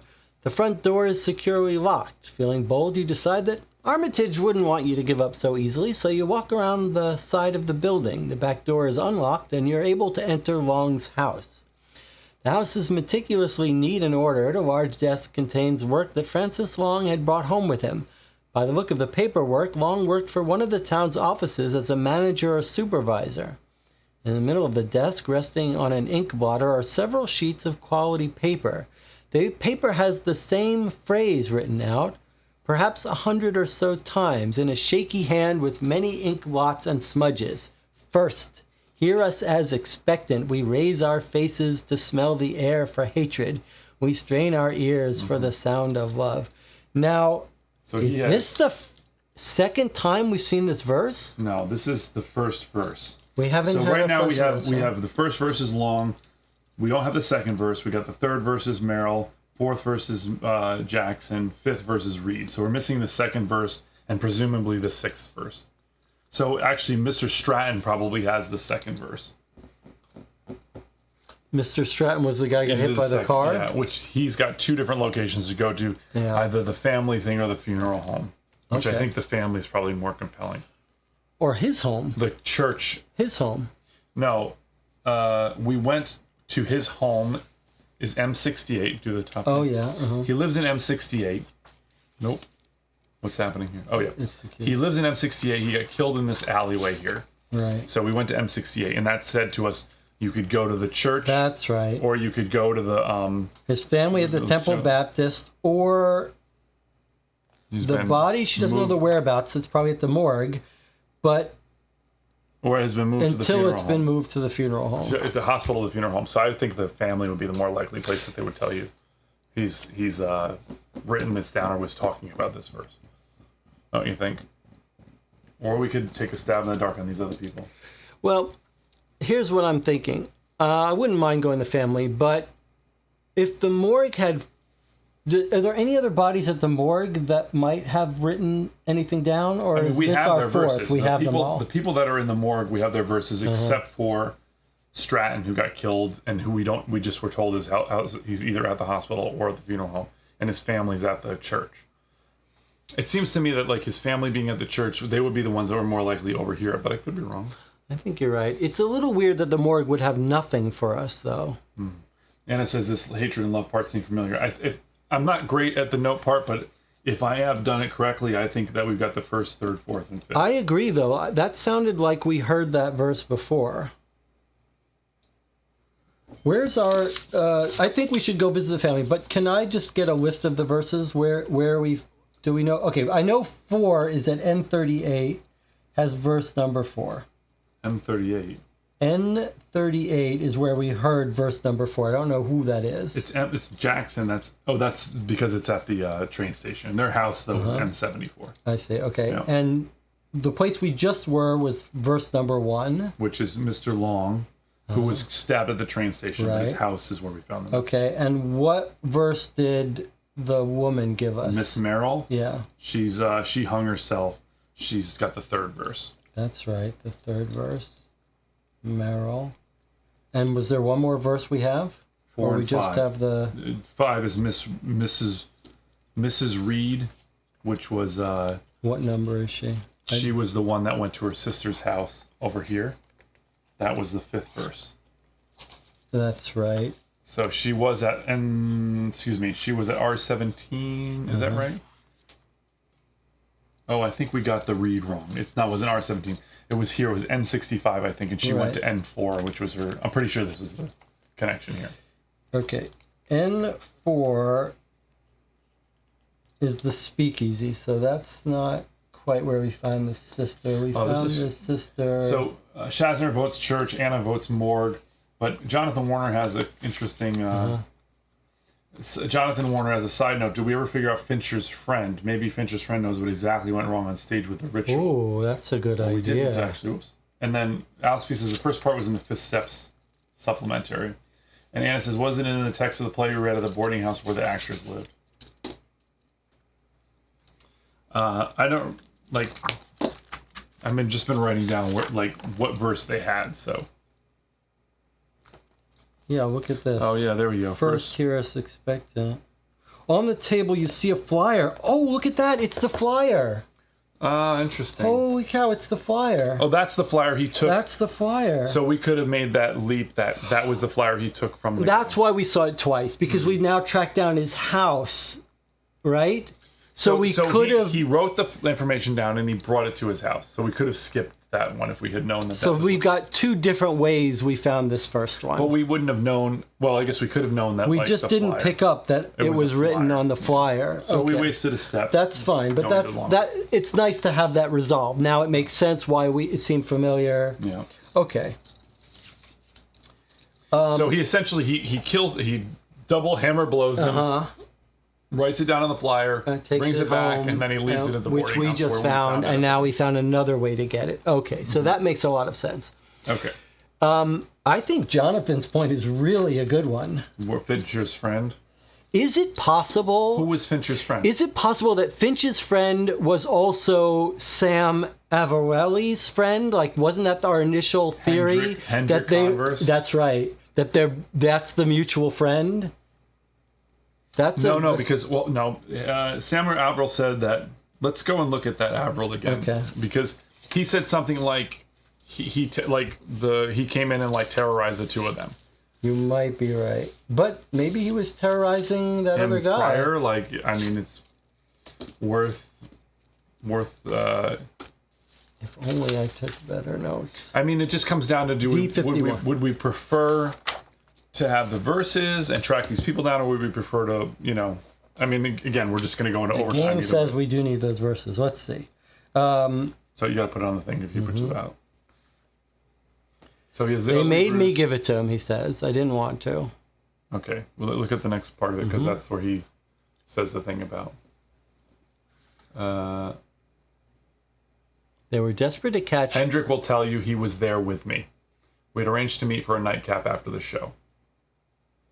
The thug with the bald head hit me and forced me to write the list down for him. So I don't think Hendrik is the... but yeah, there's got to be some other... I mean, he's the only other link we have. Yeah. I think we should go to Hendrik. Or do we, he's the only other possible person to come in. Trace down the rest of these verses. I mean, the game clearly wants us to trace down verses, but I do want to know if we can figure out what went wrong. Is Hendrik the extra person? We don't know. Let's track down Hendrik, because we don't want to get that wrong. Hendrik Converse. Since we're going to take extra time anyway. Hendrik Converse is F53.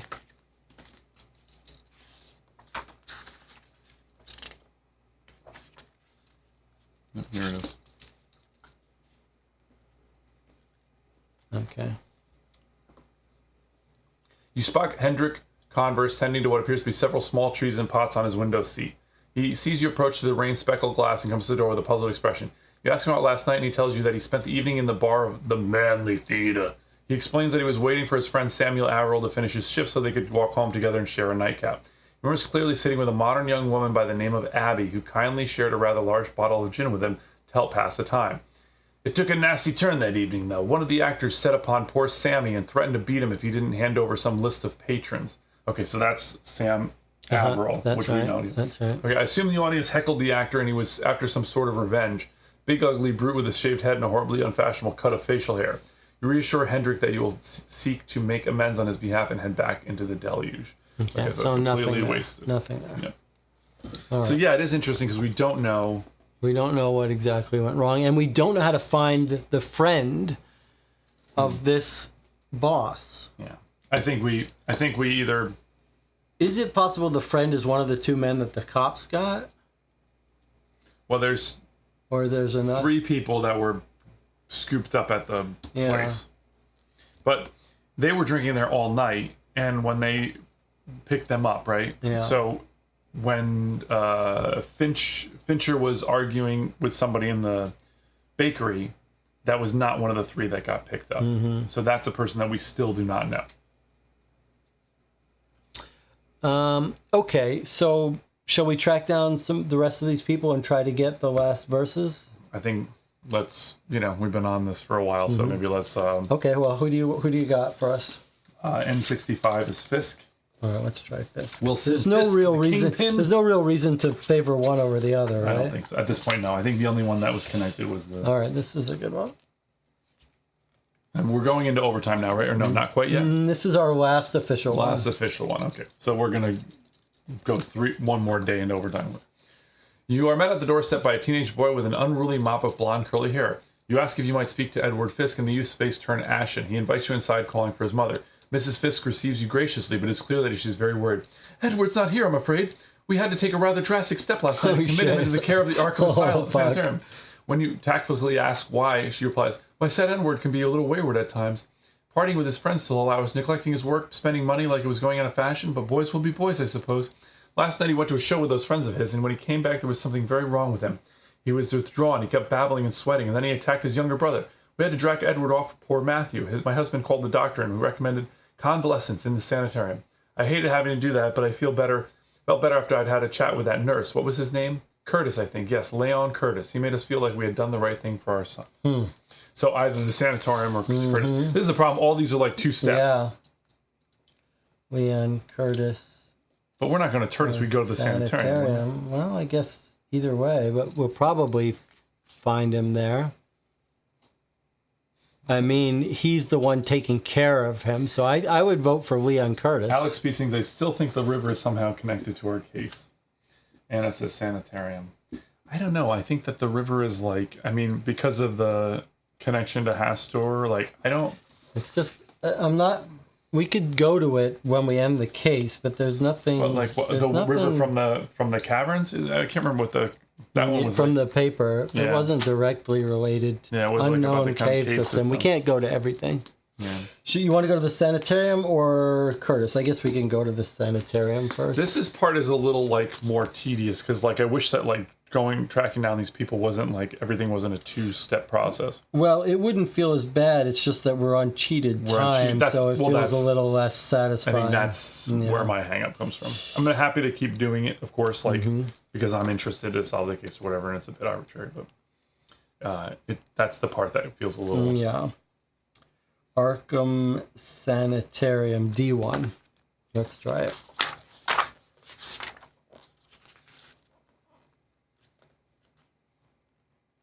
All right, it's just sending us to Curtis, it looks like. Let me read this here.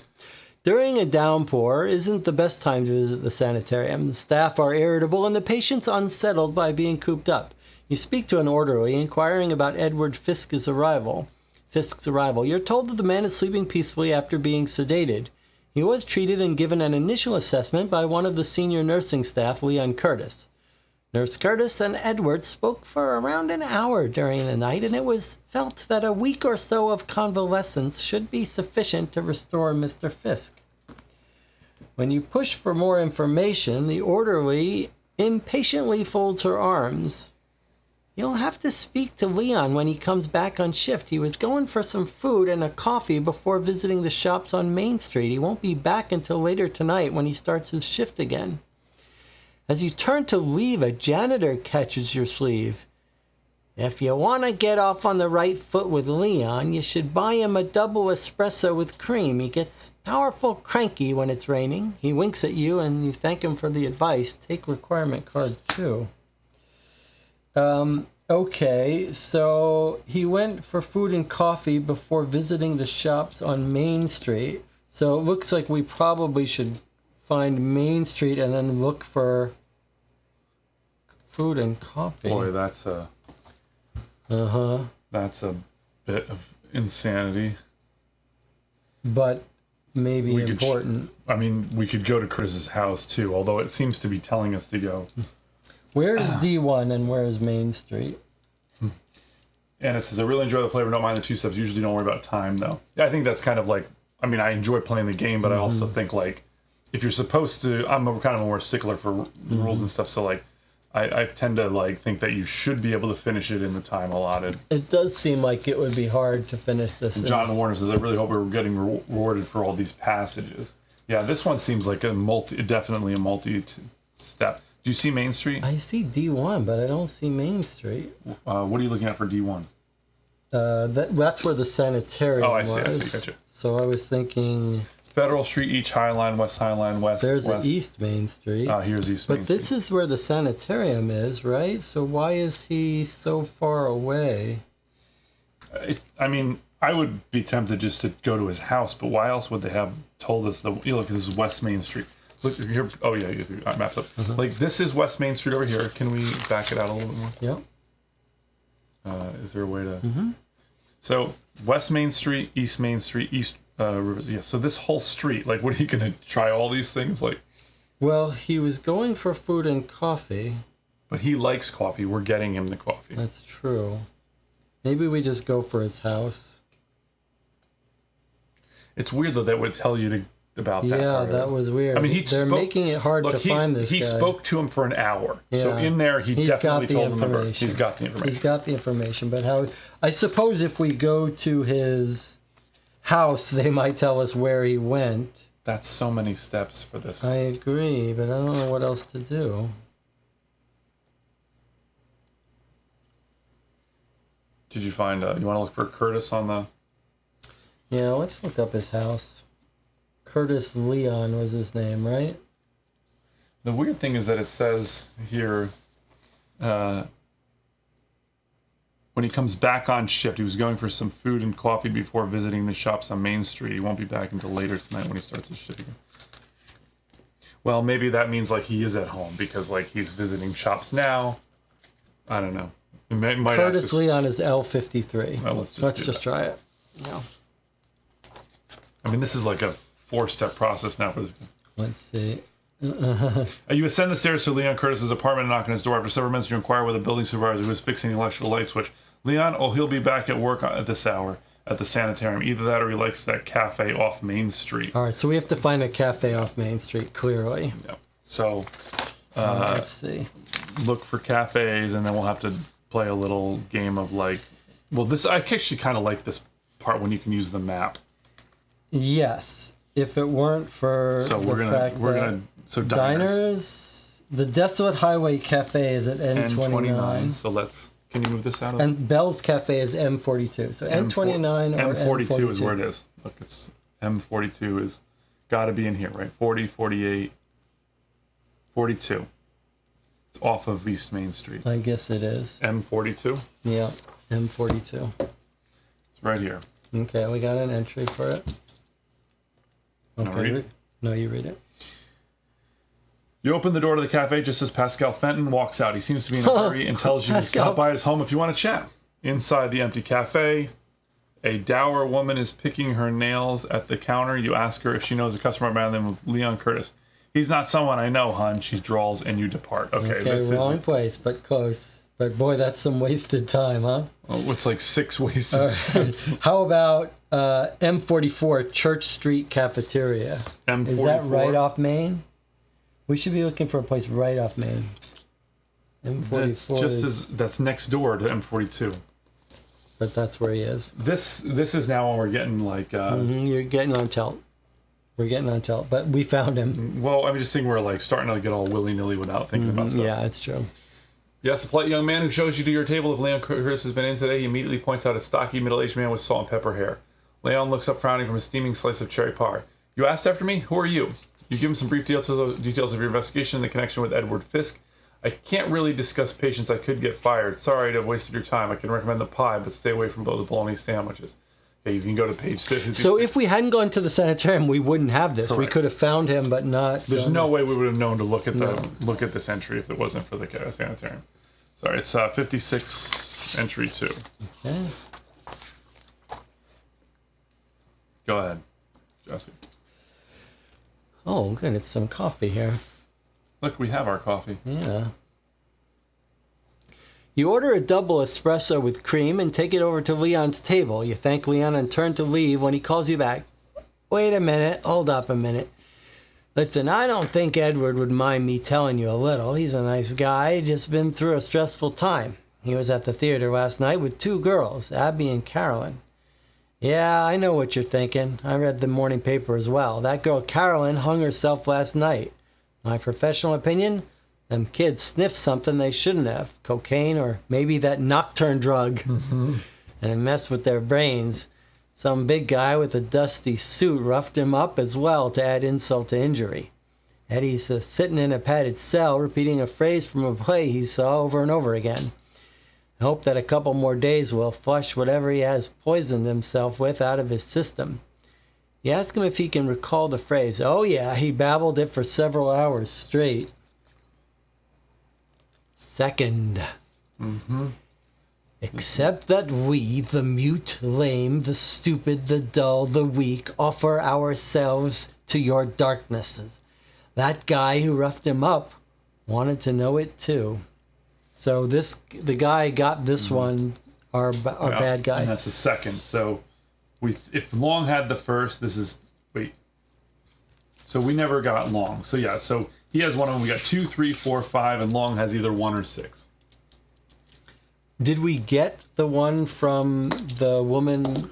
So did we get the one? Did the woman who we saved have one that she gave us that he doesn't have? The 5th. That's the one he doesn't have. Yeah.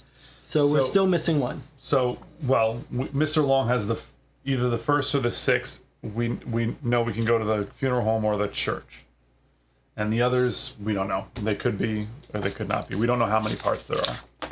We know there's at least 6. So there might be duplicates. Or there's only. I just want to point out something.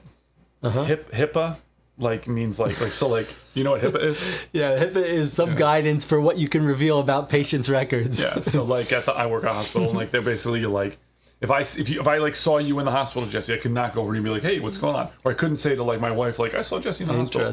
That's HIPAA. You cannot unless I can't look up your file or anything unless I have a medical purpose to do so I'm supposed to. Those are the official rules. Those are the official rules of HIPAA. This guy's I gotta follow HIPAA. They don't have. Is that espresso? What do you want to know? The guy's got. They don't have HIPAA in 1929. All right, so let's catch up in the chat. Then we got to take a break and make sure. So Anna says we have 5 pieces now. Yep. Is that right? Yep. Shazner, we did not get longs. We tried to get longs, but we're missing longs. We can either go to the funeral home or the church to get his piece of the verse. So we think we can get it. You say it was the first. We don't know. It could be the first. It could be the sixth. Or Shazzer is saying it's the first. Whose was the first? When did we found the first? That was Stratton. Well, I wrote down first in parentheses, suggesting that we don't know. We're assuming it's the first, but it could be the second. We know the first one. The second is Fisk. The third is Merrill. The fourth is Jackson. The fifth is Reed. So we're assuming the first is Mr. Long's. No, we know number one though. We know the first. Oh, we did get the first. Yes, Yeah. you're right. Yes, that was Mr. Oh, yeah. So I did right. Okay, so that was it. He has the first. Correct. So first, is Long. Second is Fisk. Third is Merrill. Fourth is Jackson. Fifth is Reed. There's more. He's missing the fifth. So then that means there's six at least. The fifth is ours. We have that. But We have it, now but we he have doesn't. all of them now. No, there are 5 scraps of paper in front of him. Right. I see. So there's at least 6 if we know one. He doesn't know the fifth, which means we're missing the sixth. But we have 1, 2, 3, 4, We and found the 5. first 2 times. Yes, Anna. Okay, so we have 1, 2, 3, 4, and 5. We don't have the sixth. If there is a sixth. There is a 6. He has Because 5 he's got scraps. 5. And we know it's incomplete. Therefore, there's at least 6, which means he's missing 5. So he has 6, or there's more that he doesn't have all those. Right. Or he somehow find a way to get hers that we don't know about. Well, it used the word incomplete. It said he has 5 scraps of paper and it's incomplete. Yes, you're right. Ergo, there's 6. Yes, you're right. So we're missing. So we have the fifth, which means he has the 6th. Which 6 is either Osgood's, Rich's, Or there's 10 for all we know. Larry does not have one. Okay, so Stratton. Well, we know Stratton's he has, or he doesn't have. Somebody's got Stratton's. There's 2 places to go for Stratton's. Right. Oh, no, that's him. That's his. That's the. Well, we don't that's know if the he got one, it. That's no, the the one he's trying one to written on the thing. Stratton got hit by a car, Oh, I see. right? And we have the 2 places: the church or the funeral home. So we know he has That's some the message. one we haven't tracked down. Yeah. Anna says, "Yeah, we need the 6." Well, presumably there are at least 6, but we don't know if there's more than that. Right. I think. Would you want to go to break, or do you want to just? We trace should go. down We should Stratton's go records? to. Oh, you want to check down Stratton before we go to break? No, we know he's got one, right? He was. All right, let's try his home. We'll try to find. The We'll church? find Stratton. We'll talk to his Church or family. the funeral home. Let's track down his family. I'm reluctant to not go to the morgue though. The morgue seems like it's got 4 dead bodies, but yes, those are let's the go dead to bodies his that family. we know their verses. Okay, so Temple was his was where? Do we know the Temple? What? No, hold on a second. It was so M68 gives us the thing. So it's Temple Baptist. Yes, you had it right in East Town. Baptist.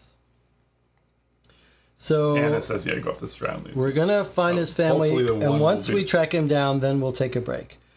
Temple Baptist is E5. E5. There it is. Okay, it looks like it's interesting. The Temple Baptist Church is one of Arkham's newer religious entrenchments, and the open doors offer inviting respite from the trench rain. You are drawn to a small group crying near the first row of pews. This can only be the widow and family of the late bond trader, Mr. Julian Stratton. You tactfully approach and attempt to engage one of the extended family in conversation. Julian was a great man. He did the family proud by making his fortune with the stock market, then cashing out before the crash. How many men can proudly say they are best friends with the manager of the first bank? Not too many, that's for sure. The man whom you guess at being an uncle or perhaps older cousin continues. He was suspicious, though, didn't trust many folks. Take that suit they've sent over to the Mallows funeral home to have him buried in. I heard he's got a couple of secret pockets sewn into it, and that's where he kept his stock market tips and his other secrets. Boy, I'd be glad if I could lay my hands upon them. Why would you tell everybody that? This guy's the worst. You didn't even have to give this guy espresso to have him give up all his... Take requirement card 3. Now this is another multi-step process. Yeah. Okay, well, clearly he's put it in his secret pocket, so we need to go to the mail's. You want to finish this? Yeah, I want to go to Mail's funeral home and get what's in his secret pocket. Secret pockets morgue. Okay, actually, but he does say here, Anna, suggesting the morgue, but this says that he's at the Mallows funeral They home. sent the suit over To Mallows. to Mallows. I think we got to follow the Mallows, right? It seems like it.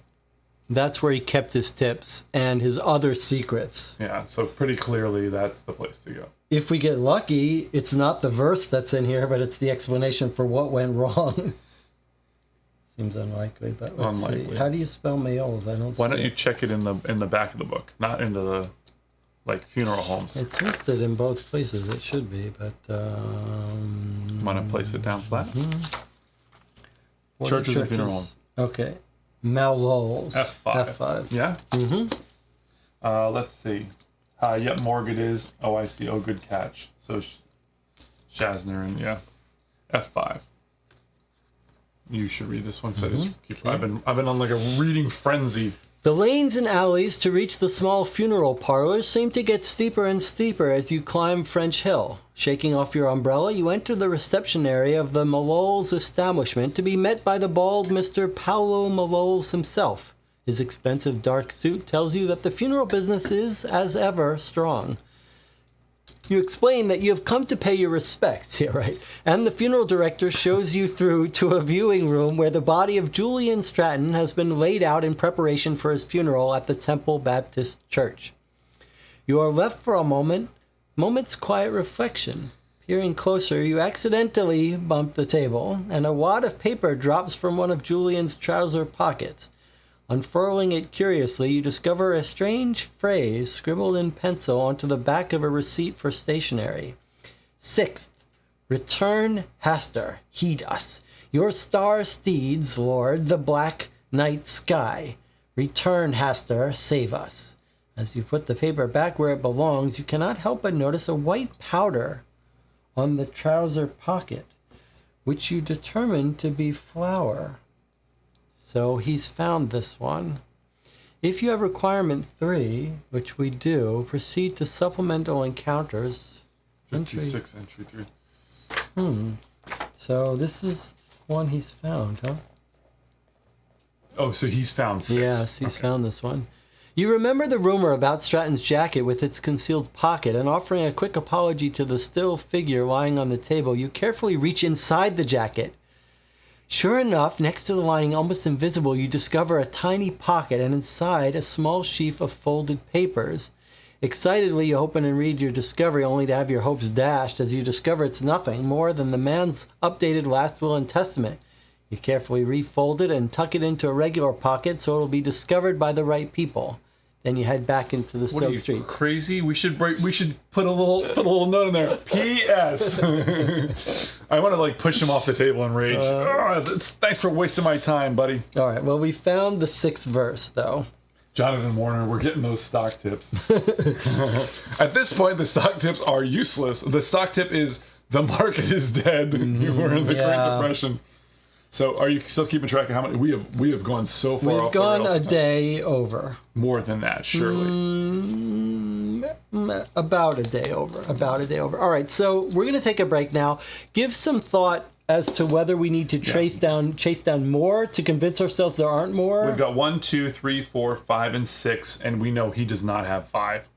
That's right. And since he seems to be saying there's only 1 missing, it seems like that we probably So we've have only them. got 3 more people to check. So we could check those last 3 people. We might check them just for the hell of it. If you can figure out how we might find that guy, that would be fun. Shadows of the 6 sounds pretty final. Yeah, it kind of does. That is interesting, actually. And then Jonathan Warner says, shouldn't we just put it somewhere where they'll see it? The will was lost for all time. We don't care about that. We got bigger fish to fry. Julian's friend at the first bank was mentioned. Yeah, but that 2 doesn't. times. But it seems like what more are we going to get? Yeah, I mean, Look we're at not the after questions stock and we'll tips. see. We're after this. All right, but we got to take a break here. We'll see you in 8 minutes.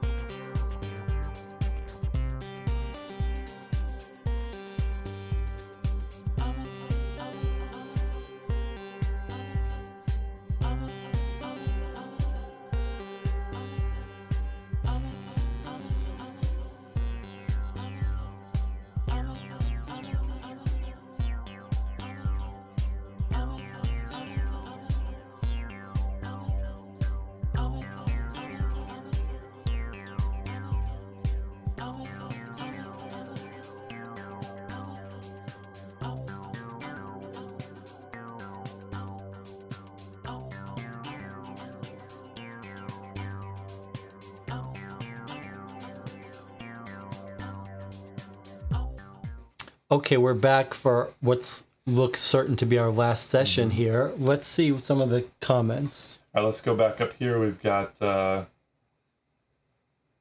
Anna says there's just these 6 pieces of incantation. Jasner says sounds like it. The 6 sounds pretty final. Jonathan Warner, shouldn't we just put it somewhere where sure they will see it? Oh, we already did this. Question time for questions, Shazner and Warner. Chandra, I think why the ritual messed up is due to one audience member being absent. I think at this point that's not the case, since That doesn't seem they likely messed to up me. and it transmitted to the first row, is what That's they were right. saying. Maybe we need a piece of information that the actors were supposed to get the message, but it's transferred to the first row. We arrested 3 actors, found the boss of the lair. Looks like we're done. I kind of agree with that. Mm-hmm. And then Jesse had popped on and said he wish he knew what went wrong and who's the boss's submissive helper was, but we don't have a way to find that right And now. it didn't seem like they were suggesting that we had a way to find This is it. kind of interesting. Maybe that one actor's French accent messed up the play, and that's why it went wrong. That's pretty interesting. That They sounded didn't like a point that joke, out. though. I can't No, I tell don't. if I mean, Hannah's it might joking be, or not. It might be serious. I mean, we did get that information about him speaking French. Oh, wait a second. Wait a second. We found out about that from a book translated from German to English, and the librarian told us it wasn't a perfect translation. Is it possible that's that very, this boss who's running this operation good. is using the mistranslated That's such a great thing? good And job, so Jesse. that's why it always fails when they follow this I love it. English That's translation. Jonathan Warner, can we triple check now that we have 6 pairs of names and verses that connecting dots in the order of verses and not draw anything on the map? I see. Well, Okay. the problem is that they live in different locations as they. Okay, I'm going to tell you right now. They live in different locations as they were killed. You know, like were places where they killed. But more importantly, they weren't supposed to do the message. So that part is kind of moot. Yeah, I think that's right. It wasn't our original plan about this. Anna says we learned that this cult was German, so the accent was German. Mm-hmm. And then so this is more from Warner about. So I think we've got it. I think whatever we're going to get, we've got at this point. There's 3 more people to track down. But I think we should pick one of them and track them down and make sure they don't have more verses. and then we're done. And then if we don't find a verse, we're done. All right. So I think we just pick one more person. You got a location? F65. Osgood. Okay. F65. Here we go. This is actually a long entry. Do it. Okay, I'll do it. Abby Osgood's home sits at the corner of Southeast Street and East Church Street on the crest of French Hill. You're greeted at the door by an older woman dressed immaculately with a put-upon expression. You inquire whether Abby is at home, and the woman rolls her eyes. She is, but I'm not sure she's fit to receive visitors. The state she came home in last night, she rolled in at midnight steaming drunk. Her friend Mary Roach dropped her off. No doubt their other partner in crime, Carolyn Merrill, was in on it as well. Young women these days. Really, Mother, you do fuss something fierce. Now run along. It's me that was asked for. A fresh-faced young flapper comes bouncing down the staircase. If she has had a heavy night drinking with her slight build, then she must have the constitution of a buffalo. Don't pay no heed to Mother. She's such an old stick in the mud. You ask her about the play. Oh, that dreary thing. It was Carrie's idea, Carolyn Merrill. She had gotten us tickets for her, Eddie Fisk, and me. Mary was coming to meet us later. I took one look at the old coots who were in the audience and decided to stay in the bar, where I met a delightful young gentleman who was more than happy to share my stash of gin. She grins innocently and winks. I must admit, I never actually made it to my seat. I hope Carrie had a nice time without me. We heard about this gin drinking. Because I was just thinking Samuel Averill shared gin with her, and we could have taken her off the list. That's right. Okay. Yeah. So she didn't actually sit in the play. I guess that's what we're probably going to discover with these other people. Look at that list. I'm just kind of curious if it did tell us her actual name, and that we should have been able to. Averill. Did you write him? Yeah, D51.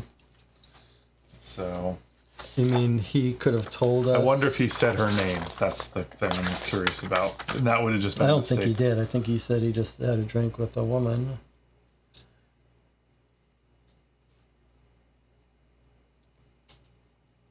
Yeah, okay. This isn't where he's talking about it, I guess. All right. Okay, well, I think so. It sounds like she didn't go to the play, so she didn't get the message. That's right. I don't think we need to check the last 2 personally. I think you might be right, but I do want to make the case. We convinced ourselves to talk to Armitage because we said now that he was the one who saw the play, he might know some information.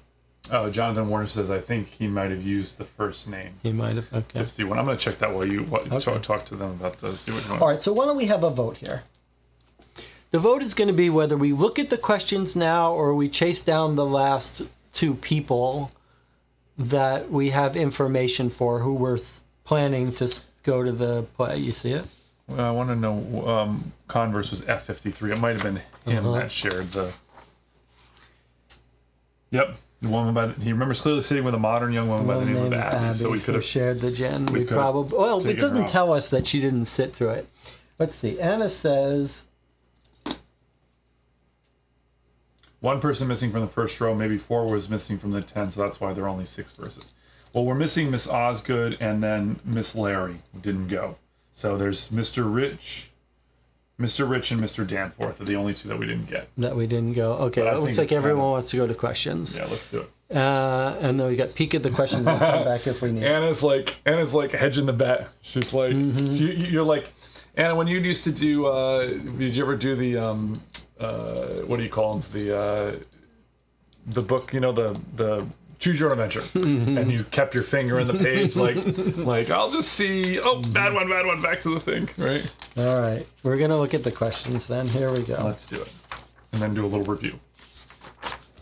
All right, here we go. We'll go through these one at a time. You need the top. What happened at the theater? Okay. So that's a little ambiguous, but we think they're trying to summon Hastur. They're trying to summon Hastur.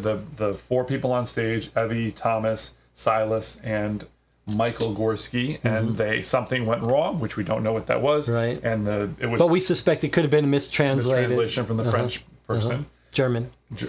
Yeah, and then it transferred to the front row. Some of the members of the front row, and those verses went to the front row.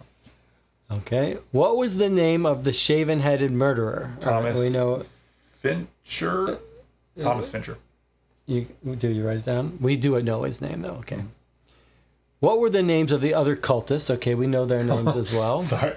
Anna says, you bet I did. I'm guessing that's the members of the Choose Your Own. Keep your finger in. That's pretty funny. Okay, what were the names of the other cultists? Okay, we know that. What were the names of the 6 people the cult hunted? Okay, so that was the theory. Mr. Long, Mr. Fisk, Miss Merrill, Mr. Jackson, Miss Larry, Miss Reed, and Mr. Stratton. All right, so you guys were right. There was no other. It was just the 6. What are the 6 lines of the Summon Carcosa incantation? Okay, we have them. We have them. Yeah, sure. I just didn't write them down. Sure. We know that. Recite as many as you're able. I see. Okay, so... If I had written them down, which I was too lazy to do... No, we have them written. We have them... Why did Abby Osgood miss the play? Abby Osgood, because she's the one drinking gin with Hendrik Converse. Hendrik Converse. Okay. How did construction worker Eddie Rollins get injured? Oh wow! So that was. And which body part did he hurt? That's the newspaper article. Well, we know he. Can you pass me the paper? It's not that one. I mean, we didn't go to him, and who was the one? It's not somebody that was here last time. It was Shazzer or Alex P. It wasn't Shazzer. Alex P. That's who it was. He's the one, the cave system. He broke his leg in the discovery of the caves. Okay, so he broke his leg, but maybe there'd be more information about that. Okay, who are the Randallsons?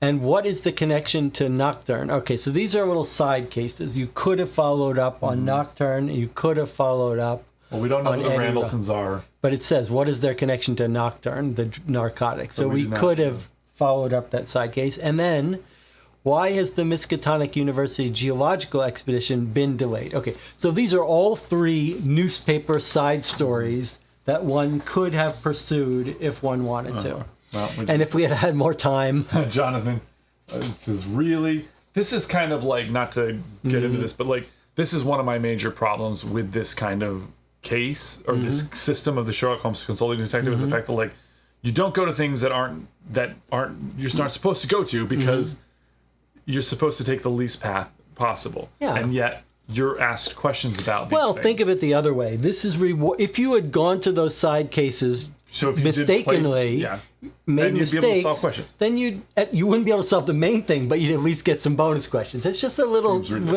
crumb.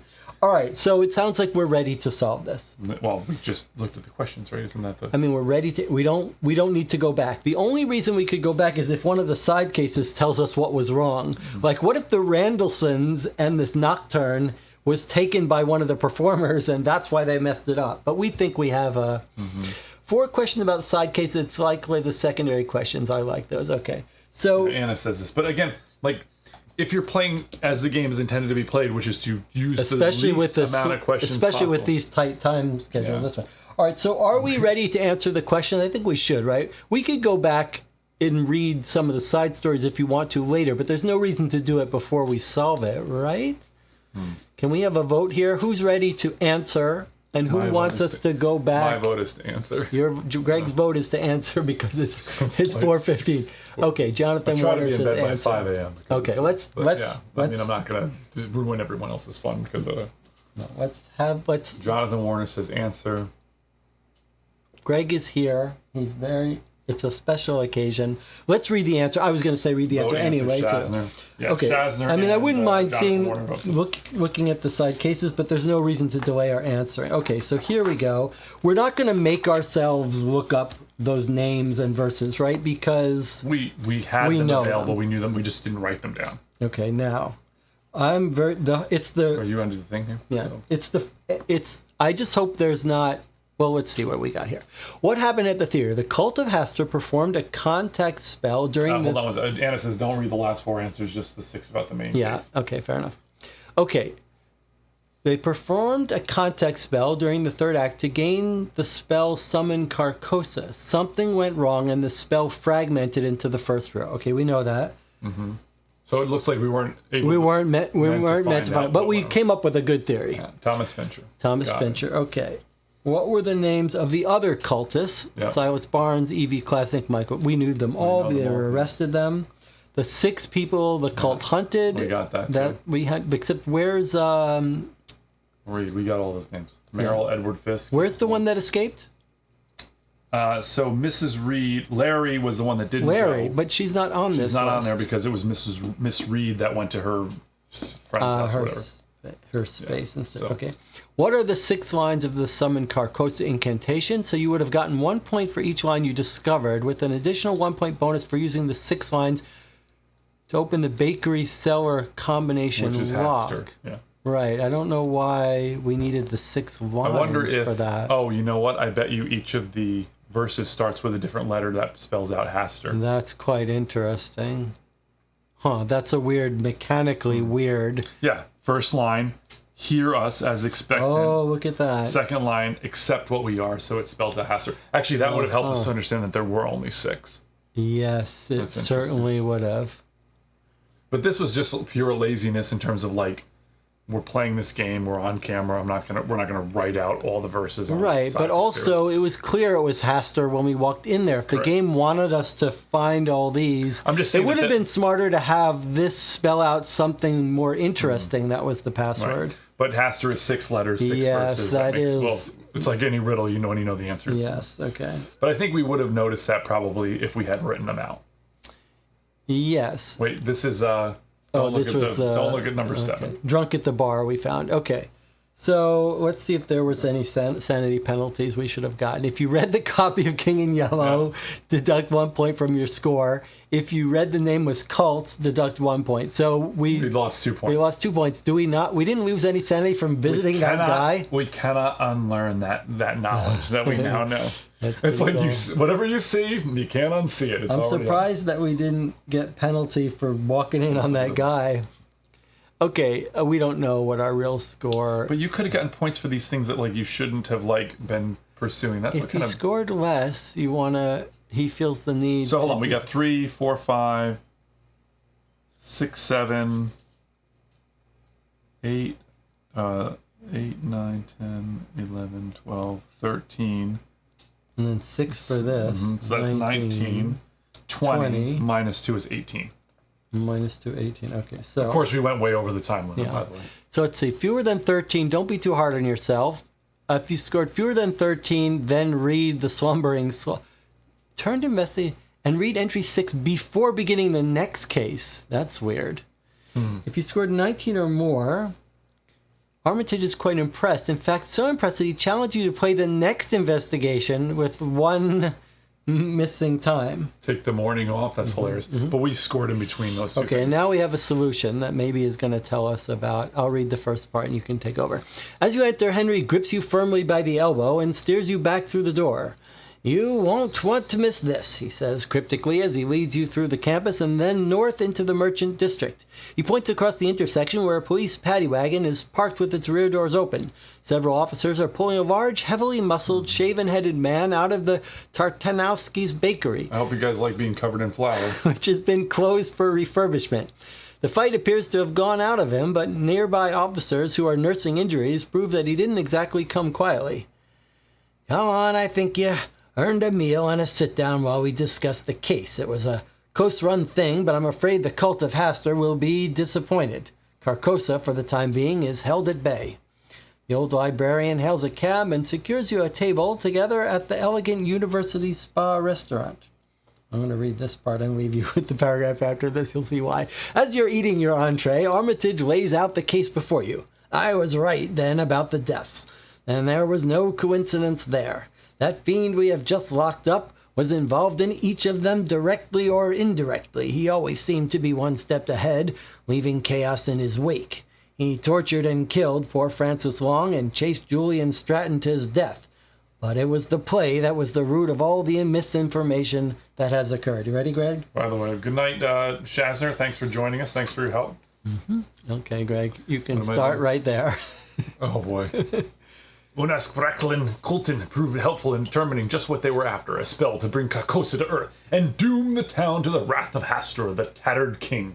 Something went wrong with their contact ritual, and the spell, as I suspected, was implanted in the minds of those occupying the front row. I had suspected the theater clerk Samuel Averill might be in a league with them. That was until I met him, and he furnished me with a list of the patrons from the performance. I tracked each of the parts of this is the part where he tells you, like, his path, which never makes sense. Each of the annotation down. Carol Merrill's and Anthony Jackson's fragile minds had snapped with the power of the verse, and they took their own lives. Fisk's family, luckily for him, offered him to the care of the sanitarium, and there Leon Curtis learned his powerful words. I had to visit the homes of Long and Reed's sister to fit the other pieces together. Finally, the bond trader Stratton had written it on a paper sticking out of his pocket along with his will.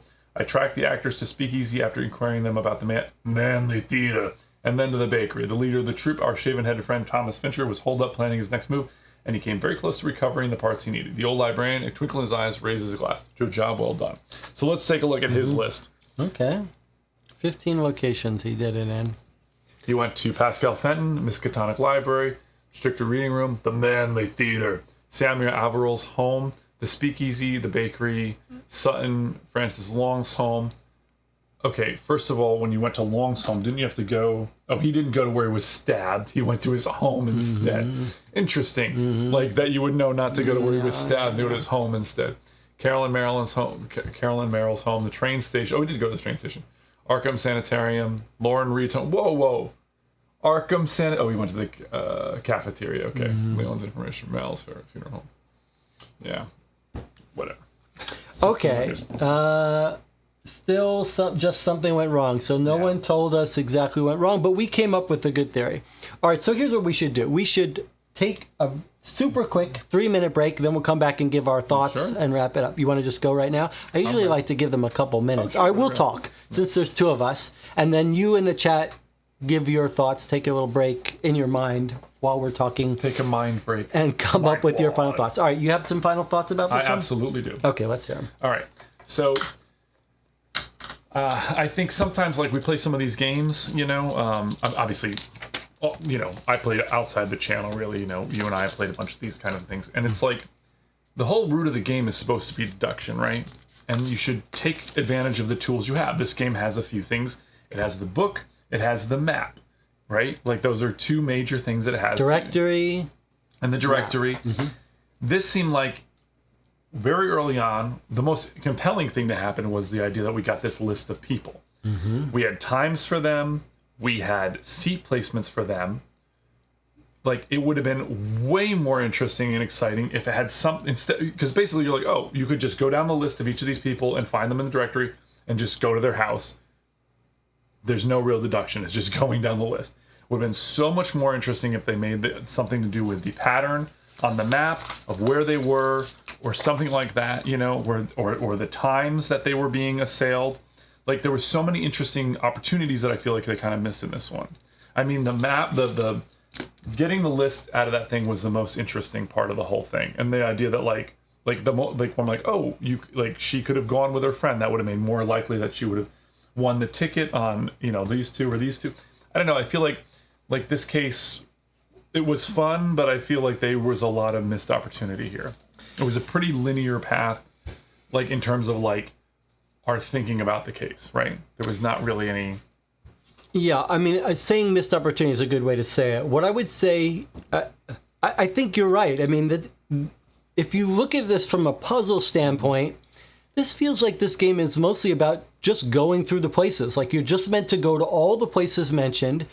There was almost I can't think of any place where we really had to sit and think, how will we, I mean, we sat and thought about how would we find this person, but really we just went to all the leads and it took us from each place.